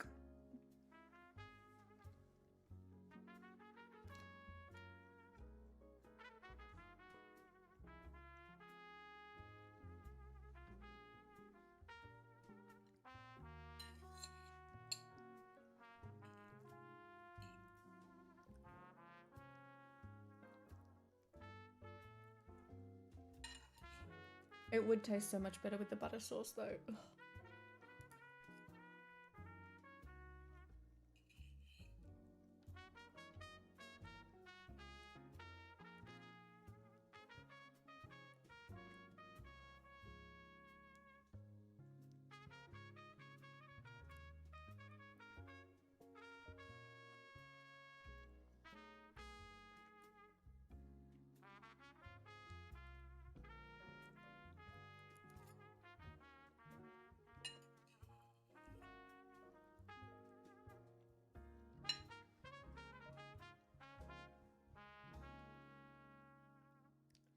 You just had baguette slices with melted Gouda? That sounds delicious.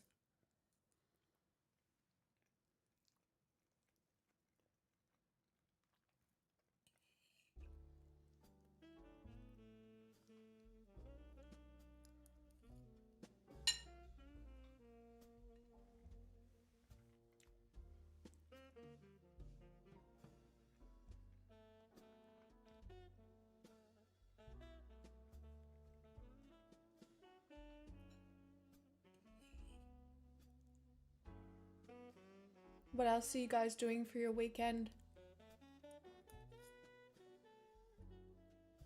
Nobody saw that.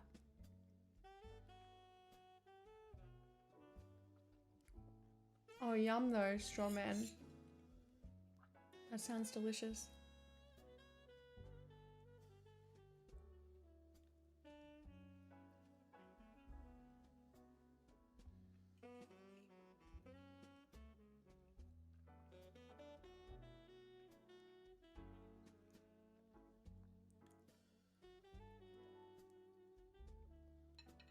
Thanks, Adventure Faps.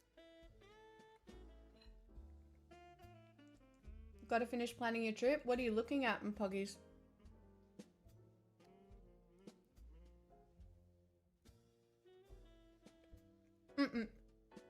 I'm about to do it. I've only just started Adventure Faps.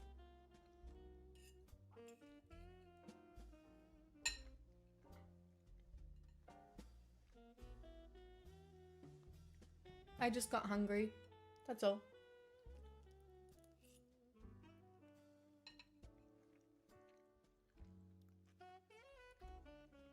Nice.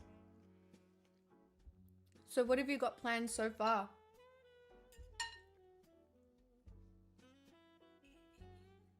I can highly recommend Kyoto and Nara.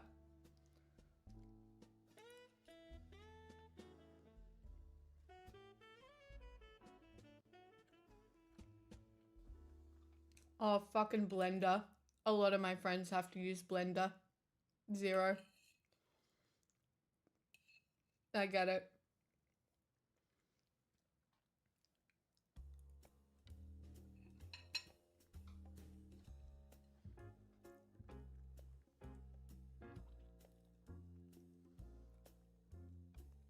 No, Kyoto?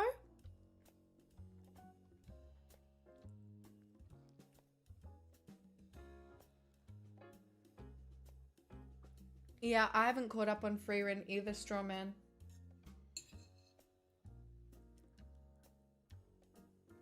Hmm.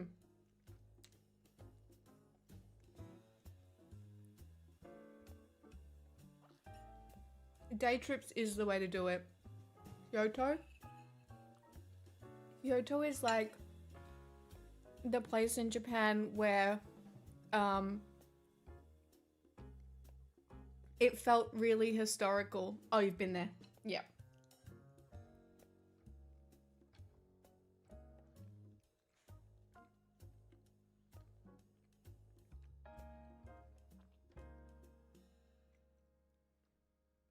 Oh, Nara? Nara is the place outside Kyoto with the deer. I've only been to Japan once, so...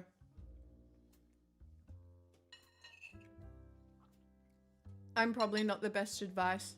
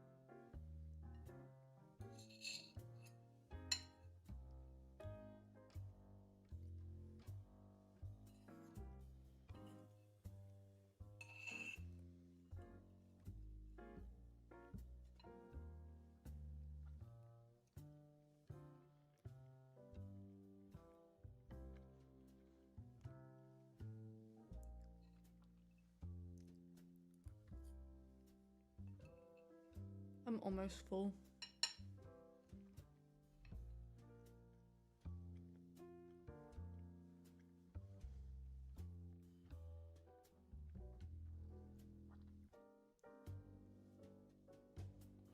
I could never eat on camera. I burp too much. I never thought I would eat on camera. But being a streamer doesn't really lend itself to having breaks.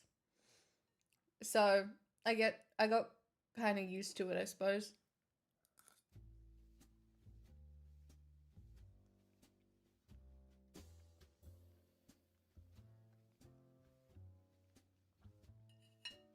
It also doesn't matter.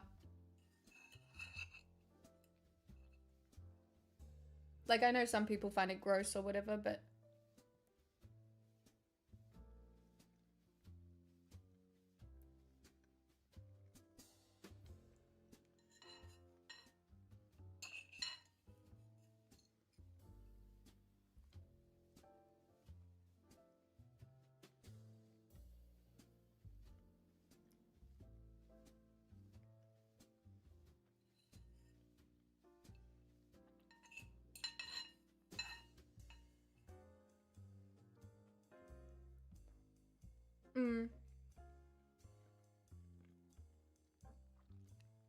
Straw man, some people find watching eating gross.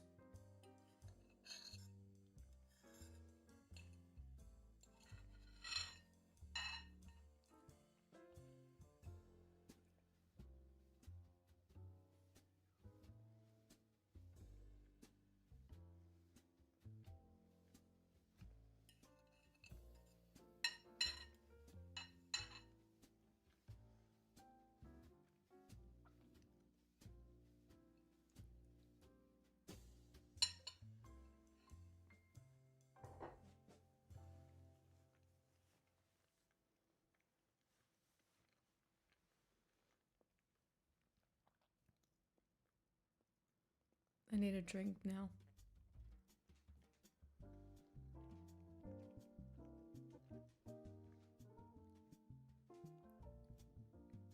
Maybe a sparkly water with cordial?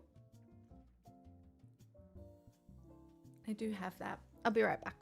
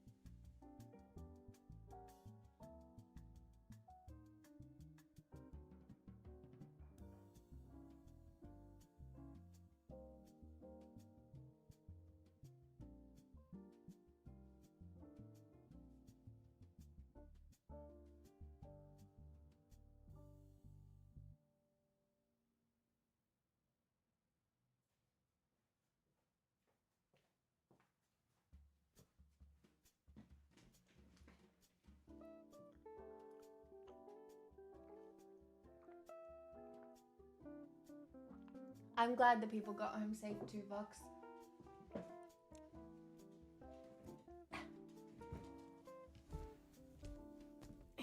Don't mind me while I get comfortable.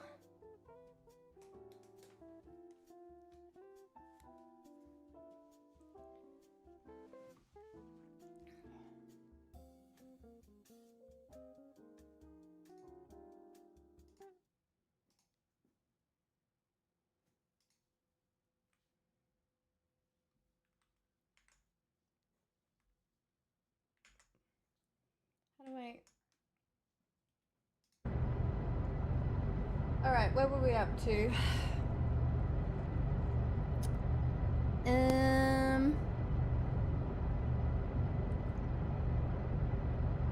So we need sodium or iron batteries.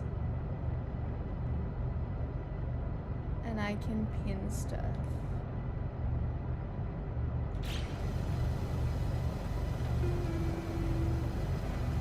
Launch thruster critically damaged. Press E to exit. Okay, so we have to... We've got to become the thrust expert. Is this too loud? Actually?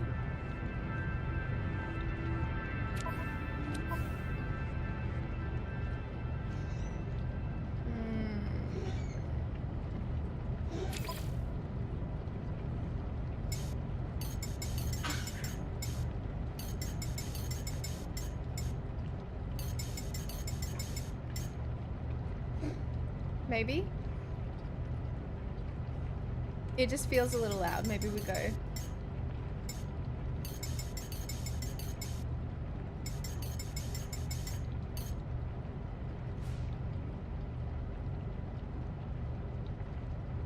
$50, you reckon?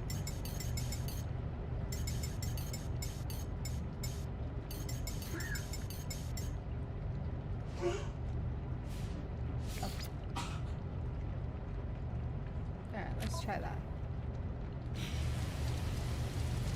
It's still kind of loud. Okay, so we need to repair pulse engine, metal plating. We need ferrite dust, which is from the rocks. So we need to find some little rocks.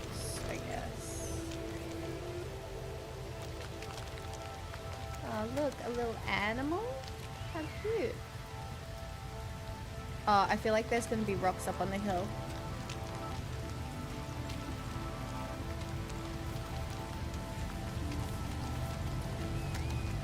I don't know if they all need to be the same level.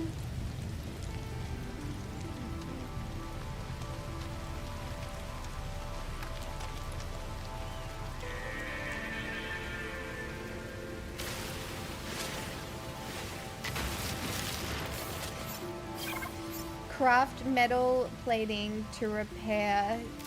So,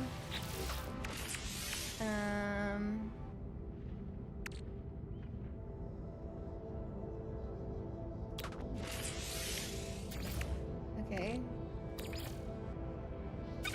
Okay. Toxic protection. Falling. Okay. That's not ideal. And we go and we repair the pulse engine. Oh, in the Starship inventory, press tab. Do I have to get in it? Oh, I only have to do it here? Component repaired. Okay. Cool.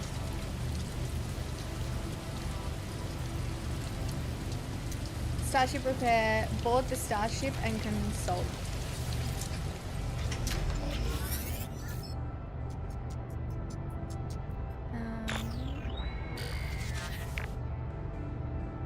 Okay, functional. Stuff still missing, unable. We need a hermetic seal.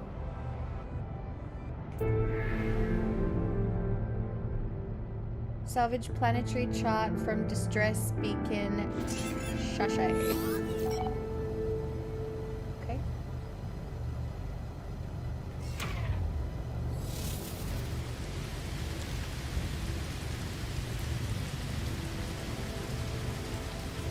Distress beacon. Yeah.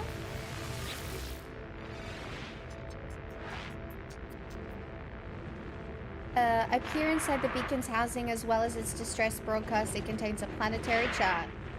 Take the planetary chart. That's cool. Open the inventory. Review data.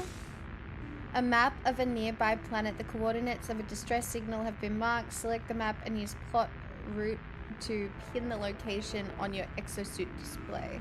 New maps can be gained by exchanging navigation data with a space station cartographer.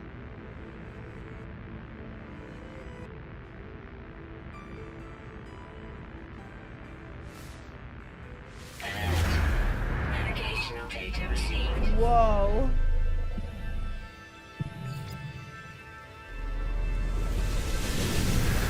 Cool.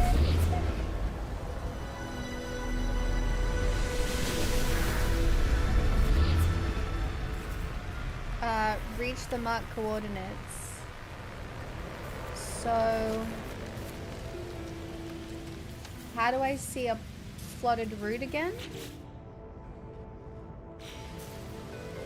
Do I just do...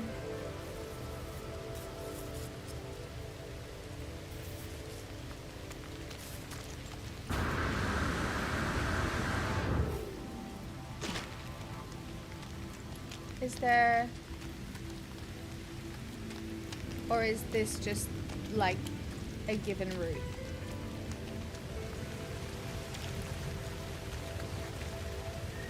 I think I have to go around this rock, right? Toxic protection. Falling. Yeah, because it's nighttime. Is there a way to like see?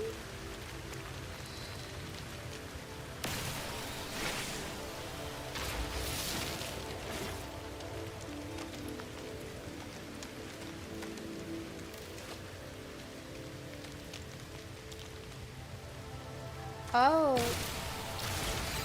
Weather warning. Incoming storm. Oh god. Okay, well that's not ideal.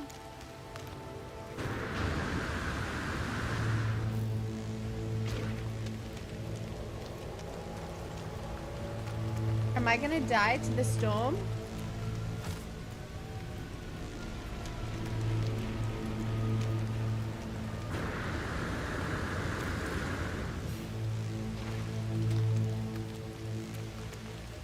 seek shelter in caves or buildings. Well, where am I finding a cave or a building? Uh-oh. Uh-oh. Uh-oh. Uh-oh. I'm gonna die. Oh no. Oh no. Can't see shit.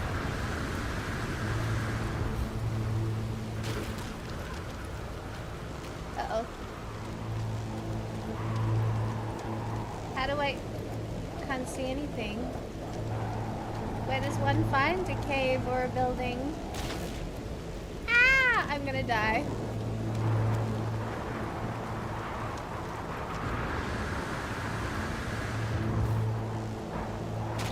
Oops. Can anybody see a cave or a building? Because I cannot.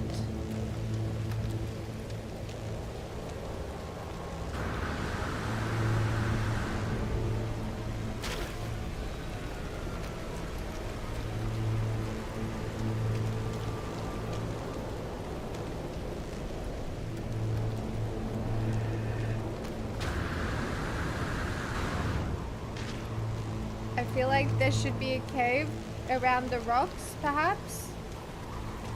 But no.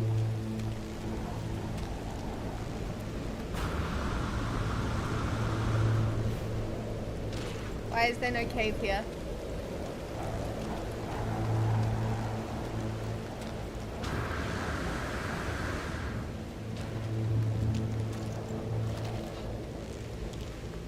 Why is this not a cave? If you have sodium, just go towards your goal. Storm clearing. Okay, well, I didn't die. It's fine. Oh god. But now we have hazardous flora. Okay. Where's my goal? Gone. Over here.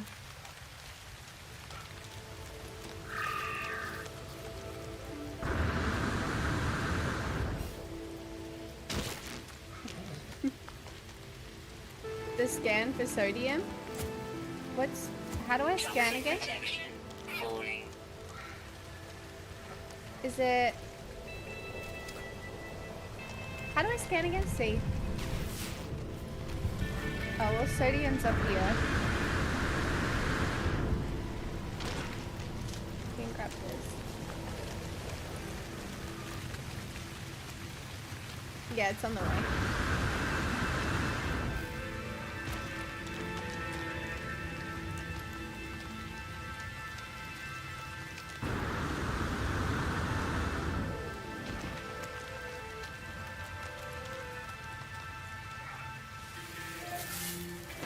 Sodium plant, and then if I go like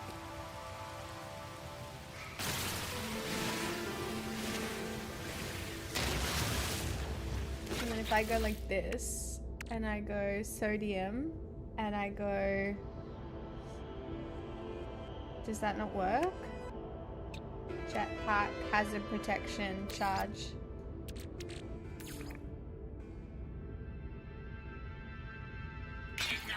Recharge. Okay. There we go. Look! She's safe! She did it! Look at me! Just engage your Subnautica instincts and hoard everything. Okay. I love hoarding. So basically what I have to do is collect resources, which is my absolute favorite thing to... Ooh! A home! Look! I have a little home! Oh, and I've got the goop.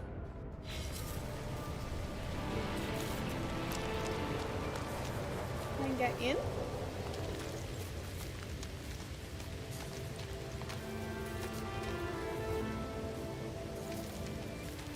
Or are these just batteries that I can't go in? Ooh, no, no. Oh my god, I have a spaceship. I have a base.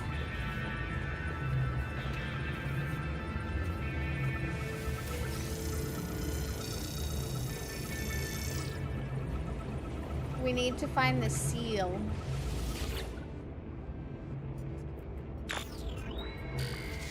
Six out of 7 logs corrupted, eh?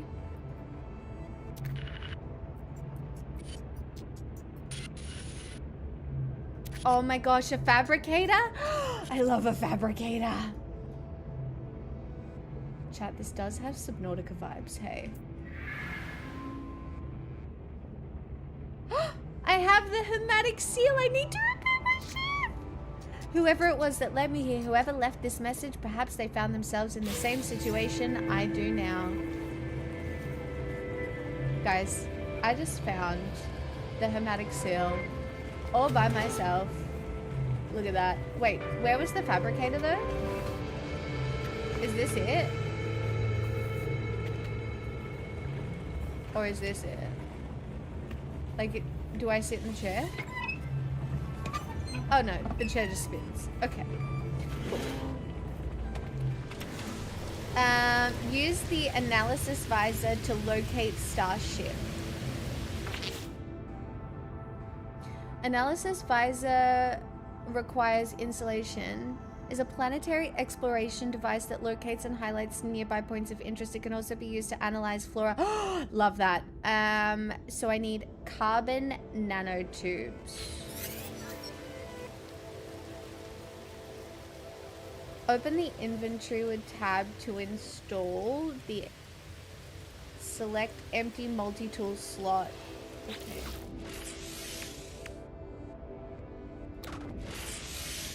Technology installed. Okay, cool.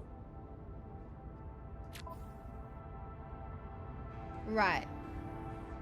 Okay, so we've installed some technology. That's cool. Now we need to gather carbon. Which we would go like this.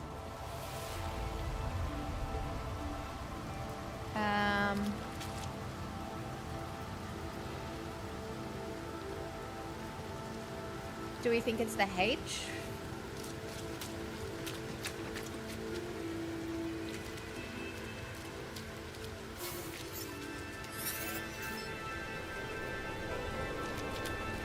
Oh, we have carbon. It's the mushrooms, right? Ah.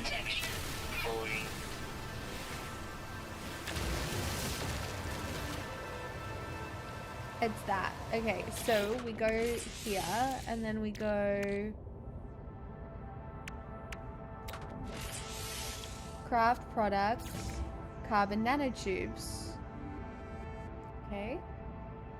Man, this is a huge learning curve, but I'm here for it.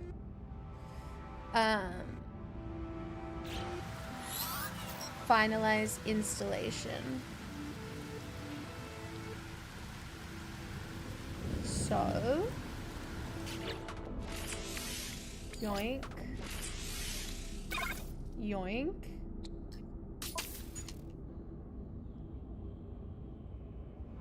Yoink. Analyze objects for rewards. Test the tool, it's F. Oh, okay. We gotta find something to analyze though. Oh, here, read this. Oh, it's about to be an identified plant.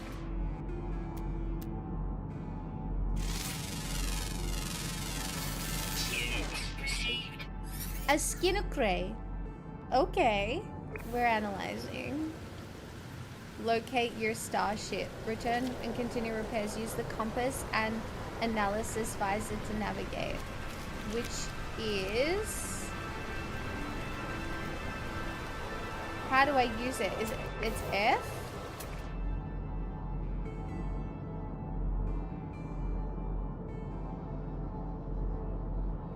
How do I swap it into the other mode?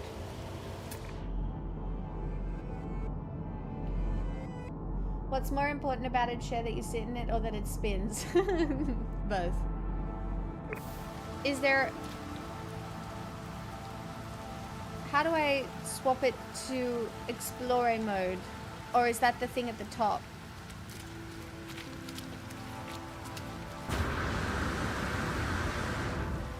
Yeah, your starship distance. I see.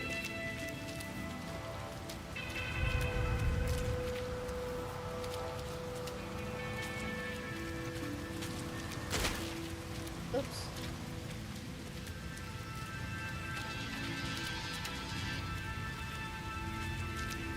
Wow.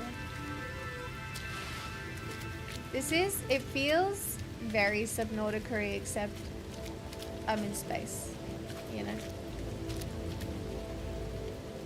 Look, we now know what this is. What we should do is...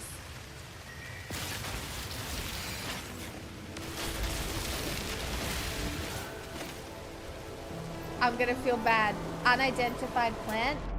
Well, it's not gonna be unidentified for long, is it?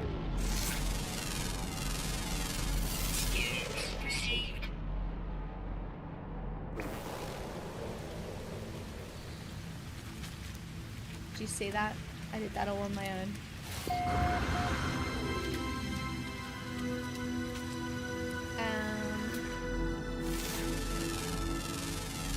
Oh my god, I love scanning things. Oh. Oxygen-rich plant. Love that for me.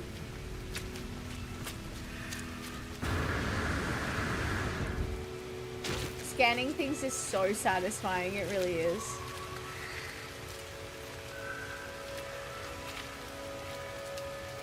I'm coming back. Oops. I do keep injuring myself when I land though. Wait, can I do this?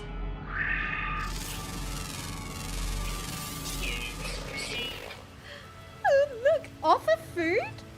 Wait, I don't have any food for you, but can I become friends with them? Can I become friends with the animals? Oh wait, we should probably identify this too.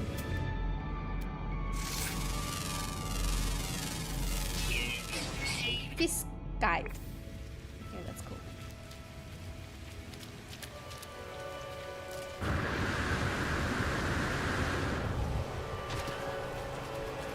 Oh my god, look at the sky. What are they? Are they dragons?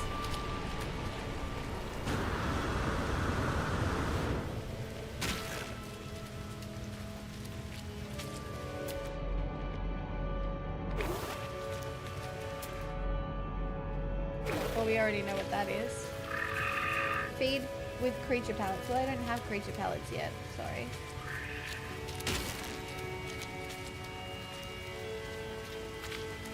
How do I get...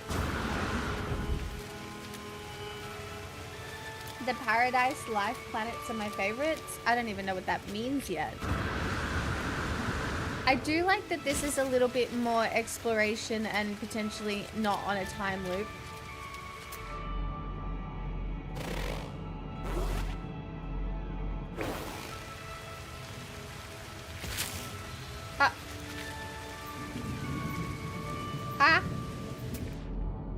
Excuse me.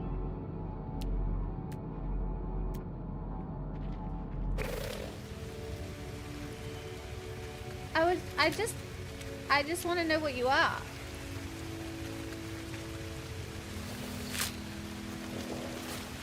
Oh. Cute. Okay. Unidentified plant though. Sorry, it's about me scanning stuff.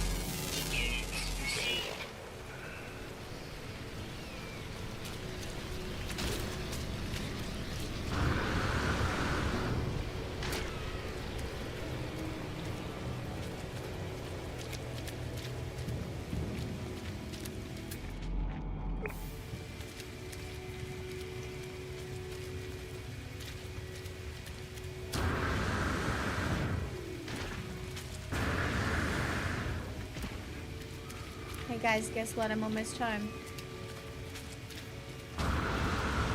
From what I recall, that was most of what I did, just fly around and scan everything. It's pretty fun.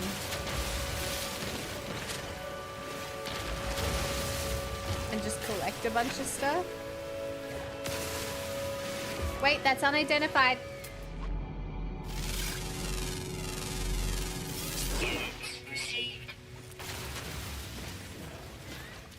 Oh, look, a cave!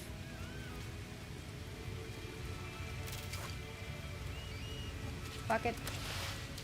Into the cave we go. This would be very good protection from a storm.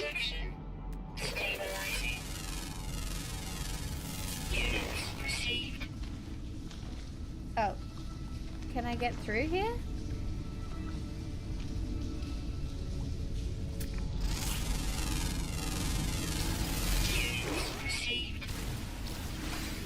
Cobalt and silver! Of course, in a cave, that makes sense. Oh wait.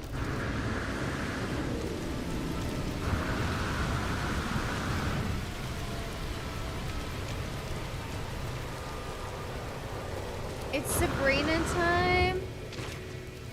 Can I watch it without getting DMCA'd? I don't even know.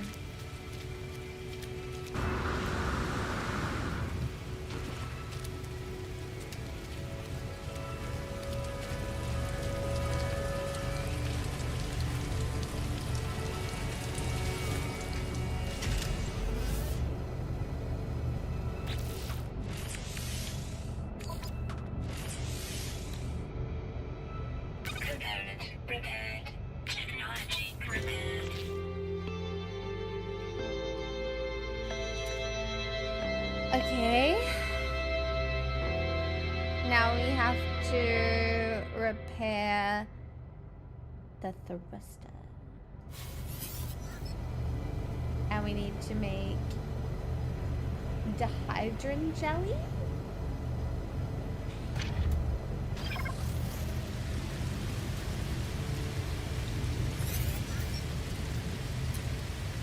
Advanced materials required. Recommended deploy a portable refiner. Refines transform simple materials refined. Okay.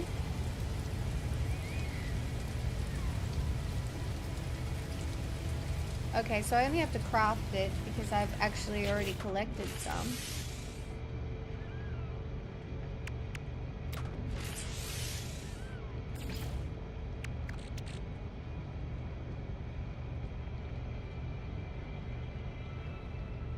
I need 32.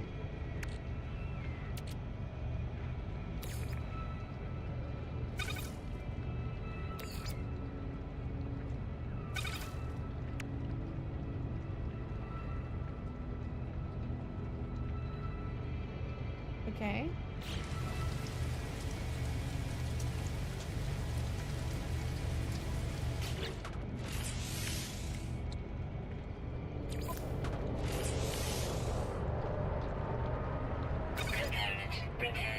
Hey, okay. Repair launch thrusters. Construct a portable refiner. Craft metal plating. Well, how do I do that? Oh, with ferrite dust, which I had enough of. Okay. So. Toxic protection falling. I've still got plenty. Deploy portable. Where do I get pure ferrite?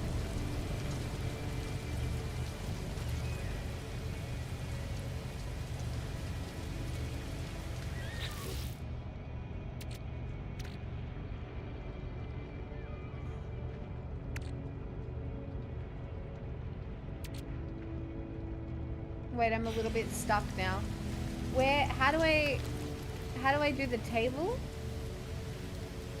Access the build menu and see, oh, okay, hold on, I figured it out.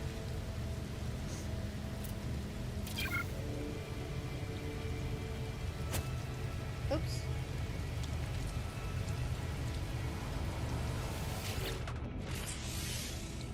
Fuel supply. Output. Input.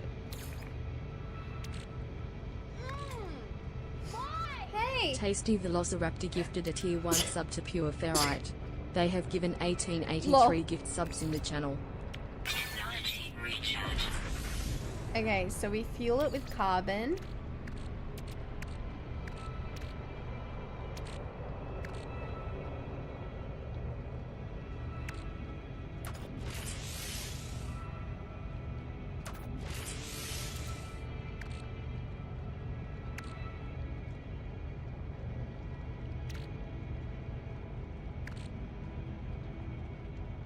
Okay. Place ferrite dust in the portable refiner's input. Well, but it won't let me. Oh, yes, I can? Okay.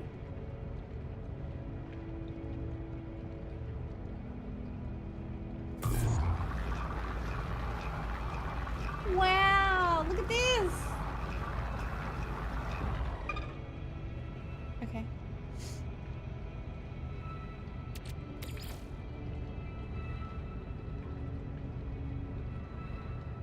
Well,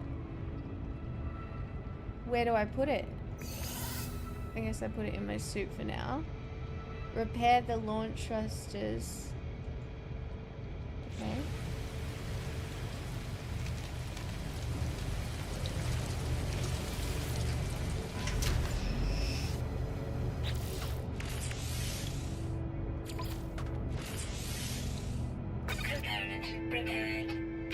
Look at me.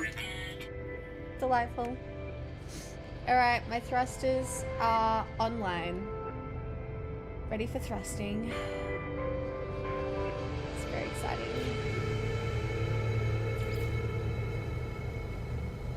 Exit the ship and collect the portable refiner. F.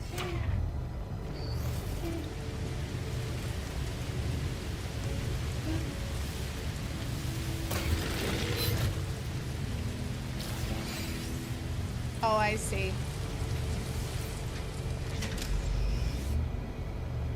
Oh no. Seek answers among the stars. Use W to take off. Oh no. Oh no, no, no, no, no. Oh no. Oh no, no, no, no, no. Oh no, this never goes well. I've never been good at flying the ship. I've never been good. Alright. Fucking shit. Okay.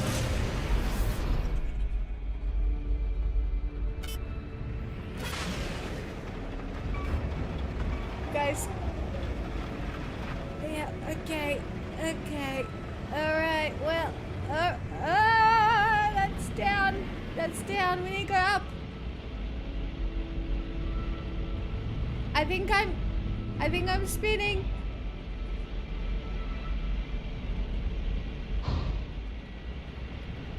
Guys, I don't know where I am. Uh-oh. Okay, that's the sky. We're stable. We're stable. That's stars. That's stars. Okay, okay, okay.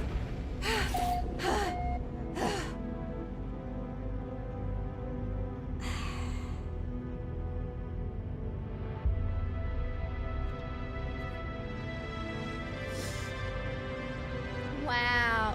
Whoa. Okay.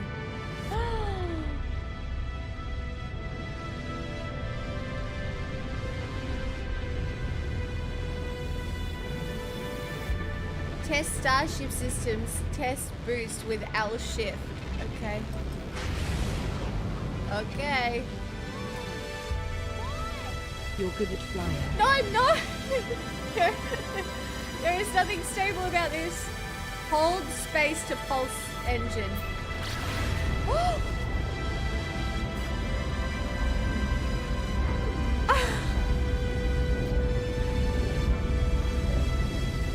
I'm in hyperdrive.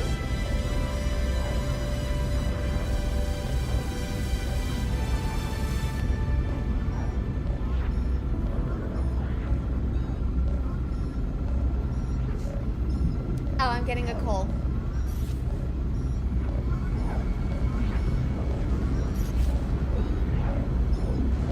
Starship communicator. Slip. Okay. Hello? Incoming transmission. Okay. Sure. Please identify yourself. Sure. You are not alone. Okay, follow that. The broadcast ends as strangely as it began. The final piece of the signal appears to be a set of planetary coordinates. Alert. Navigational data received. Follow the coordinates and find the signal source. Pilot towards the coordinate marker and engage pulse drive with space. Pulse drive will order pilot to the marker.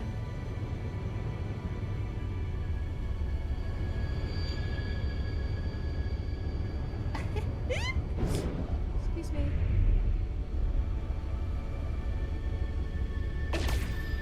Oh my god, I just shot something. I didn't mean to do that.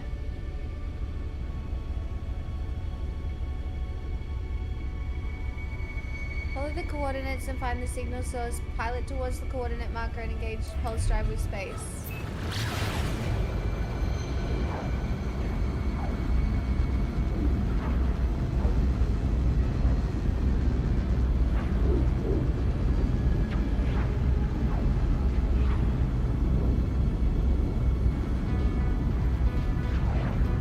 This is pretty fun. This is pretty fun.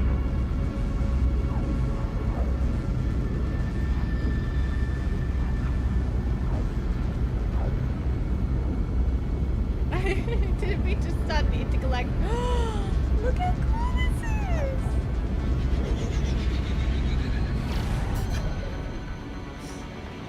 Follow the coordinates and find the signal source.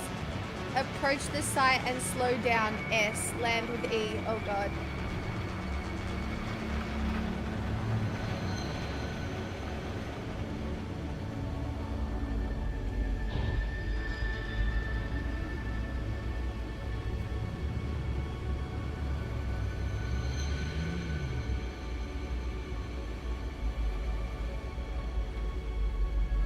Look at me, I'm slowing down. Okay.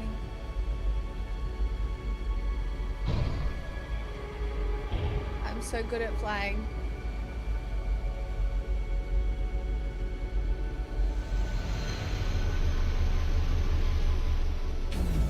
Ah!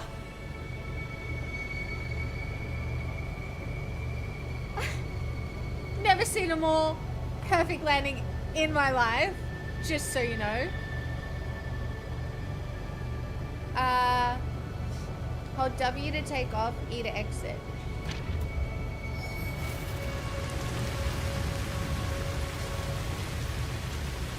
Activate a target sweep from the analysis. Sweep mode.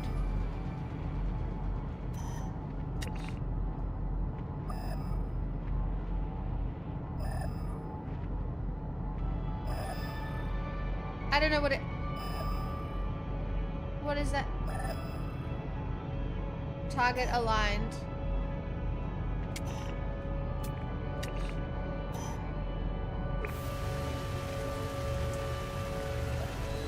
But... What?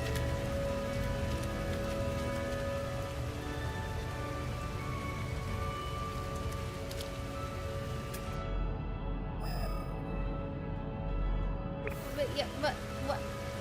Activated target sweep. Well,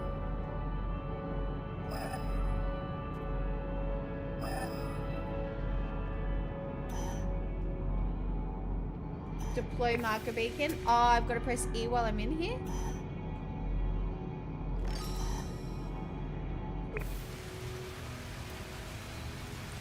Did I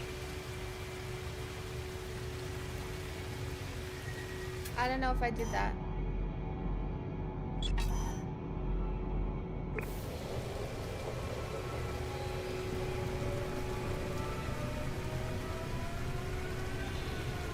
Do I need to go around the rock?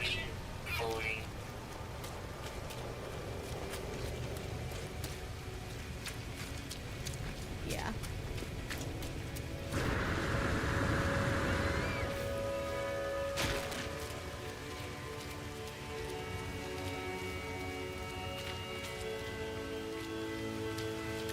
Like you parked on the wrong side of the rock? Oh. Well, how was I supposed to know I was on the wrong side of the rock? That was a perfect landing for me. Alright, it's never been great. Take what you can get.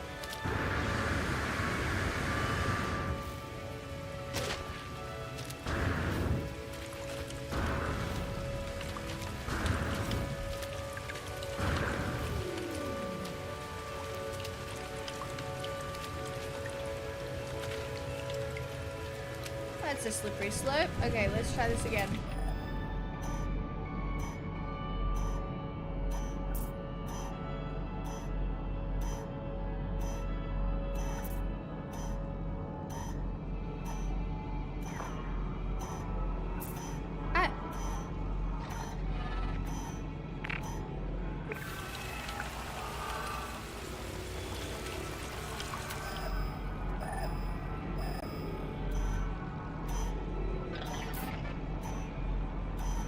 Why is this not working?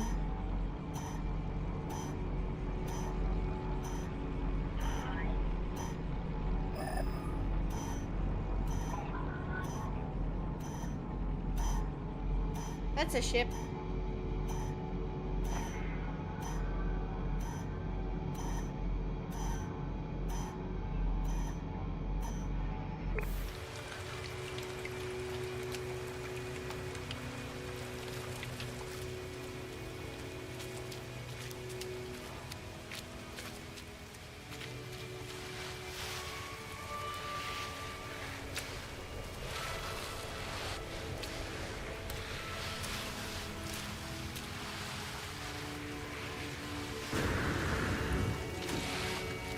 That was fun. Oh my god, look! Stuff.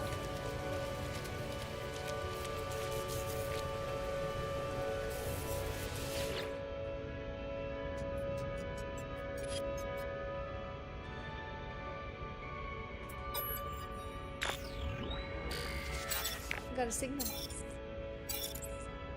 16, 16, 16. No fuel in, failed to reach station, hazard protection low, no choice, underground, deployed base computer. As well as the log entry, the signal contains plans for a base computer and a terrain manipulator. With any luck, the base computer will hold more information about whoever is leaving these messages. New building component part learned. When placed, contacts Universal Cartographic Archive to establish ownership of land. Allows the construction of base modules across any site of the user's choosing. But we have to make chromatic metals. We need carbon nanotubes and dihydrogen jelly.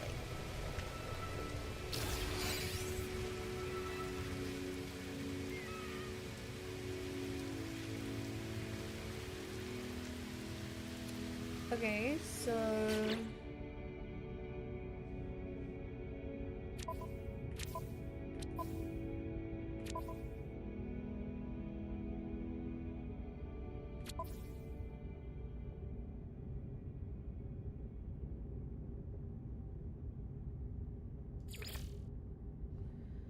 the terrain manipulator is advanced, blah blah blah blah blah.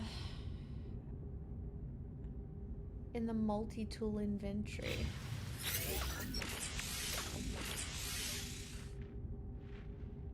Technology installed. Dihydrogen jelly. Locate with the scanner.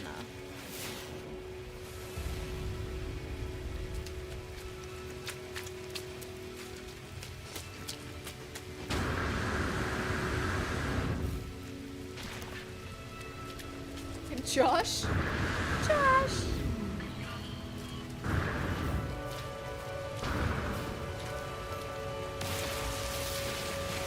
Hello, I need some jelly. Thank you, everybody, for the jelly. Thank you. I'm pouring the hydrogen jelly.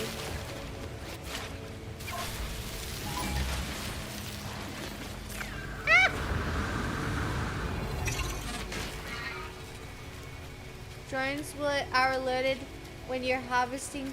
Was I harvesting too many resources?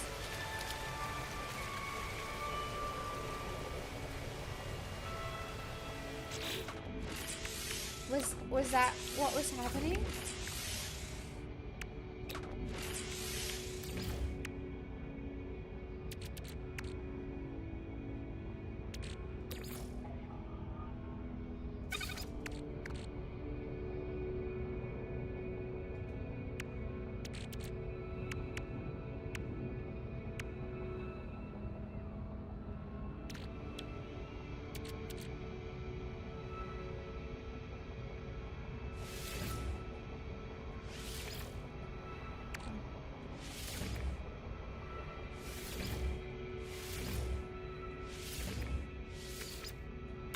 Cannot build.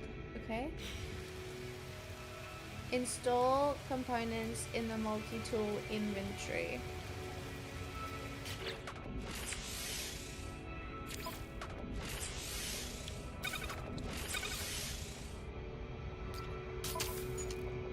I think we installed it.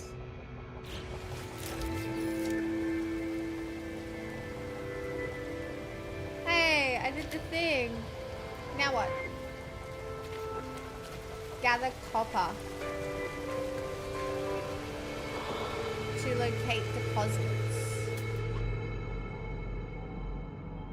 Copper deposit. I see.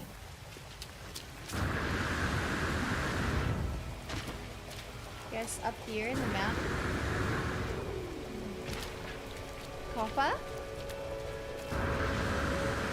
Feels like it would be in a cave.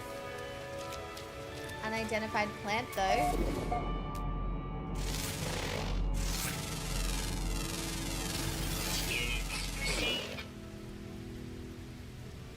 That's carbon.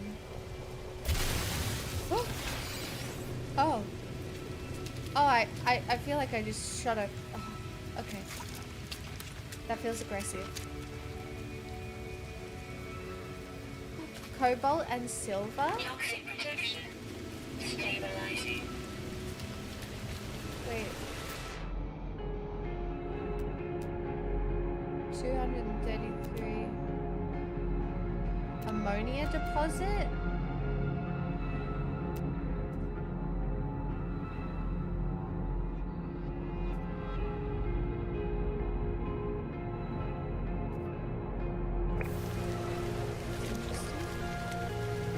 Where am I going?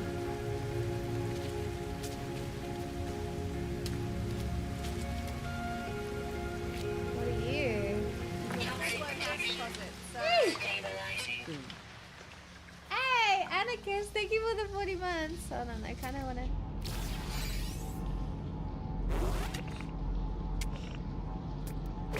Okay, well. Right. It just fit.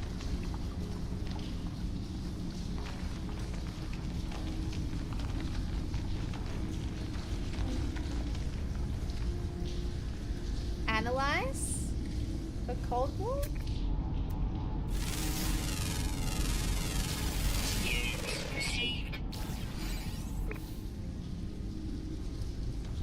Like, am I supposed to be in this cave? I don't think so. I don't think this cave is where I needed to be.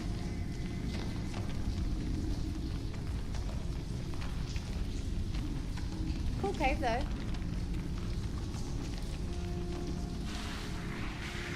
And we did discover something along the way.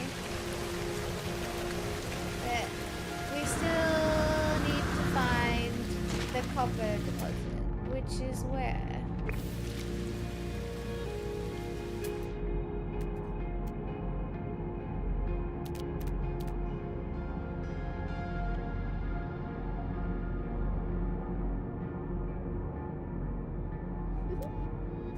I don't know how to follow this map. Copper deposit. Again? It's probably on the other side of this rock though.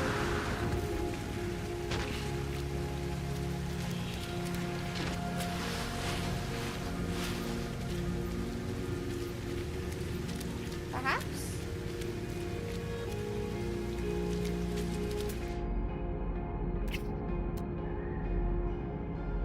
Oh, hold E to tag.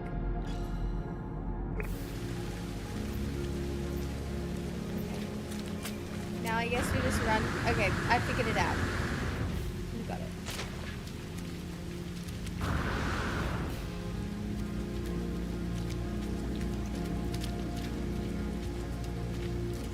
This is delightful.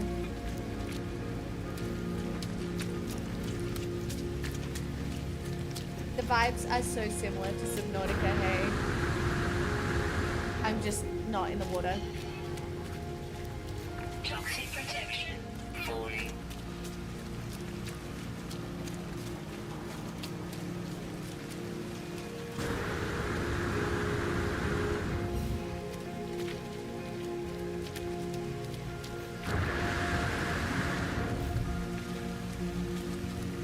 Unidentified mineral?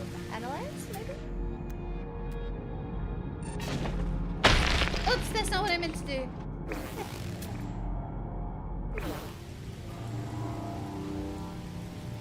That. But. Yeah, no one saw that.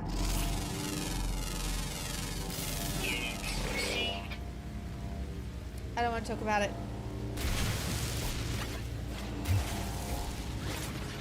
I don't want to. I don't want to. I don't want to hear about it.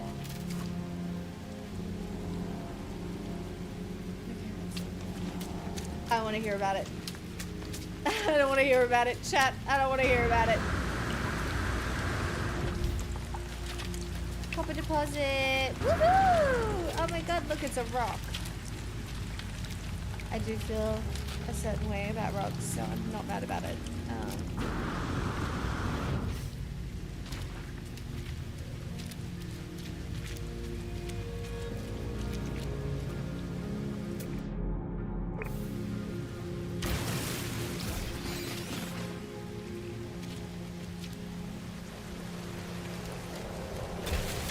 Oh wait, hold on.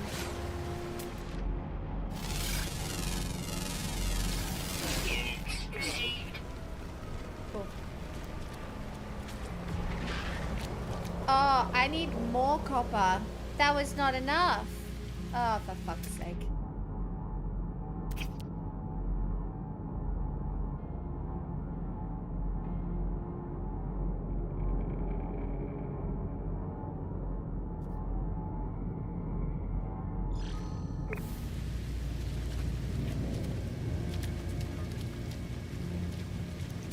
I feel like I may not be doing this in the smartest possible way.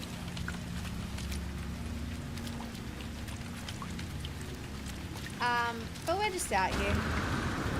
Look, there's my other beacon I accidentally dropped.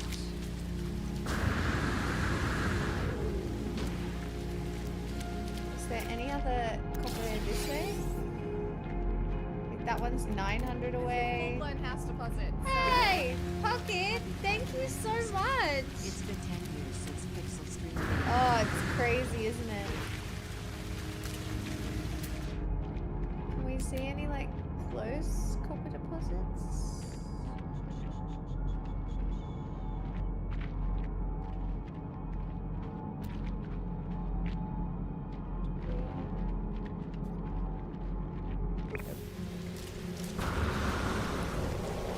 It's fine. When have you done something in the smartest way? That's rude.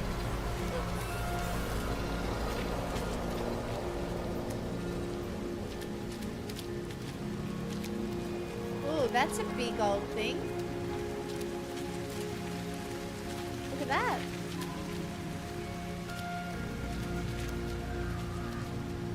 At least all of the creatures seem not too unfriendly. You reckon I can get up there? I think I have to go around the rock.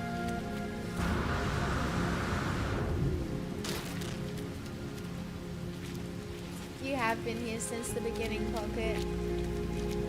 Very, very early days. Look at that, a spaceship.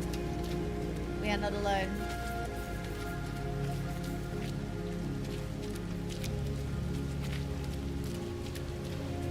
What's that shiny plant?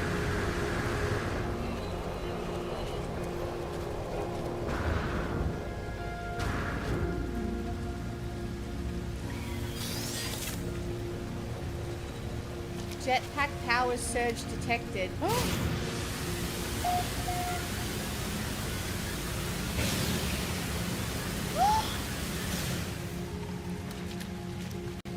Okay. Okay, that was so cool.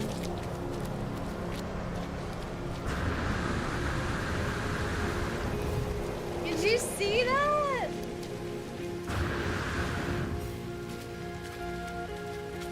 So, these little blue things.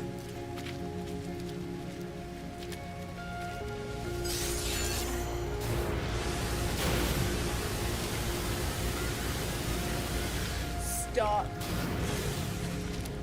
Stop it. That's so cool. That is a big pile of copper.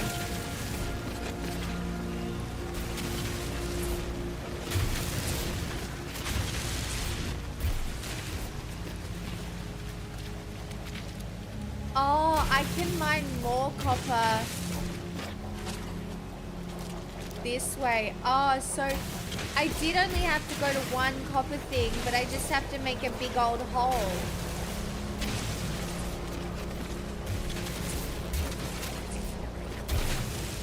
Who am I? Gina Reinhardt? Look at me. Oh, I can't stop myself. This is a disaster. Okay, I understand. So you don't just do it. Yeah, I know. Guys, I just mined in the most billionaire way. Like, look at this. Guys, I just made a hole. Process copper to create chromatic. Deploy refiner from the build menu.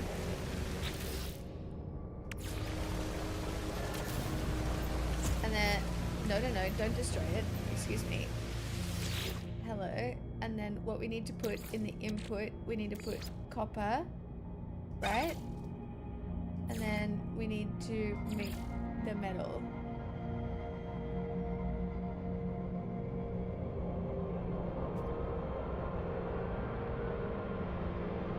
Wait.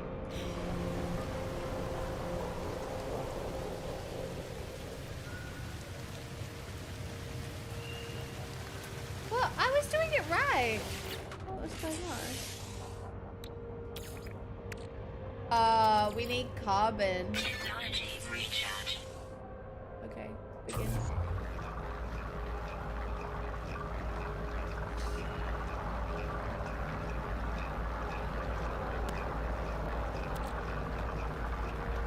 Well, we have enough. We can stop processing.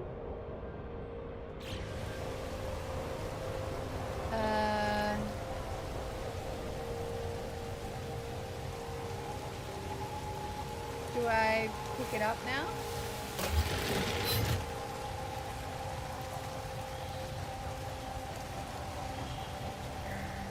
The base computer claims a site for construction. Find a suitable area and deploy the base.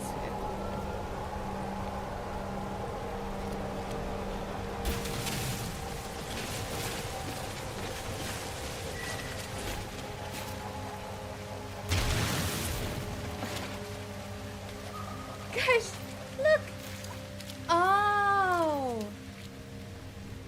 I can make my own caves to protect myself. That's cool.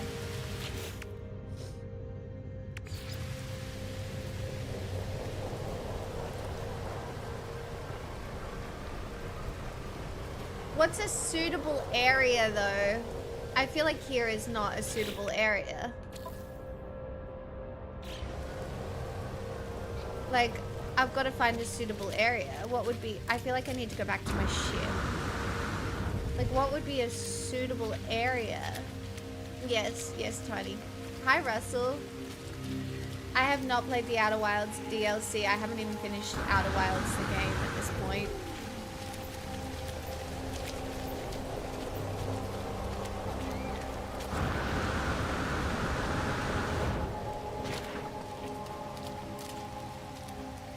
Something flat? Yeah. We'll go back to the ship. Going back to the ship feels smart.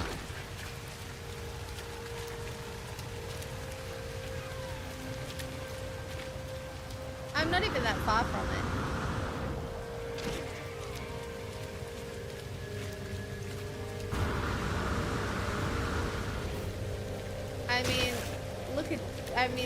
Look, there's a base down there just ready to go.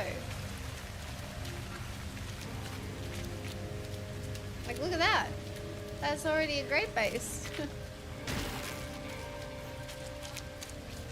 What's this over here? I don't think I've seen that before, have I?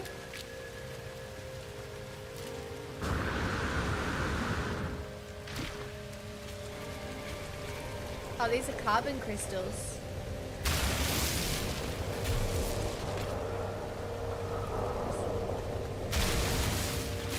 Cool.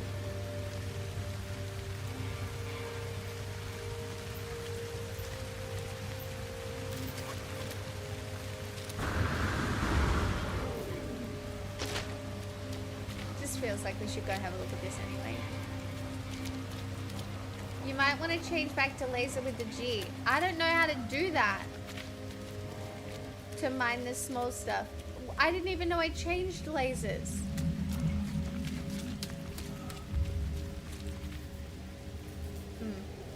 Should I be nervous? Maybe I don't do this. Maybe we build my little base like here. Or is that too close to that base?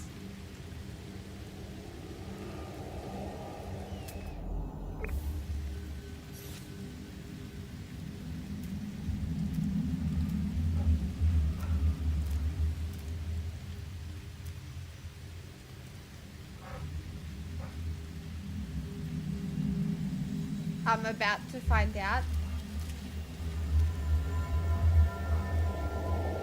Oh, it's just a very ominous little sound, you know? It's feeling ominous.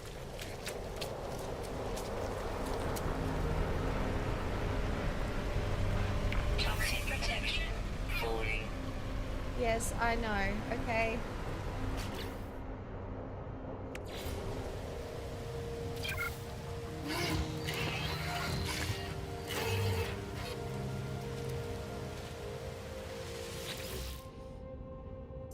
Searching cartographic archives. Universal Archive search reveals no prior claims on this site. Sonar test confirms the site is suitable for construction. Claim site. Oh.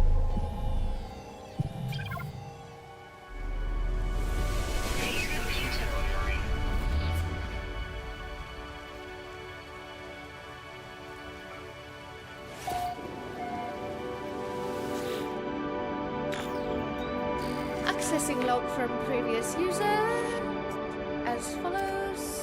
Storm sweeping across, but construction supplies low.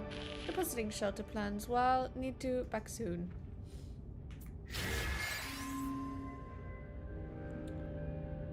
Oh, wow.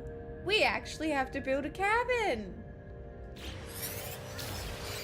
Construct bases as shelter from harsh environments. Expand your base by earning new construction blueprints. Return to your base to store and process items as you explore. You mean I get to keep my construct a shelter for protection against timber panels. Well, how am I building timber panels? Carbon.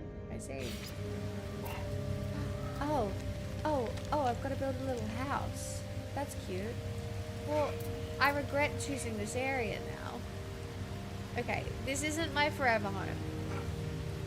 Alright?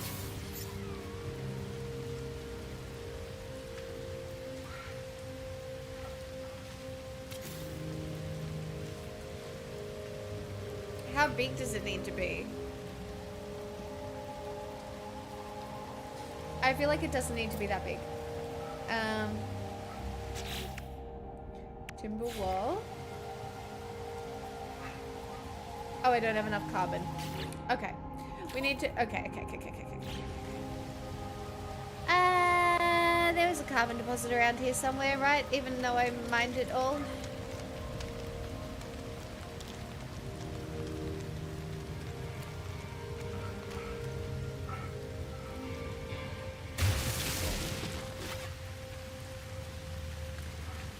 How do I go back to the other gun? Answer me that. Press G. Ah, okay, thank you.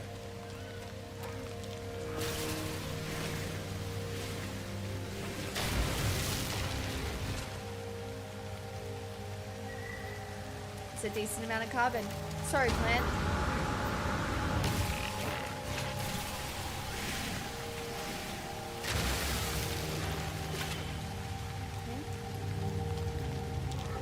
I feel bad for the plants. The mushrooms are cute.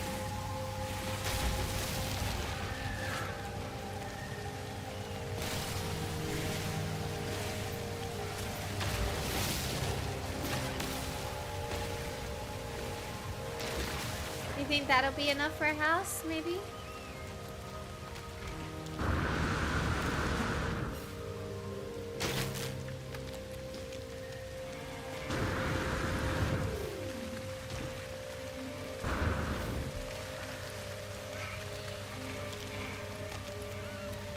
Probably need to fix my suit. How do I do that again? X, recharge equipment.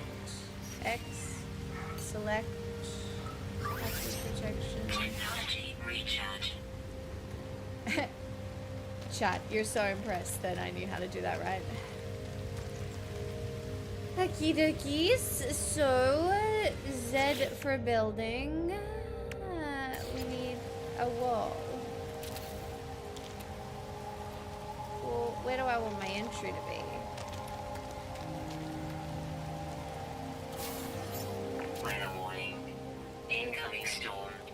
Well, great. That's... Base computer online.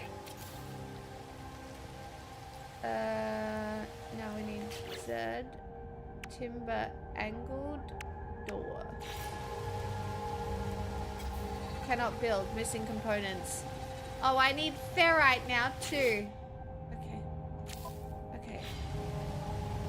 Okay, how did I get ferrite again? Stones. Excuse me. Is there a little rock here somewhere? Yep, here we go. Toxic protection. Falling. I need protection. Maybe I just go in here. What could possibly go wrong? Oh my god, I got a geode! Ah, no, hold on, I'm going inside.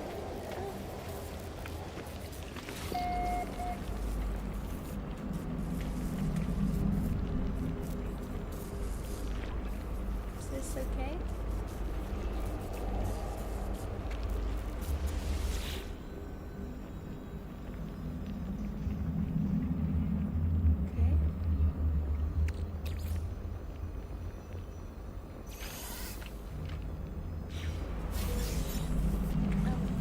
In there though. Life support gel? Okay. Cool. What else do we got? Just a whole lot of sodium. That's cool.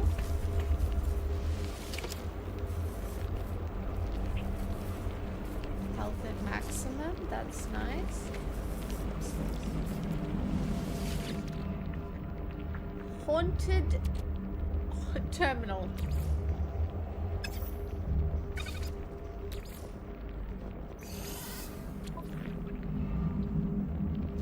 User identified, terminal now active, unlocking data log for analysis.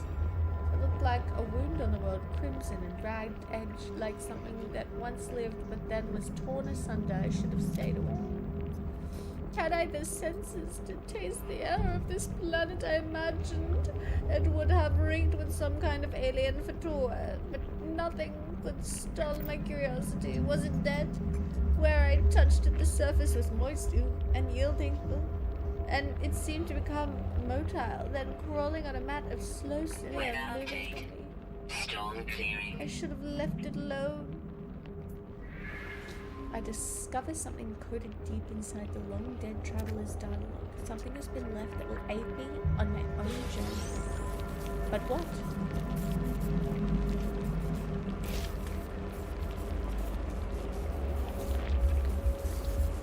Base computer log updated. Return to the base. Well, okay. Yes, but what does it mean?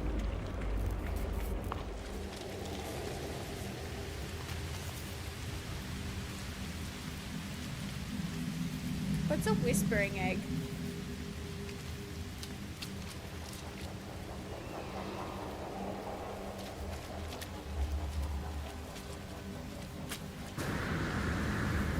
Oh look, my house that I'm building.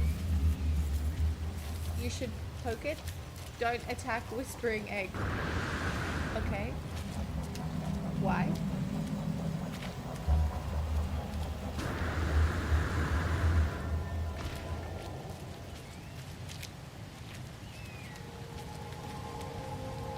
I didn't end up getting a rock, did I?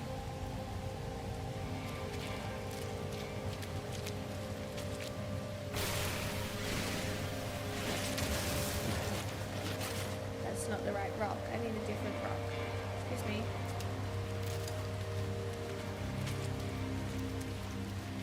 Ah.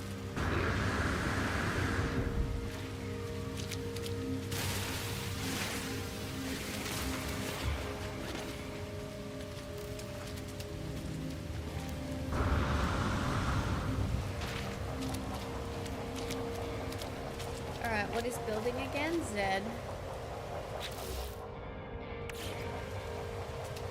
Oh, I need pure ferrite, which means I need to do the thing. Toxic protection falling.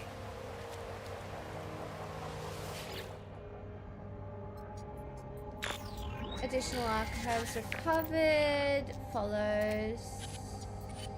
Salvage data. Plans log scanned indicate additional subterranean devices. Interesting.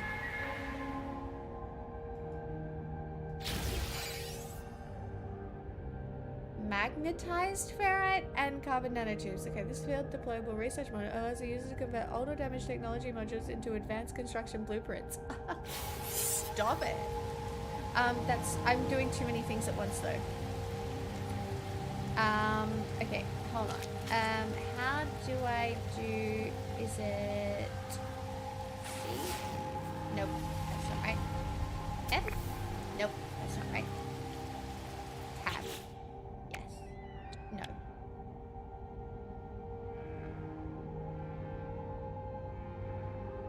No. How do I get the thing out? The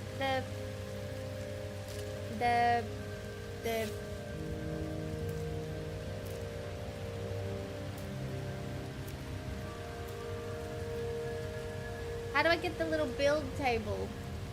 Oh, Z? Oh, yeah. Aha! Portable refiner. This is what I need. Thank y'all. You. Fuel supply. We'll just charge it up a little bit. And then we'll put the ferrite dust in here, like so, and then we will begin the output.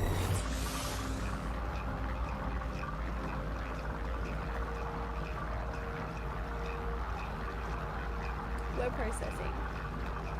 I figured this all out on my own, sort of. And then we'll take that and we'll put it in the exosuit. And then we escape, and then hopefully if we go Z and go back to building and we go timber and go door, we go bam, and then we have a cute little door. Now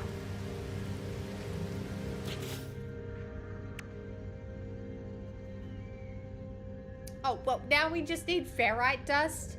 You're joking. Flat timber roof.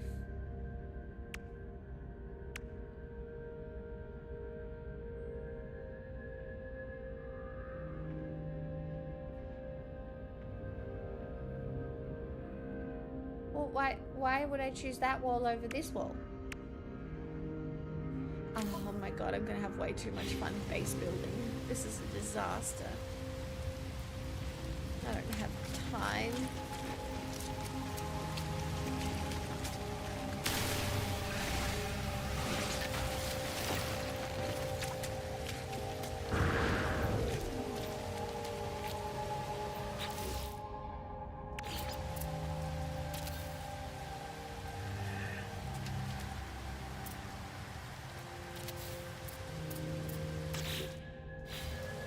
Okay.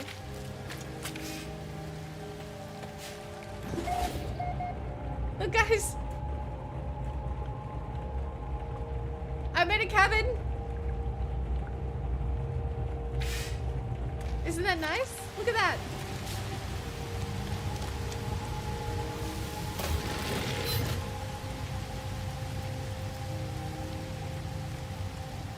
Okay, habitation program initializing construction research unit requires magnetized ferrite. Pure into the portable refiner's output. But like, do I want my portable refiner inside? You know what I mean? Or is that a bit silly? Is that not what I want?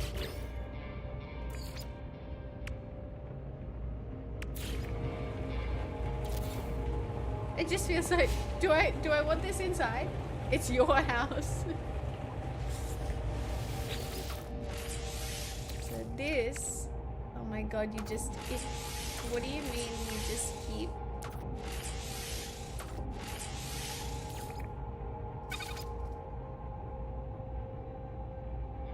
Oh no, fuel. Technology recharge. Magnetized ferrite?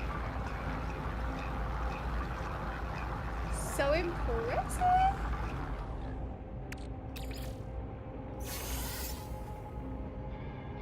Deploy a construction resource unit. Bam. I feel so safe in my little cabin. Diagnostics says users should recover salvage data from buried technology, equip and utilize, and okay.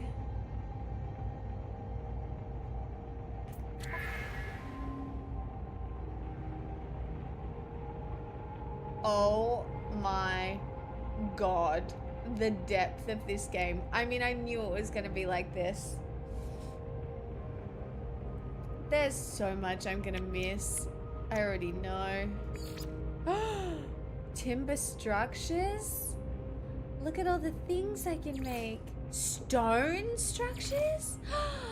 Alloy? Teleport module?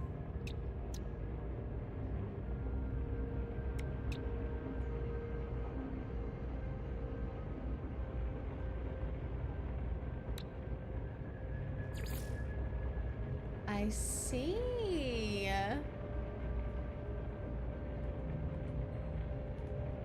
Okay. Explore the planet and locate buried technology. Recovered technology can be spent on new construction parts. Use the zone to locate. Cycle multi-tool modes with G. Okay, I guess that becomes important, right? Okay, so how do I swap to the other mode?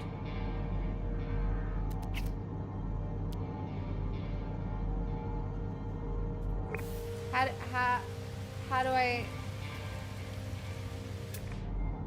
or will this be buried technology?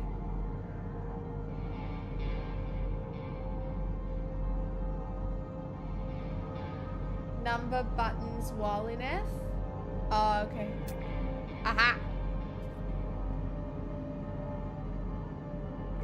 Location service unavailable, but why?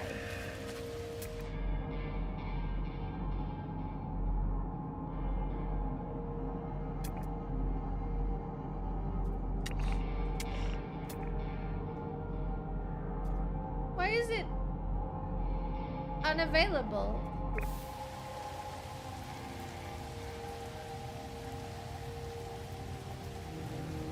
Analysis is the mode you want anyway? Oh, okay.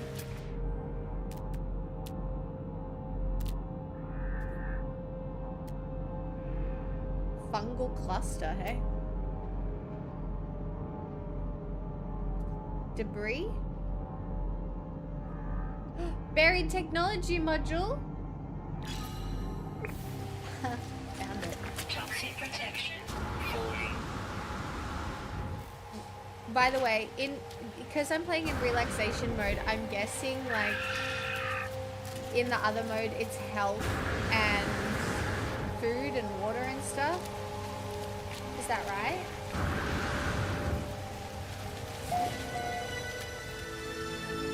Area discovered. Cute.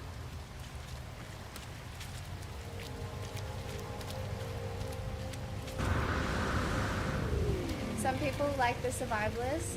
Mostly costs go up and damage multipliers. I see.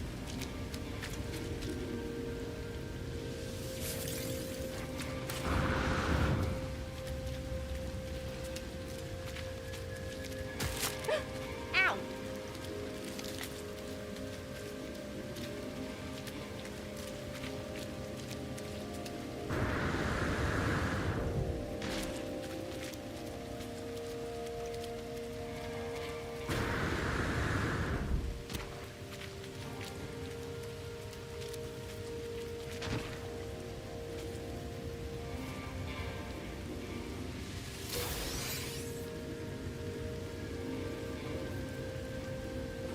That was hidden.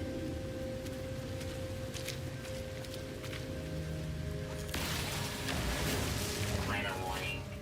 Incoming storm.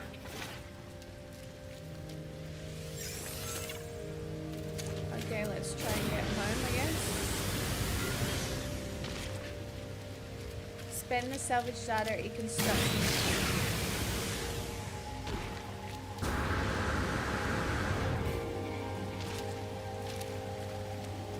Or construct a new one from the we can go back to my unit. That's fine. Just gotta get home. We'll get there. I'm not stressed. My plane's there, my home's over there, it's fine. It's not a big deal. We'll make it. Yes, yes, yes, I know, it's so toxic. I know, it's gonna be fine. Hold on. There are 18 quintillion more planets. That's a lot of planets. I'm guessing like they're RNG generated or something. This is definitely not my forever home. This is just my starter home. You know, this is the house I bought as a boomer. Toxic protection. Stabilizing. Look at me! Look at my nice little home! Look at some protection. Oh, this is so nice. Okay.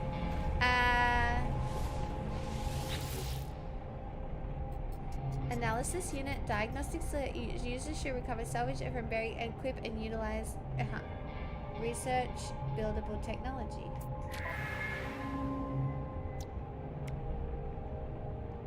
Cost to salvage data.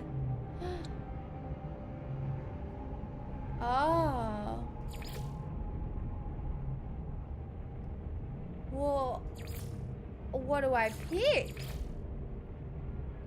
I kind of want to do the teleport. Fuck it. Like, of course the teleport. A personal teleport device allowing the user to move quickly between their constructed bases as well as any space station terminuses connected to their network.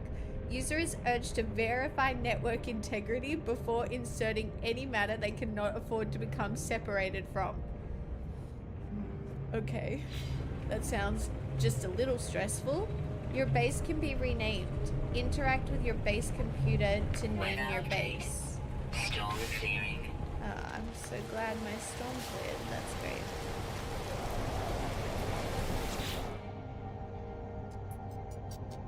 Base auto power enabled. Caption your base screenshot. No thanks.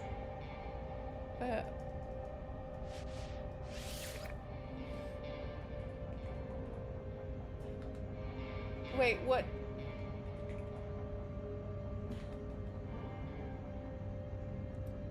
Pixel's penthouse? No, this is like my little starter home. It needs to be like little log. It's little log. Alright, that's what it is. Alright, it's little log.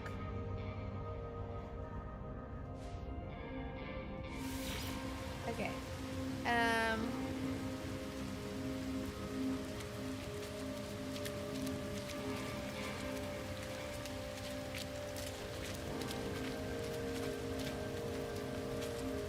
I need a rock.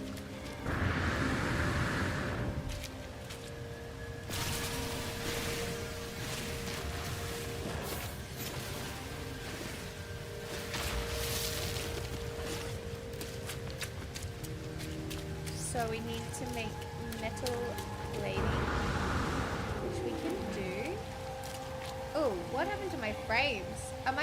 Do my frames look bad on stream?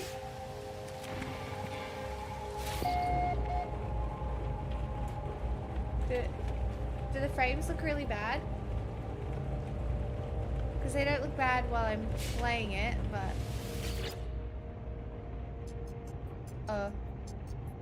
Wait, this is not how to do this. They are low? I wonder if my computer's had enough. That wouldn't be right, would it? The frames in OBS look really shit.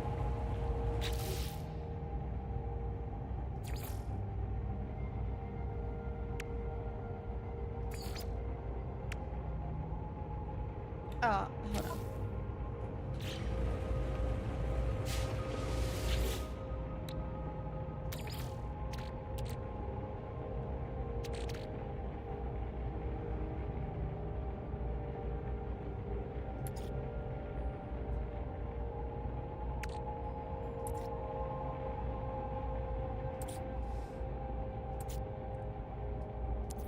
How do I make metal plating again?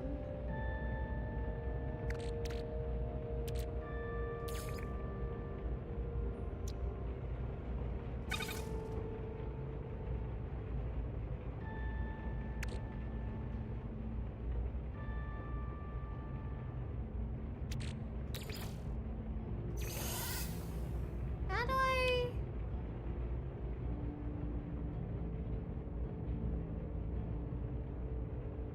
How do I make metal plating again, chat?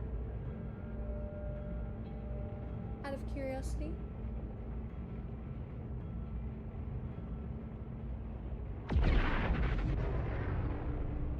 In my inventory. Ah.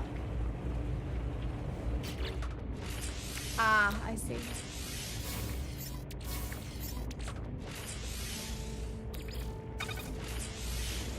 Ah! I've got to do more. Hold on. E.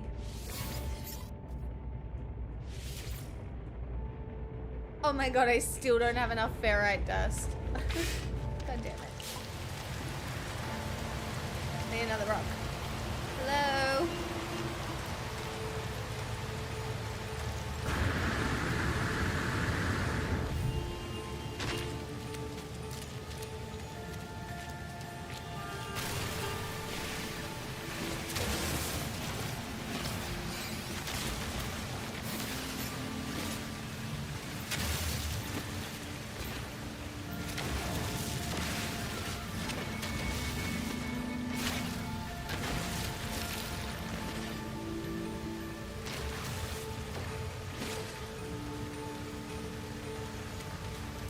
How interesting. Ah, no, not the sentinel. I swear I'm not mining badly. I swear. I'm only taking what I need.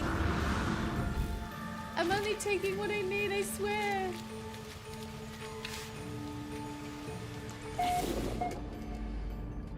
Oh. Incorrect. Incorrect. This way.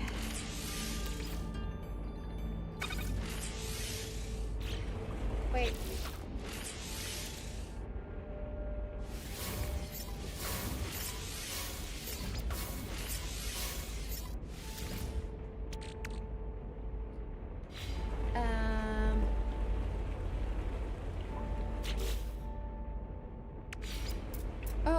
Oh my god, it's a Stargate! Where do I want to put my Stargate?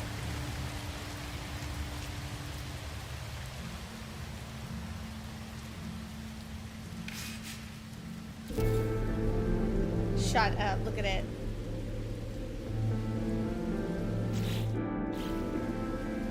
I have a Stargate.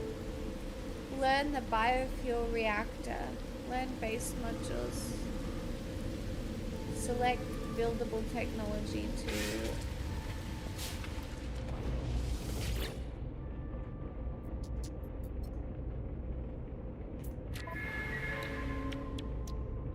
biofuel reactor. Cost 1 salvaged data or a save beacon.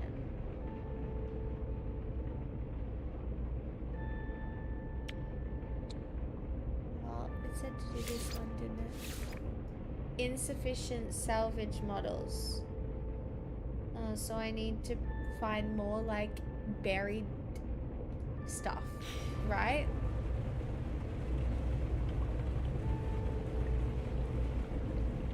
So I need to come out here and go like F.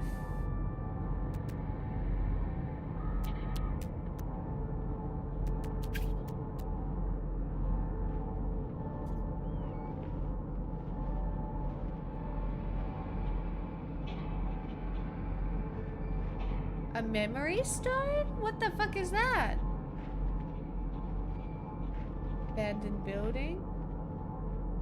Ancient data structure? Yeah. Isn't it buried technology or something that I need?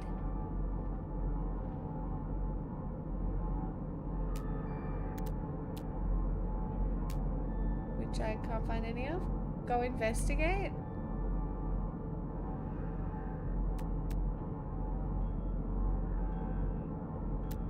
What should I investigate?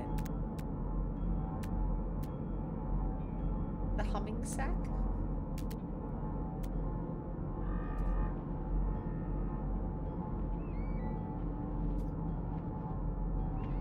Let's go to the memory stone. That feels fun.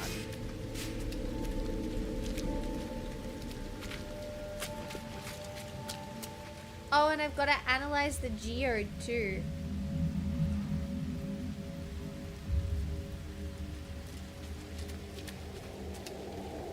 How do I analyze the geode? Toxic protection falling.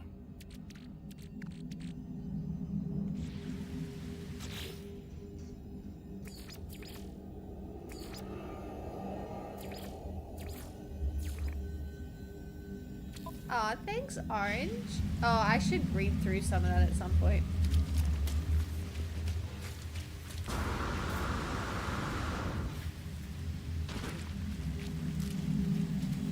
Look, the astronauts landed today.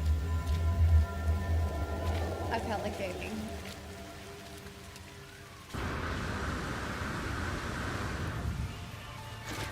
I'll do... Huh. Setting out! Look at me! Okay. Wow.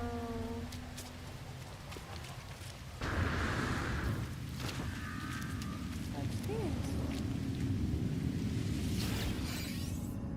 New building part learned. Ruined totem.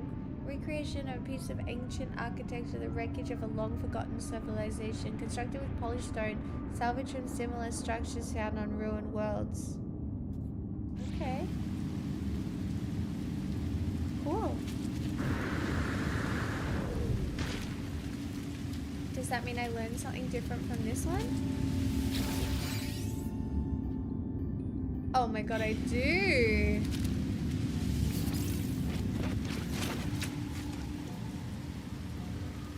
What are these? Look at the balls!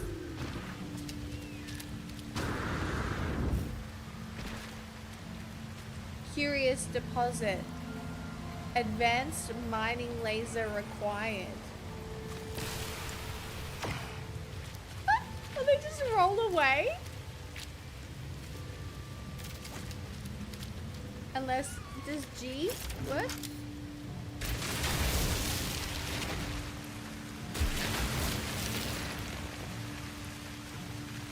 I don't think that worked.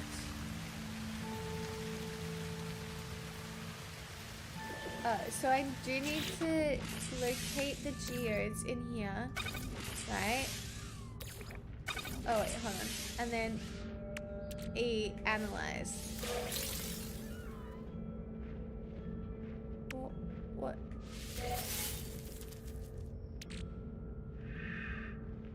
Well, then what happened?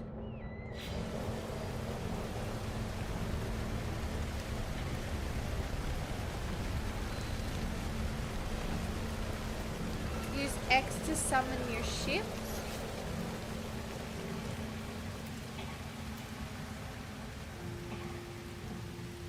Huh?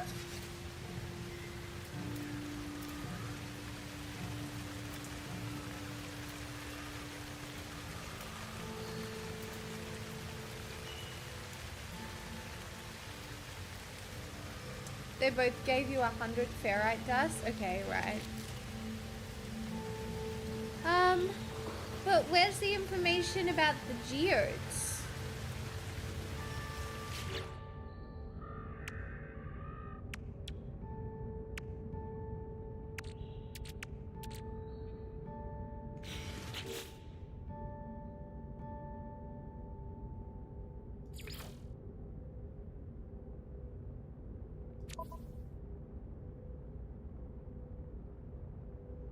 I discovered 5.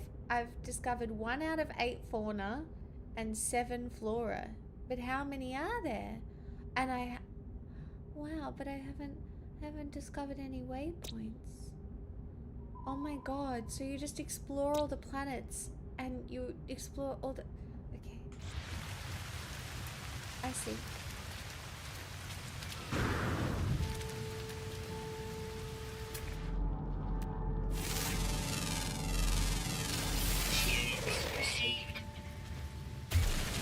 Oops.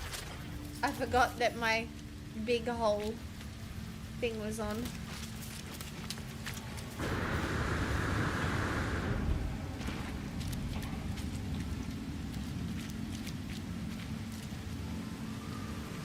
Abandoned fragment. Well, we haven't scanned one of these yet.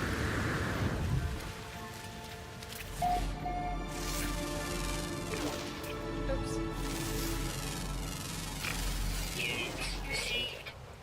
Gotcha.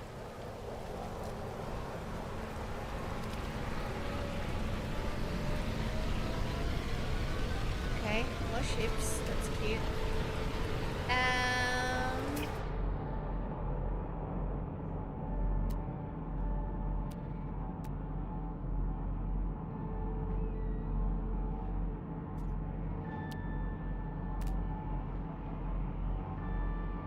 Ancient data structure? Thoughts? YOLO? Excuse me, what are you? Oh, you're that thing.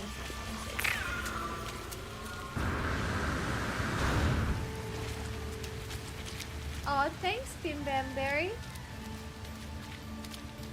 Yeah, is the game FPS just really bad? It's fine here, but I don't think OBS is coping.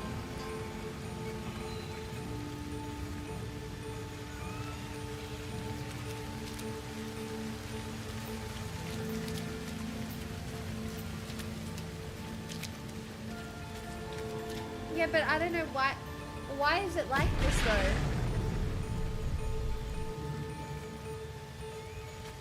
Yeah, but it shouldn't be like this. Let me just have a look at like CPU and stuff. Control delete.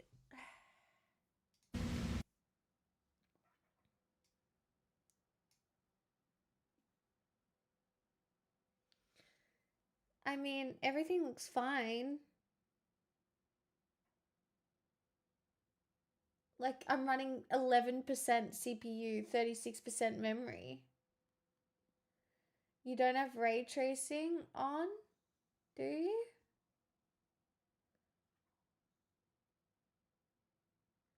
The stream itself is fine out of OBS. We're getting a smooth 60, but the game looks fine to me. Is it just because of I'm using game capture? I could use window capture instead. Yeah, but I have a brand new PC. Like, this should be fine.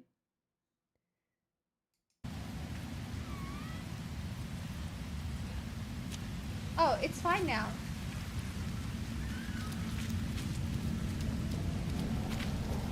It just needed a break. It's fine now. Look. What the? Well, explain that.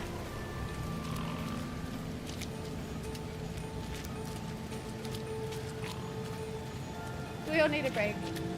Must have had a game hook issue. Oh, look! Buried technology module! Yes! Great news. Damaged machinery. Gotta take the viscous fluids out. Nanites received? Okay.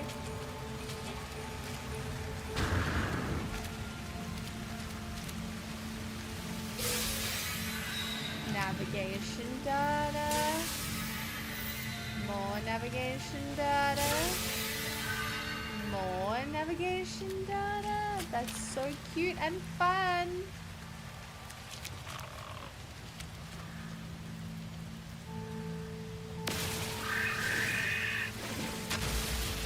Sometimes you just see a rock and you gotta do it. Okay, well, what else is there to explore? Fungal cluster? Should we just go there? Off we go. We're going to go to the fungal cluster because we can. Who doesn't want to go for a little adventure to a fungal cluster?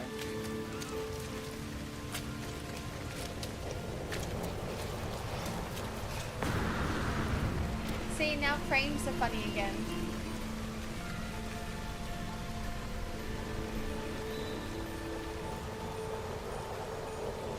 I think the laser breaks the game FPS.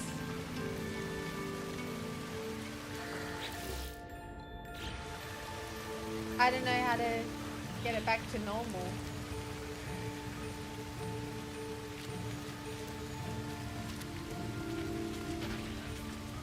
Try changing how we capture it. Okay, hold on.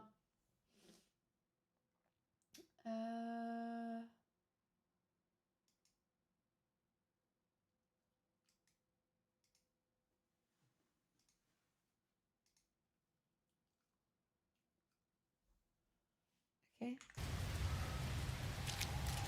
Oh, guys, display capture anyone?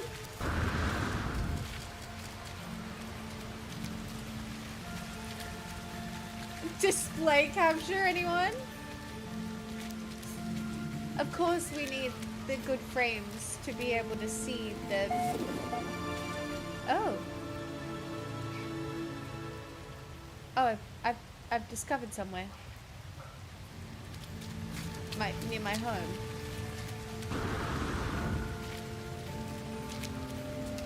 Oh, this is so much better. Unidentified plant.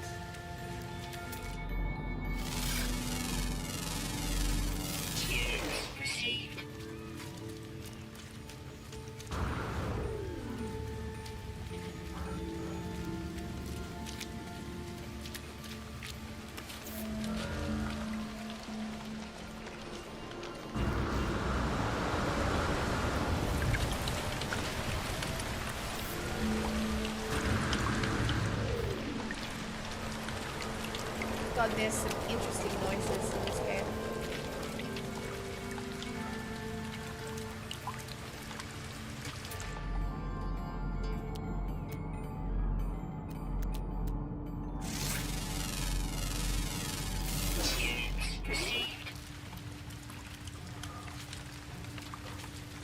What did you change? I didn't see. I went from game capture to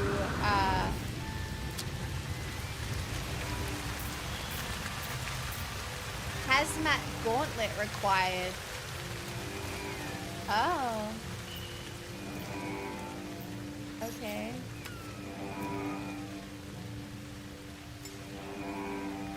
Mining beam. Technology recharge. Okay, so there's not really anything to be done here. Oh. That's the beacon.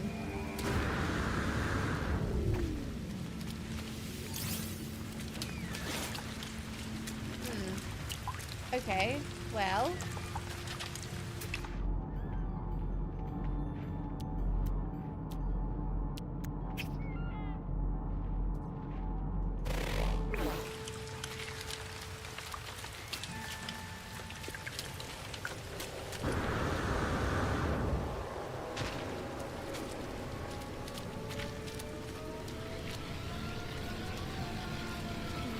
It's scary now, it's nighttime.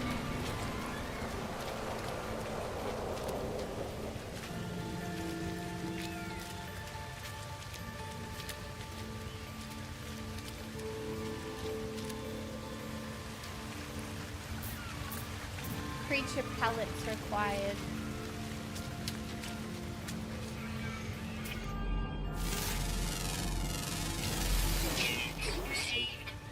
A new creature?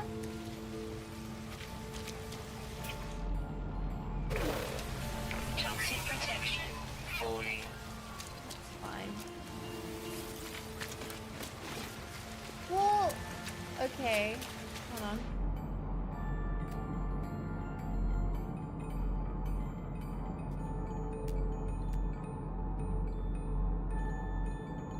Another memory stone? Or are they the memory stones that I already went to?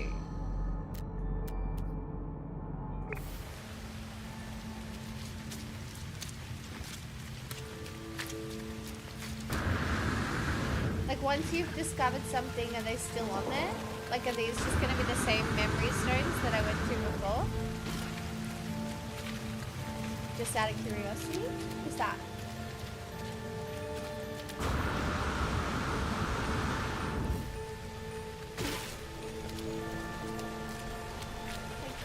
Sorry, I don't have pallets for you yet. New mems?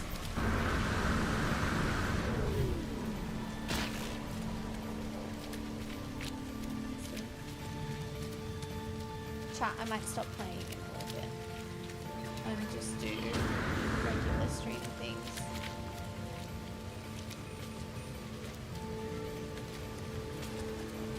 New memory stone. But at least I've got the part now so I can build the thing.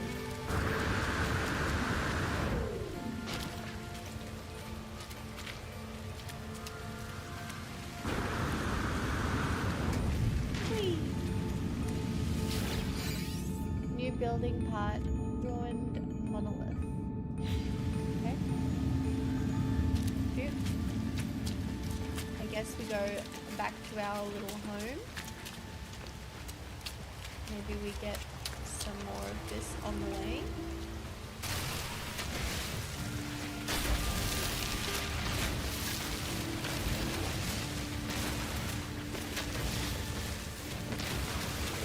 Probably have to build stuff, so. Ah, look, we're right here. Oh, look, the Stargate! It's so cute!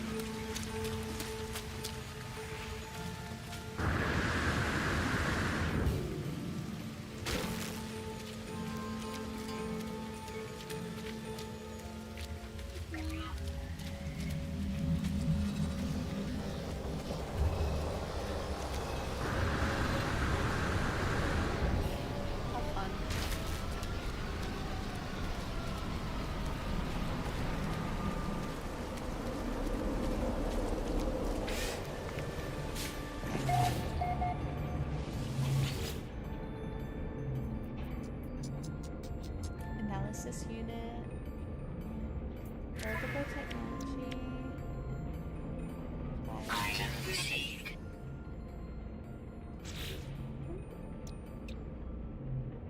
So, and we can make now, right? So we hello, darling.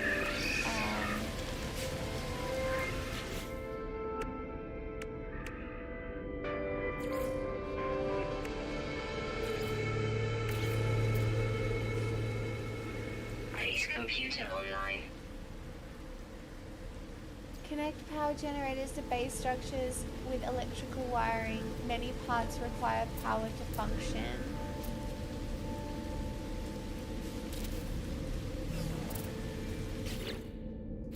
Okay. Grid status not connected.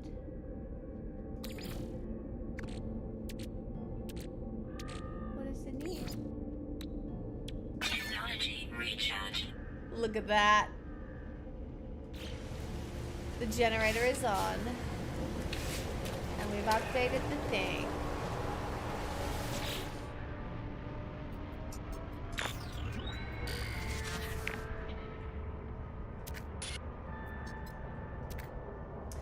Scanner detected unusual broadcast repeating 16 from the space station. Warning, end of the base computer archives have reached the end. It seems there is nothing more I will learn from them. My predecessor appears to have left their base and headed to the space station.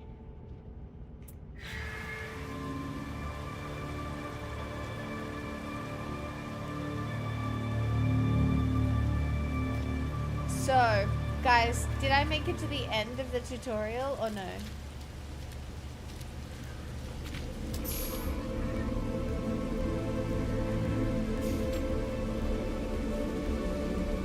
No.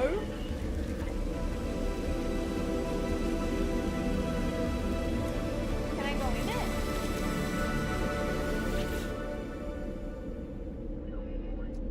Oh. Oh no. Oh wait. I have to fly there. I see. I have to fly there?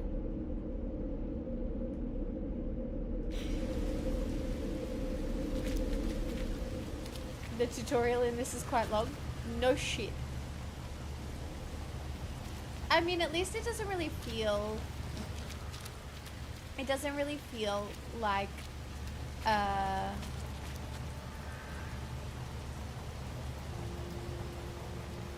Toxic protection. It doesn't feel so much like a tutorial.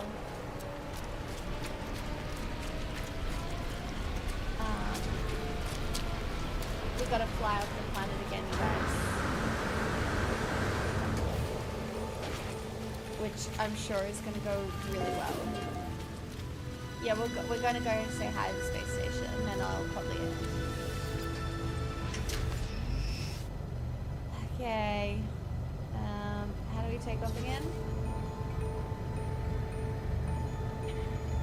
Oh yeah, it's shift. Hold W to take off.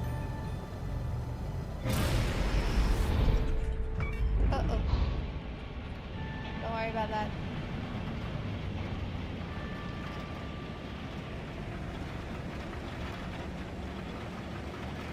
That sounds interesting. Space station. Elect.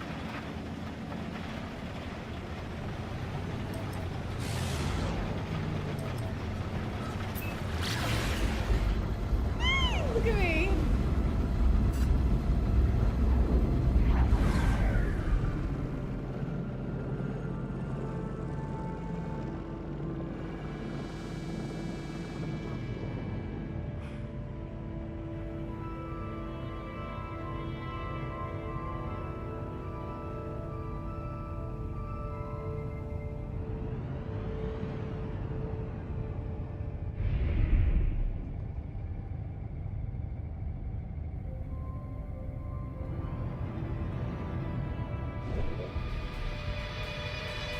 Honey, I'm home.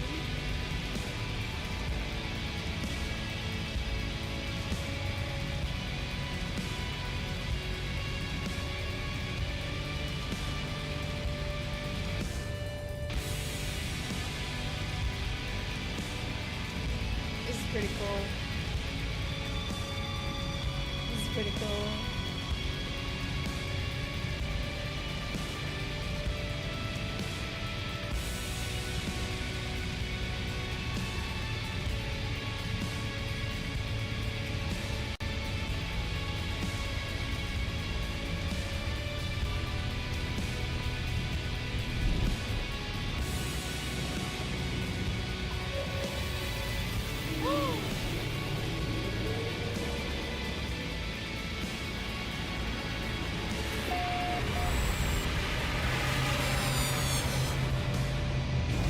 Stop it.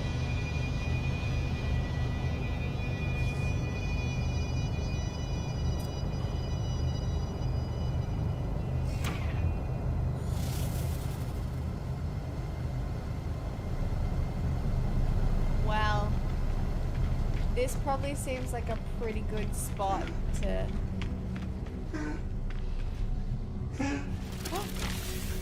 Oh god, what have I done?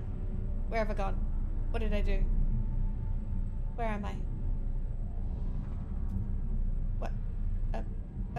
Okay. Corvette workshop? Okay.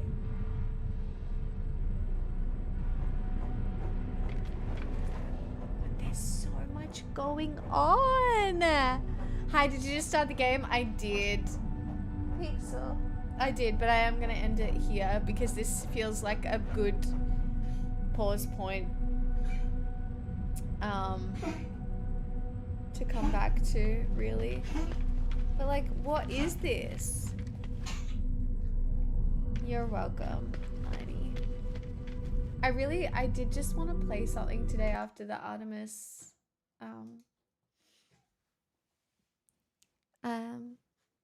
you know, the Artemis thingy. Hold on.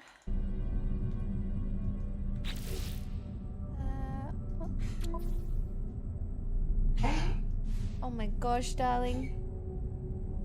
That's a big cough. You don't need to cough like that. It's okay. Quit the desktop. Your game was last saved 35 seconds ago. Yes, that's fine. Almost makes me want to install it and see what I've missed since I last played. Well, Strawman was just saying that there's like Pokemon battles now. You can have like hologram battles or something, but I don't even know where I'm going. Like, I truly don't know what's gonna. I'm pretty blind. Like,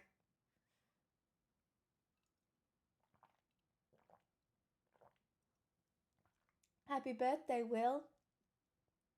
Don't sigh. Happens to us all.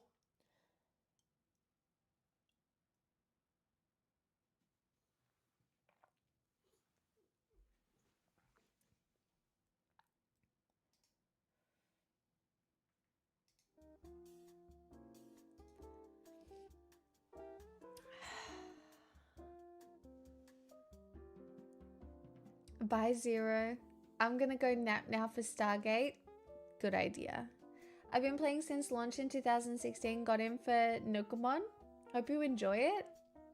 Well, I don't get a lot of time to play video games anymore, but that was pretty fun. It has, so I've 100%ed Subnautica, and the vibes are similar, but I do think I could get around building a space base. Didn't notice the wicked cool sweater. Yeah, it seemed like the only appropriate clothing choice for today, you know?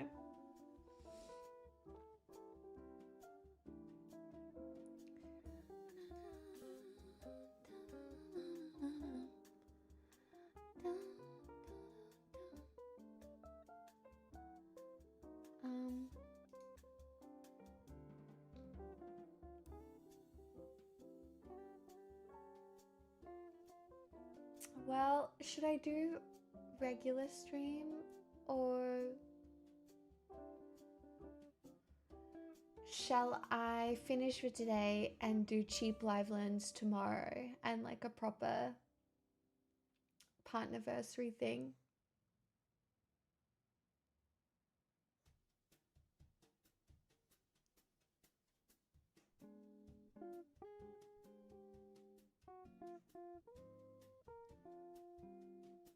I don't know. Returning to gaming roots, just for a little fun. 6 hours is enough though. You have energy for tomorrow if you stay on? Probably not. It's a bit of a weird day.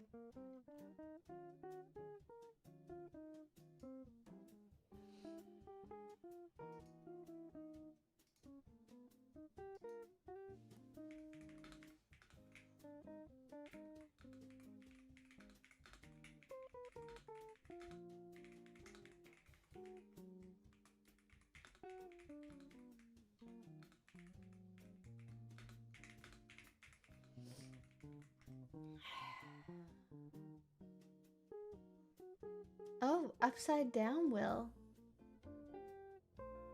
Oh, thanks, Damon.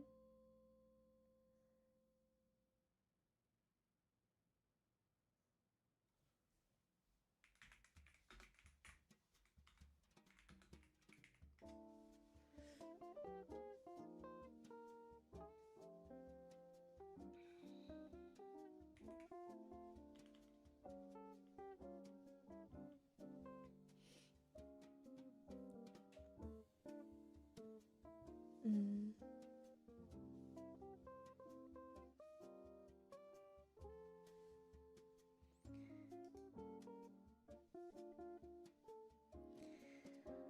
Okay, I'm gonna go rest, I think. And come back tomorrow.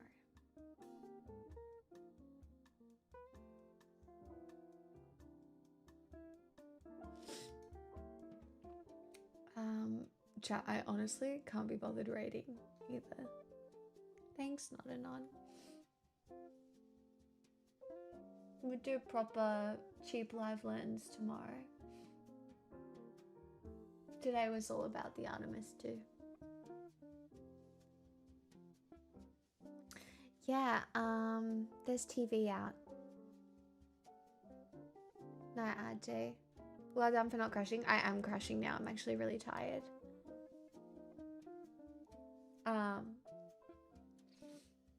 Thanks, Babster.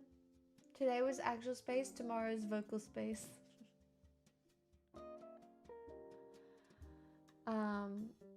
Yeah, I'm actually really sleepy. That was crazy.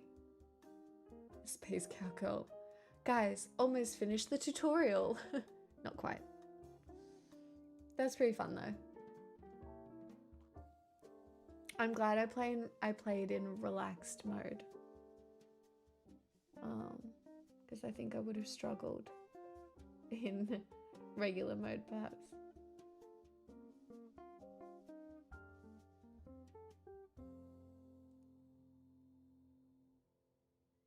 It's a good game, just lots of things to learn. Yeah.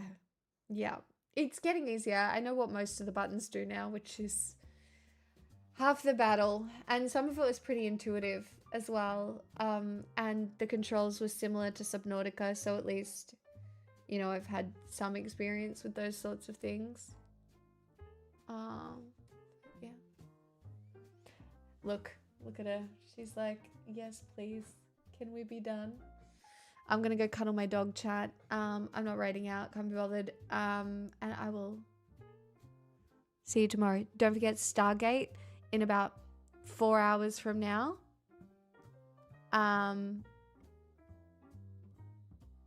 In Discord. There will be a ping.